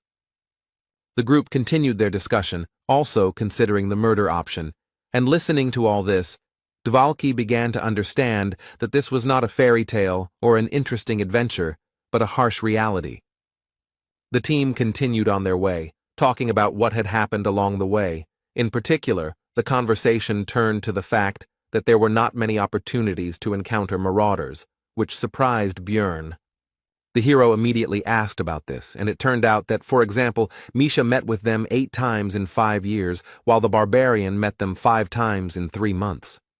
To this, the rest of the group could only say that Björn seemed to have no luck at all, and the dwarf said that 150 years ago, the situation was very bad, but lately the number of marauders has been less. Soon the squad decided to set up camp. It was not a very convenient place, but it was on the border of the location, where there were fewer monsters, which was more important. At the halt, Hikuro decided to inquire about Dvalka's condition, because he looked so-so, and at some point he stopped talking much, although before he never closed his mouth. Then the wizard replied that his fantasies of adventure had been destroyed. Perhaps he would be called naive, but the fact that researchers kill their colleagues in pursuit of money cannot be called a fairy tale. Dvalki continued by saying that in that case, he would sooner or later have to kill a person, so he had been preparing himself for this all the way. Then Björn asked about his success in this matter. The magician replied that he was ready, but was not sure that he would really be able to do it. When the time came, the hero noticed that the magician was full of confusion and fear, had determination without self-confidence. Björn decided that this was much better than people who acted confidently and then started to cry and wail when faced with death. Brown said it was important not to overestimate his strengths, and it was good that Wob seemed to understand everything, but now he asked the team to give him some time. He wants to show something. The group climbed to a higher ground and were treated to a beautiful sight, and Rothmiller reported that no one knew the nature of this magical phenomenon. But the reasons were not so important when you saw something like this. Soon the light disappeared, and the labyrinth was filled with the usual darkness. Everyone went to bed, but Bjorn remained at his post. But Dvalki also did not fall asleep soon. It seemed he was thinking about everything that had happened during this time.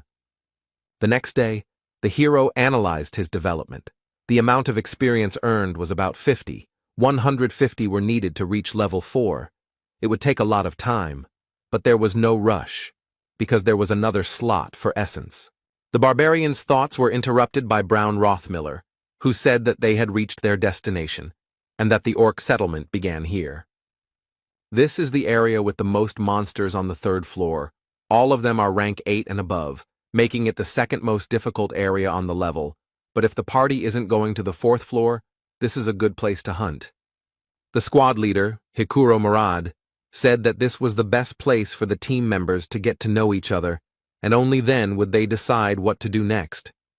Soon after these words, the first detachment of greenskins appeared nearby, and the explorers prepared for their first, more or less serious battle. The fight began with Wob casting the 8th tier spell Ice Spear. He and Brown Rothmiller would deal damage from a distance. Meanwhile, the squad's tank, the hero himself, and Hikuro Murad will hold back the monsters and protect the rest of the team. Misha Karlstein will kill those approaching one after another, taking advantage of their stiffness and his agility. In the back rows of the greenskins was their shaman, who no one could get close to, so he was able to begin working his magic. It was the rage skill he casted on a simple orc warrior, and now his resistance to physical attacks is tripled for 10 seconds.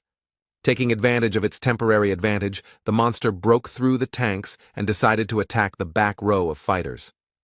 No one had time to stop him, and they couldn't hit him because of the buff.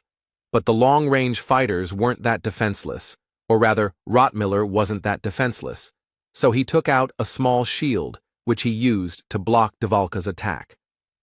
The orc was unable to develop his attack and properly use the opportunity. 10 seconds had already passed, and Misha could have killed the greenskin.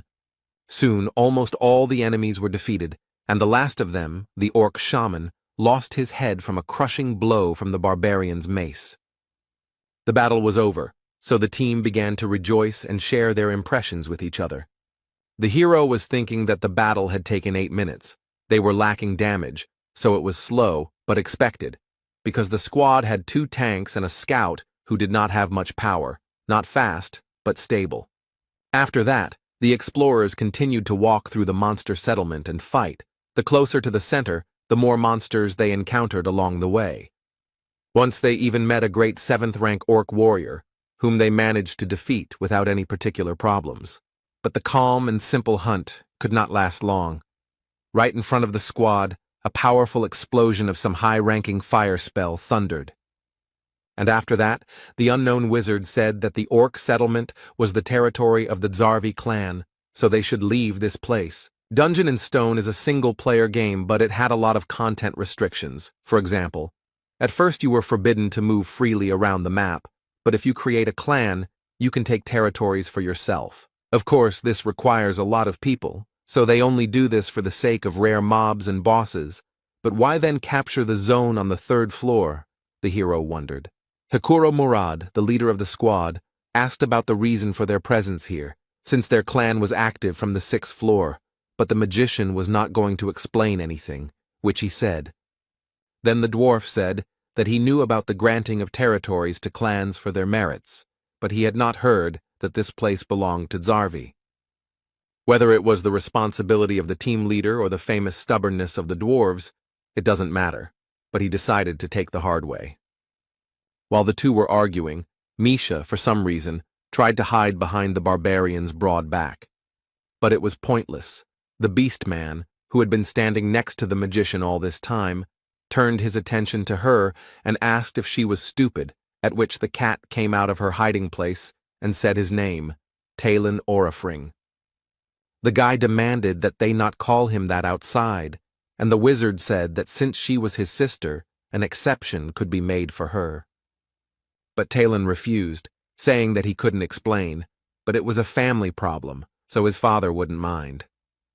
The magician agreed, but said that he could at least explain the reason why she was being driven away from here. It turned out that they urgently needed the essence of the great orc warrior for internal clan reasons, and if everything went well, then next time this zone would be free, so they would be grateful if they left. And he continued that there would be no monsters left anyway, so it would be better for their team to leave.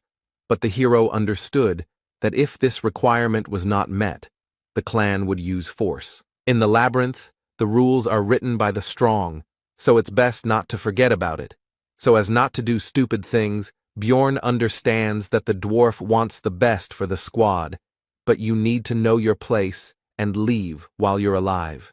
Unexpectedly, Lior Wab Dvalki stepped forward, saying that he would sort it out, introduced himself, and tried to establish a dialogue between himself and the clan mage, as if between colleagues.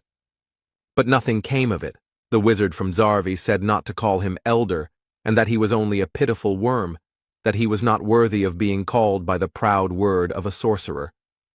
He urged Dvalki to find some shame in himself and not dare call himself a magician when all he could do was perform pathetic street tricks. Lior had completely failed.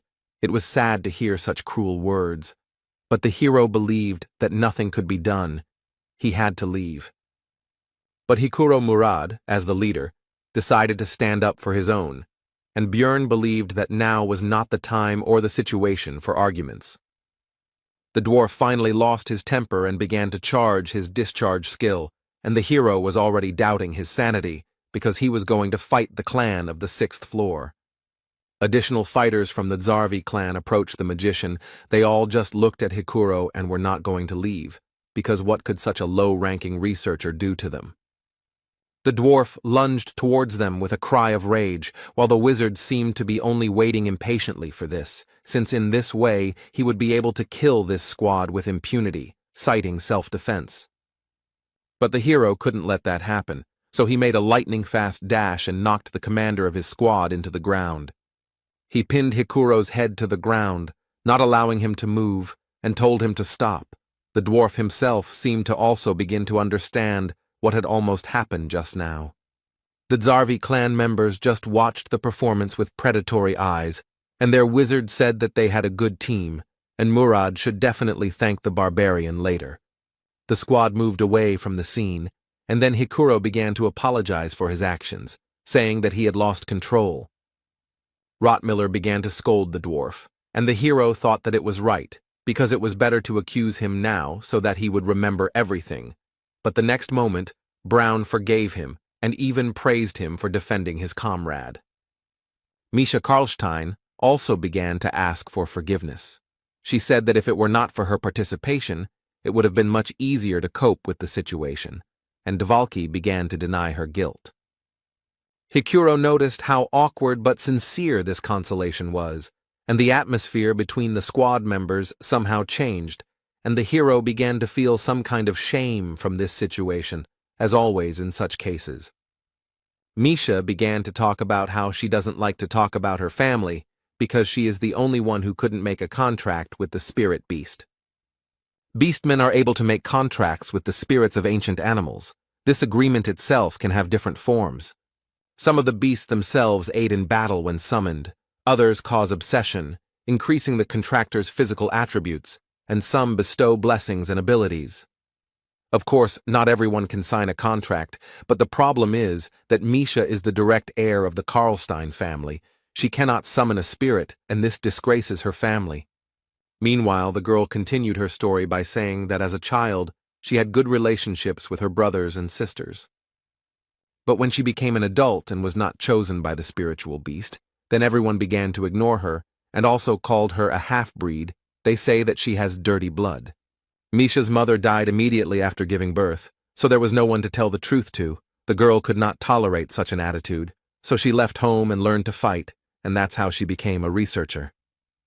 The dwarf and the beast woman had a touching scene, with the former feeling sorry for her, and the latter saying that he reacted to the recent event in this way because he considered them true partners. The hero felt worse from the sweetness of this moment. He mentally asked to stop this conversation, but this was not destined to happen. Hikuro decided to tell his story too. Murad dreamed of becoming a blacksmith, but he lacked talent and was unable to complete his preparatory training for 10 years. That's one of the reasons why he became an explorer after he was 30. He needed money for taxes, so he had to run away. Lior Wabdvalki was completely moved by all this. He shouted out that he considered himself the most untalented and also decided to talk about his failures, about how he was able to become a magician thanks to his family status. But he didn't have the talent to enter the magic tower. If he was a real magician, then that person from the clan would have shown at least a little respect. Hikuro began to console the boy, telling him that the old man was just a bad guy, and that Wab was a great sorcerer. Rottmiller, who was standing next to Björn, said that he had been in many teams, but had never encountered something like this, to which the barbarian mentally agreed that it was strange. But the next moment, Brown also became a part of all this, and the hero thought that at least someone from this squad understood him, but it turned out not to be so. He said that when Murad and Misha talked about the experience, he was very upset because of envy, because they were not born human, so they do not know what he had to go through. They were surprised by this, and they asked the question, don't human researchers have advantages because they can become magicians, priests, elementalists, and open the aura? The hero mentally noted that this was only available to the talented, but he remained silent, while Hikuro laughed and noted that it turned out that they had a team of losers, and if so, they would cover for each other's shortcomings. There was harmony between the squad members. Everyone encouraged others. Dvalki promised to do everything possible to be useful. Misha encouraged everyone to try, and Murad expressed hope for long-term cooperation. They all laid out their problems and supported each other, and now all eyes turned to the hero. Now it was his turn. This made Björn tense up. They were all looking at him so strangely, waiting for something. Would they throw him out if he didn't say anything? And what should he say at all? These thoughts were rushing around in his head. In the end, the barbarian could not think of anything better than to shout loudly that he was left without a mother, after which there was silence. His comrades looked at him strangely. The hero was still tense and decided that this, apparently, was not enough. Then Björn started screaming again, but this time about how his mother died when he was born, and his father went into the labyrinth and never came back when he was little, and now he is an adult, but he cannot see them, even if he wants to. The hero fell silent and began to wait for the other's reaction to the speech. Also, technically, it was all true. Einar told him about it. Rottmiller noted that it was hard for him at such an age, and Misha decided to apologize because she complained about the difficulties in her family, and for him, everything was even worse. Dvalki decided that the hero was just pretending that everything was fine, and Hikuro offered to replace his parents if he wanted. Björn shouted that everything was okay, but inside he was screaming for them to leave him alone. The shame inside him was beyond all bounds. Somehow the hero became the most pathetic member of the group, but he didn't care, and it wasn't like he actually had a mother. In fact, he is a barbarian who uses his knowledge from the game as an advantage over other researchers and has already reached rank 7 in a measly 3 months. Although, if you think about it, he is a loser who somehow ended up in another reality, where he is considered an evil spirit, who are killed as soon as they find out about them, and he has already been on the verge of death.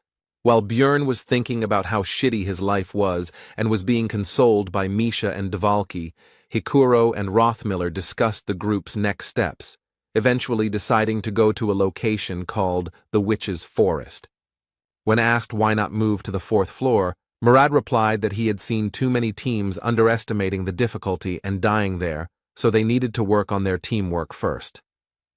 The hero remembered that the Witch Forest was a zone that was only visited in extreme necessity, a bad place for hunting, and not very suitable for warriors.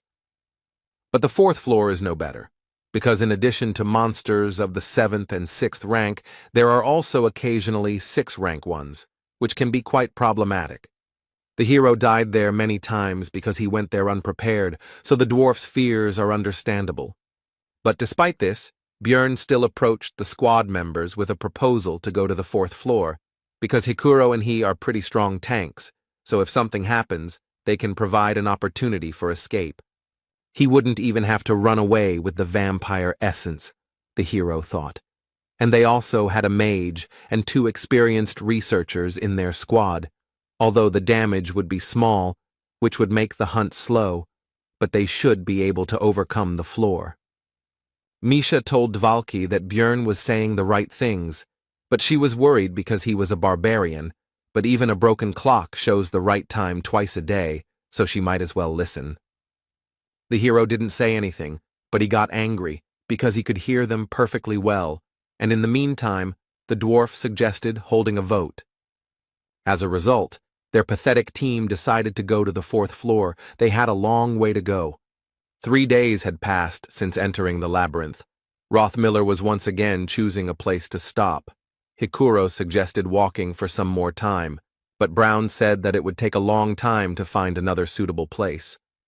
Björn noticed that they set up camp at 9 in the evening, just like the last 2 days, which was quite curious.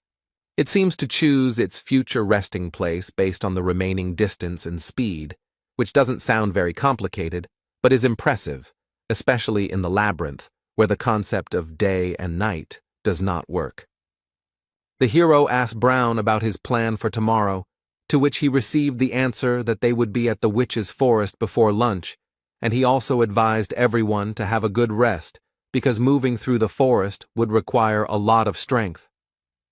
Björn thought that Rothmiller didn't even think about the answer. He was just a walking GPS navigator, but he didn't expect anything else from the veteran researcher.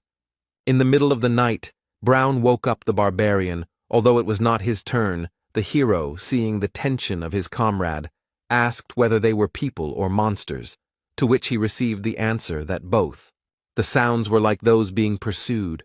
Rothmiller recalled the attack at the exit from the portal.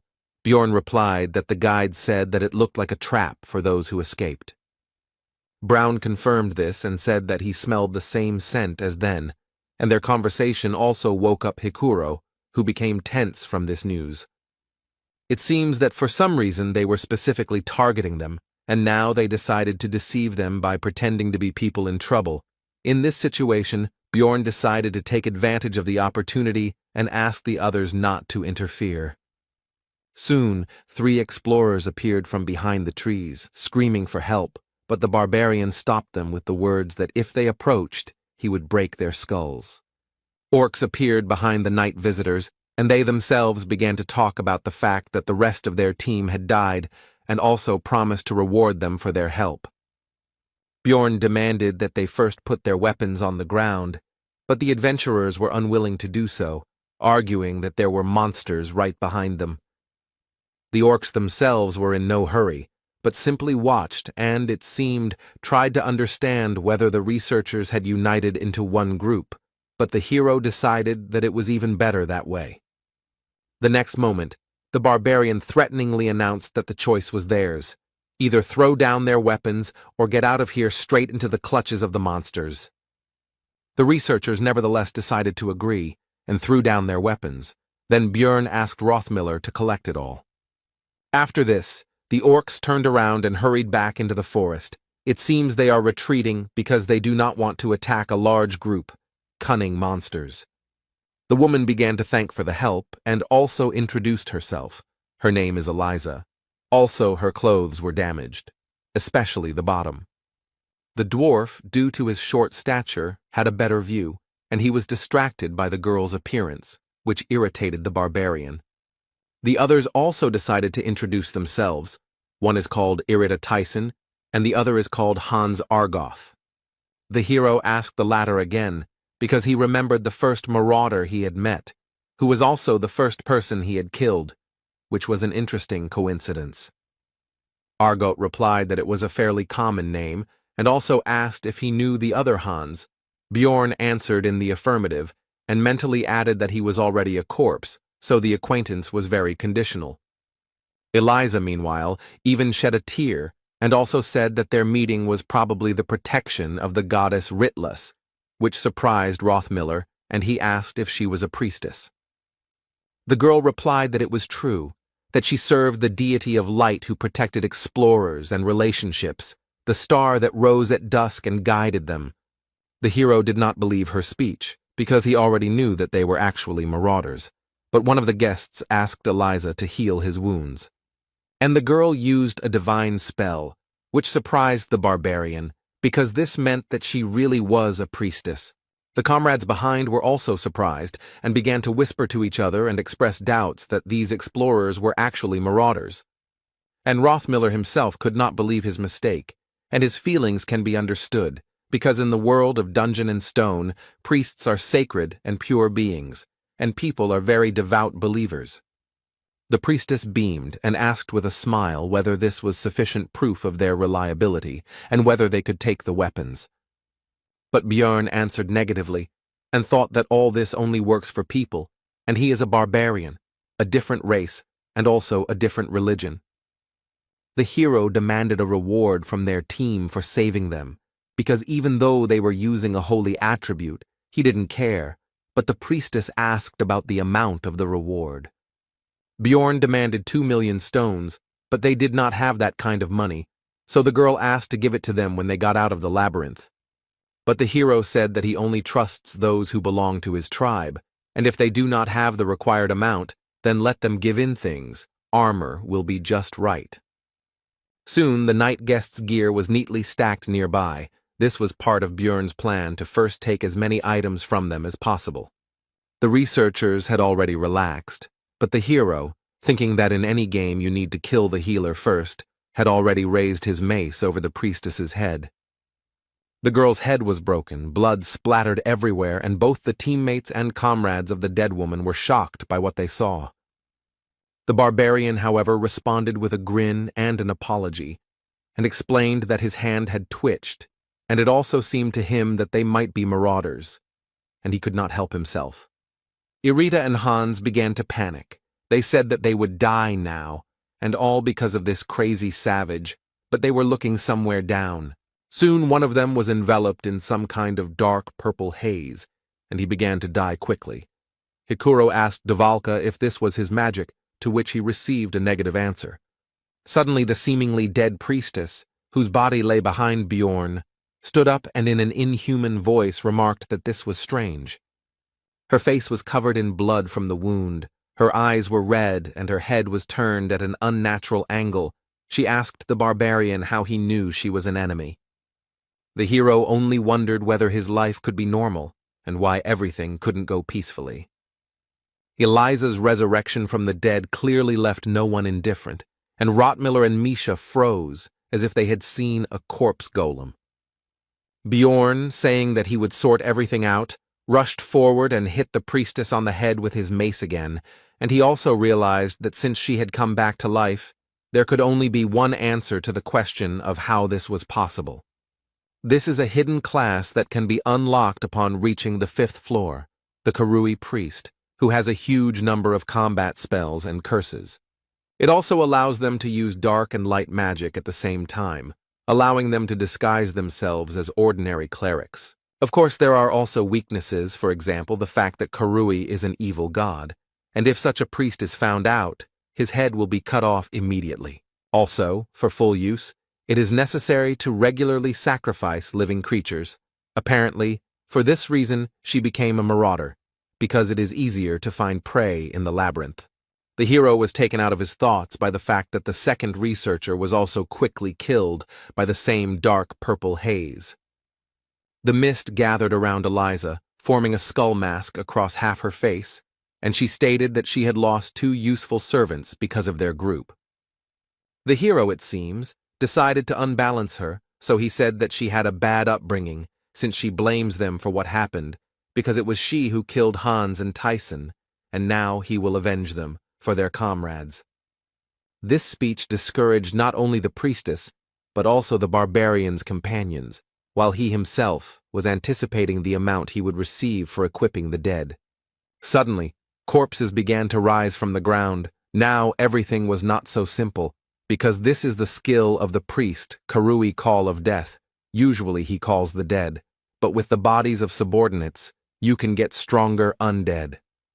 The new enemies were held back by 2 tanks of the squad, namely Bjorn and Hikuro, using their standard tactics. Misha, as usual, attacked the enemies, using the cover of her comrades. She delivered attacks with daggers with the poison attribute. And Wabdvalki began to throw his ice spears at his opponents from afar, just as their group had done before. They now understood each other without words. Teamwork was now at a good level, but there was one problem with all this. The undead have quite a high resistance to ice and poison, so the attackers couldn't deal normal damage. Then Rottmiller decided to use an incendiary mixture.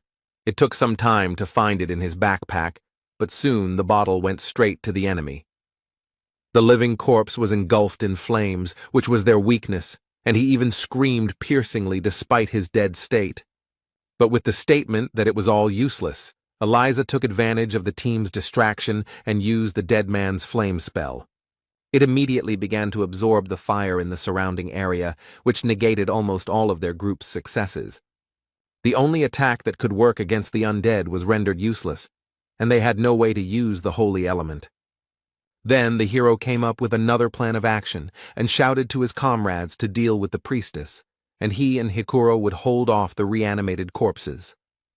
Bjorn took their weapons and armor in advance, so they should be able to buy themselves the time they need.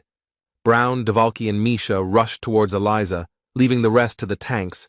The beast woman ran ahead as the fastest. But the trio's path was blocked by a new spell from the priestess of Karui, and something began to appear from the darkness on the ground. It soon became clear that these were shadow guards, and they would have to deal with them in order to get to Eliza herself. The Trinity began to fight the new enemy, but the priestess was not going to just stand and watch, so she began to prepare her magic.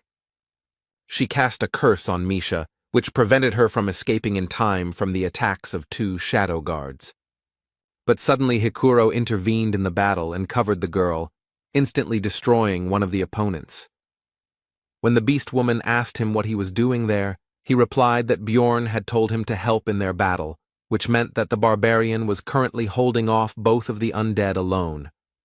The servant Karui became angry at her failure to kill the researchers and shouted at Hans and Tyson that they were supposed to be protecting her. The hero, holding the 2 dead men, grinned cheekily, looking into her eyes, and said that they were a little busy right now. Eliza realized that she was losing, and saying that she would not forget this humiliation, began to rise into the air. After looking at the hero one last time and telling him that he would never get out of here alive, she left the battlefield using one of her skills.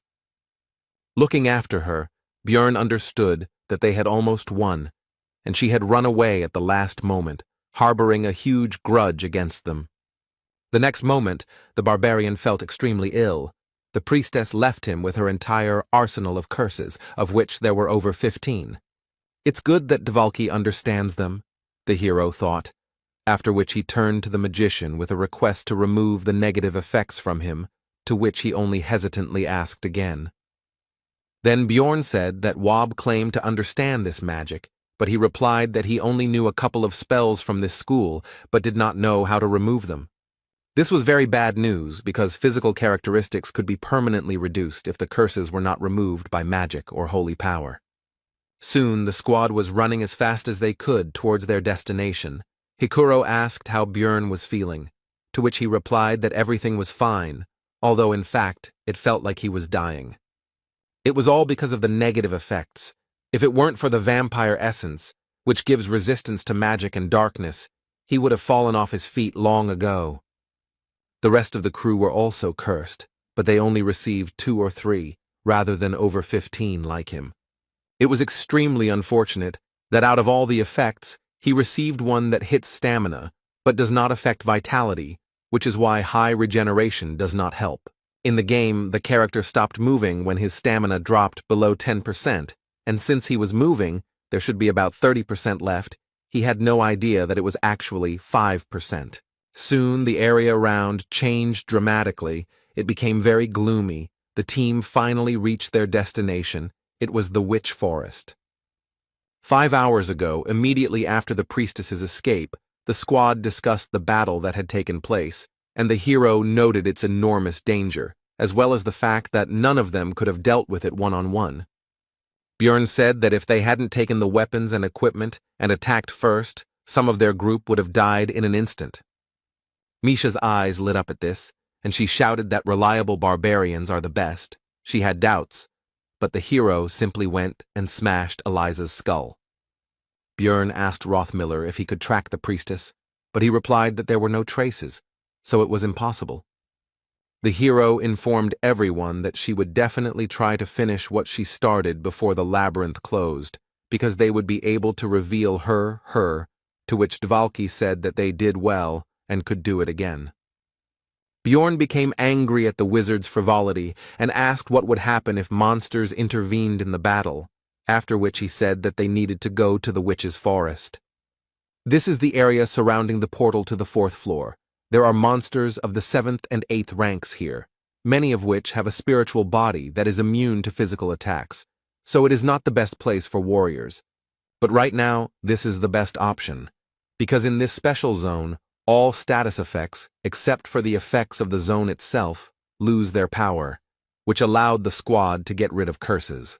Rothmiller noted that it was strange that the barbarian understood the local geographic features, and that this was his first time climbing to the 3rd floor, to which the hero replied that he had studied in the library. Misha and Dvalki took it as a joke, because a barbarian who reads books is simply an impossible phenomenon. Be that as it may, Karui's curses disappeared, but now the effect of the zone appeared, which consisted of auditory hallucinations.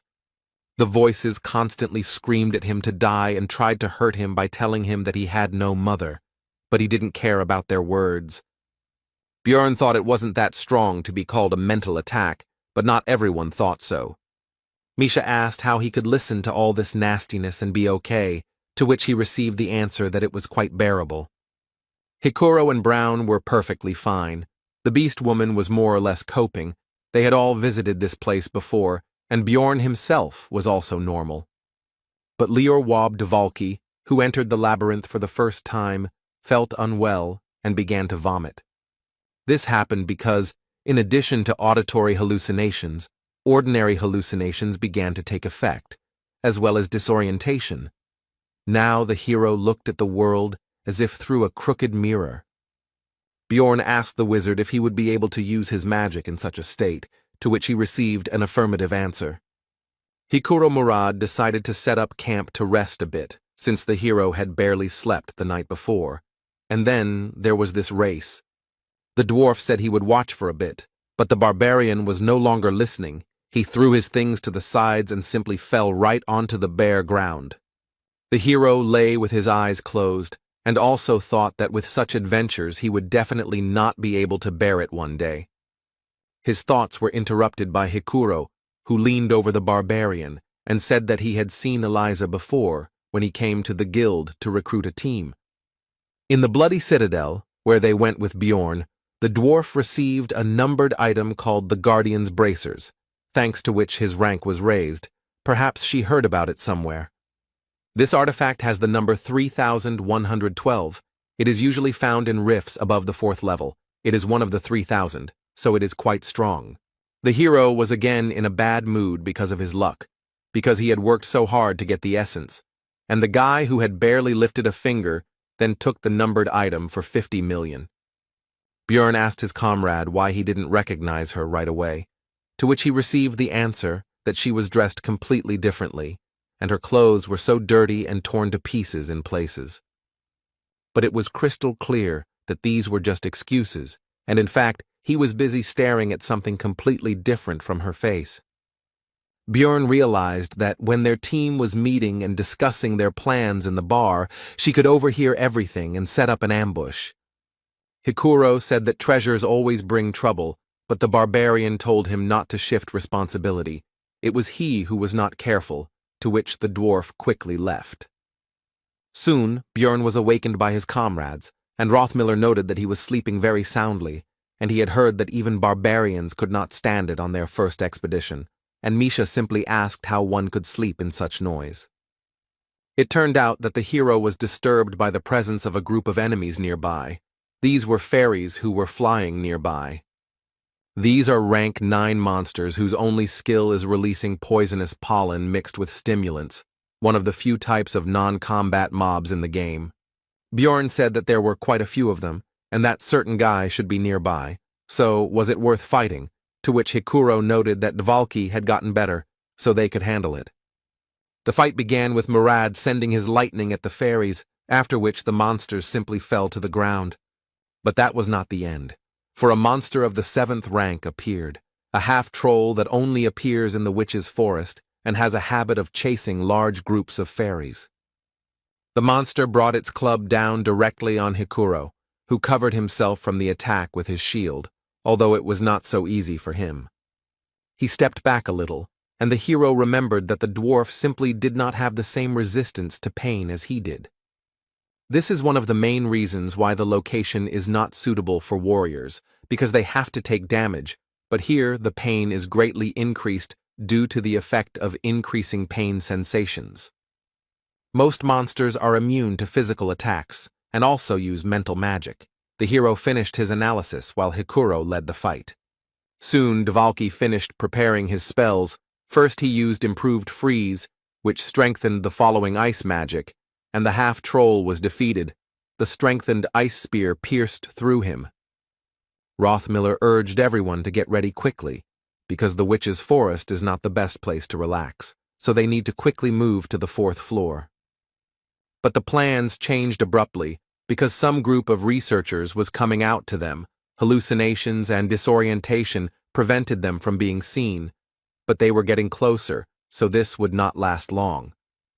Among them was Eliza, who immediately pointed her finger at Bjorn and his comrades and said that they were the ones who killed her dear companions. The researchers prepared for battle, and one of them sent the priestess back, while the hero mentally complained about this woman and the problems she caused. Bjorn knew that this battle could not be won, so they needed to run, but before that they could use one item, which he shouted to the dwarf. He immediately used his guardian bracers, which pushed back the enemies and temporarily provided protection from any negative effects. While the team is fleeing, Misha decides to inquire about how this woman managed to find them, wondering if the witch forest shouldn't be safe. The hero guessed that after entering the forest, Eliza lost their trail, so she began to look for the researchers. She decided to use them by pretending to be a poor priestess who had lost her comrades to marauders. And now he is trying to pit their groups against each other so that he can then simply go and devour all the participants in the conflict. But explaining all this would take too long, and the effect of the item would soon end, so the hero shouted to Misha not to chatter, but to run faster. The scout is the first to notice the enemy's movements, the one who leads the team along the best route. They collect data in advance and then use their rich experience to lead others in the labyrinth. But all their skills are truly tested in the Witch Forest. Rothmiller's key strength is smell, because he has enhanced his sense of smell with special essences, and in this place, he copes surprisingly well. At a certain level of sensitivity, one can even smell mana, which now helps Brown in planning his route. But the enemy also had a good scout, who closed the distance at every opportunity, so they needed to speed up. Now it all comes down to who gets to the portal first. But the problem is that they are all tired, especially noticeable for Misha, who may be fast, but is not particularly resilient. Soon the girl tripped over a stone. Björn immediately rushed to her aid, but she said that it was just a cramp, so let him run on. The hero saw that she was lying. It was actually a sprained ankle, so he decided to take the beast woman on his shoulder and carry her like that. And when Björn turned around, it turned out that his comrades had already managed to run further, apparently not noticing their absence, while Misha began to lament that he should not have stopped and run further. The barbarian called the girl to calm down and said that it was better to stay where they were, because Rothmiller should soon notice that they were missing and would return. The hero himself, although he calmed Misha down, was not completely okay himself, because the situation was becoming very dangerous due to the fact that the Witch Forest could not be passed without a scout.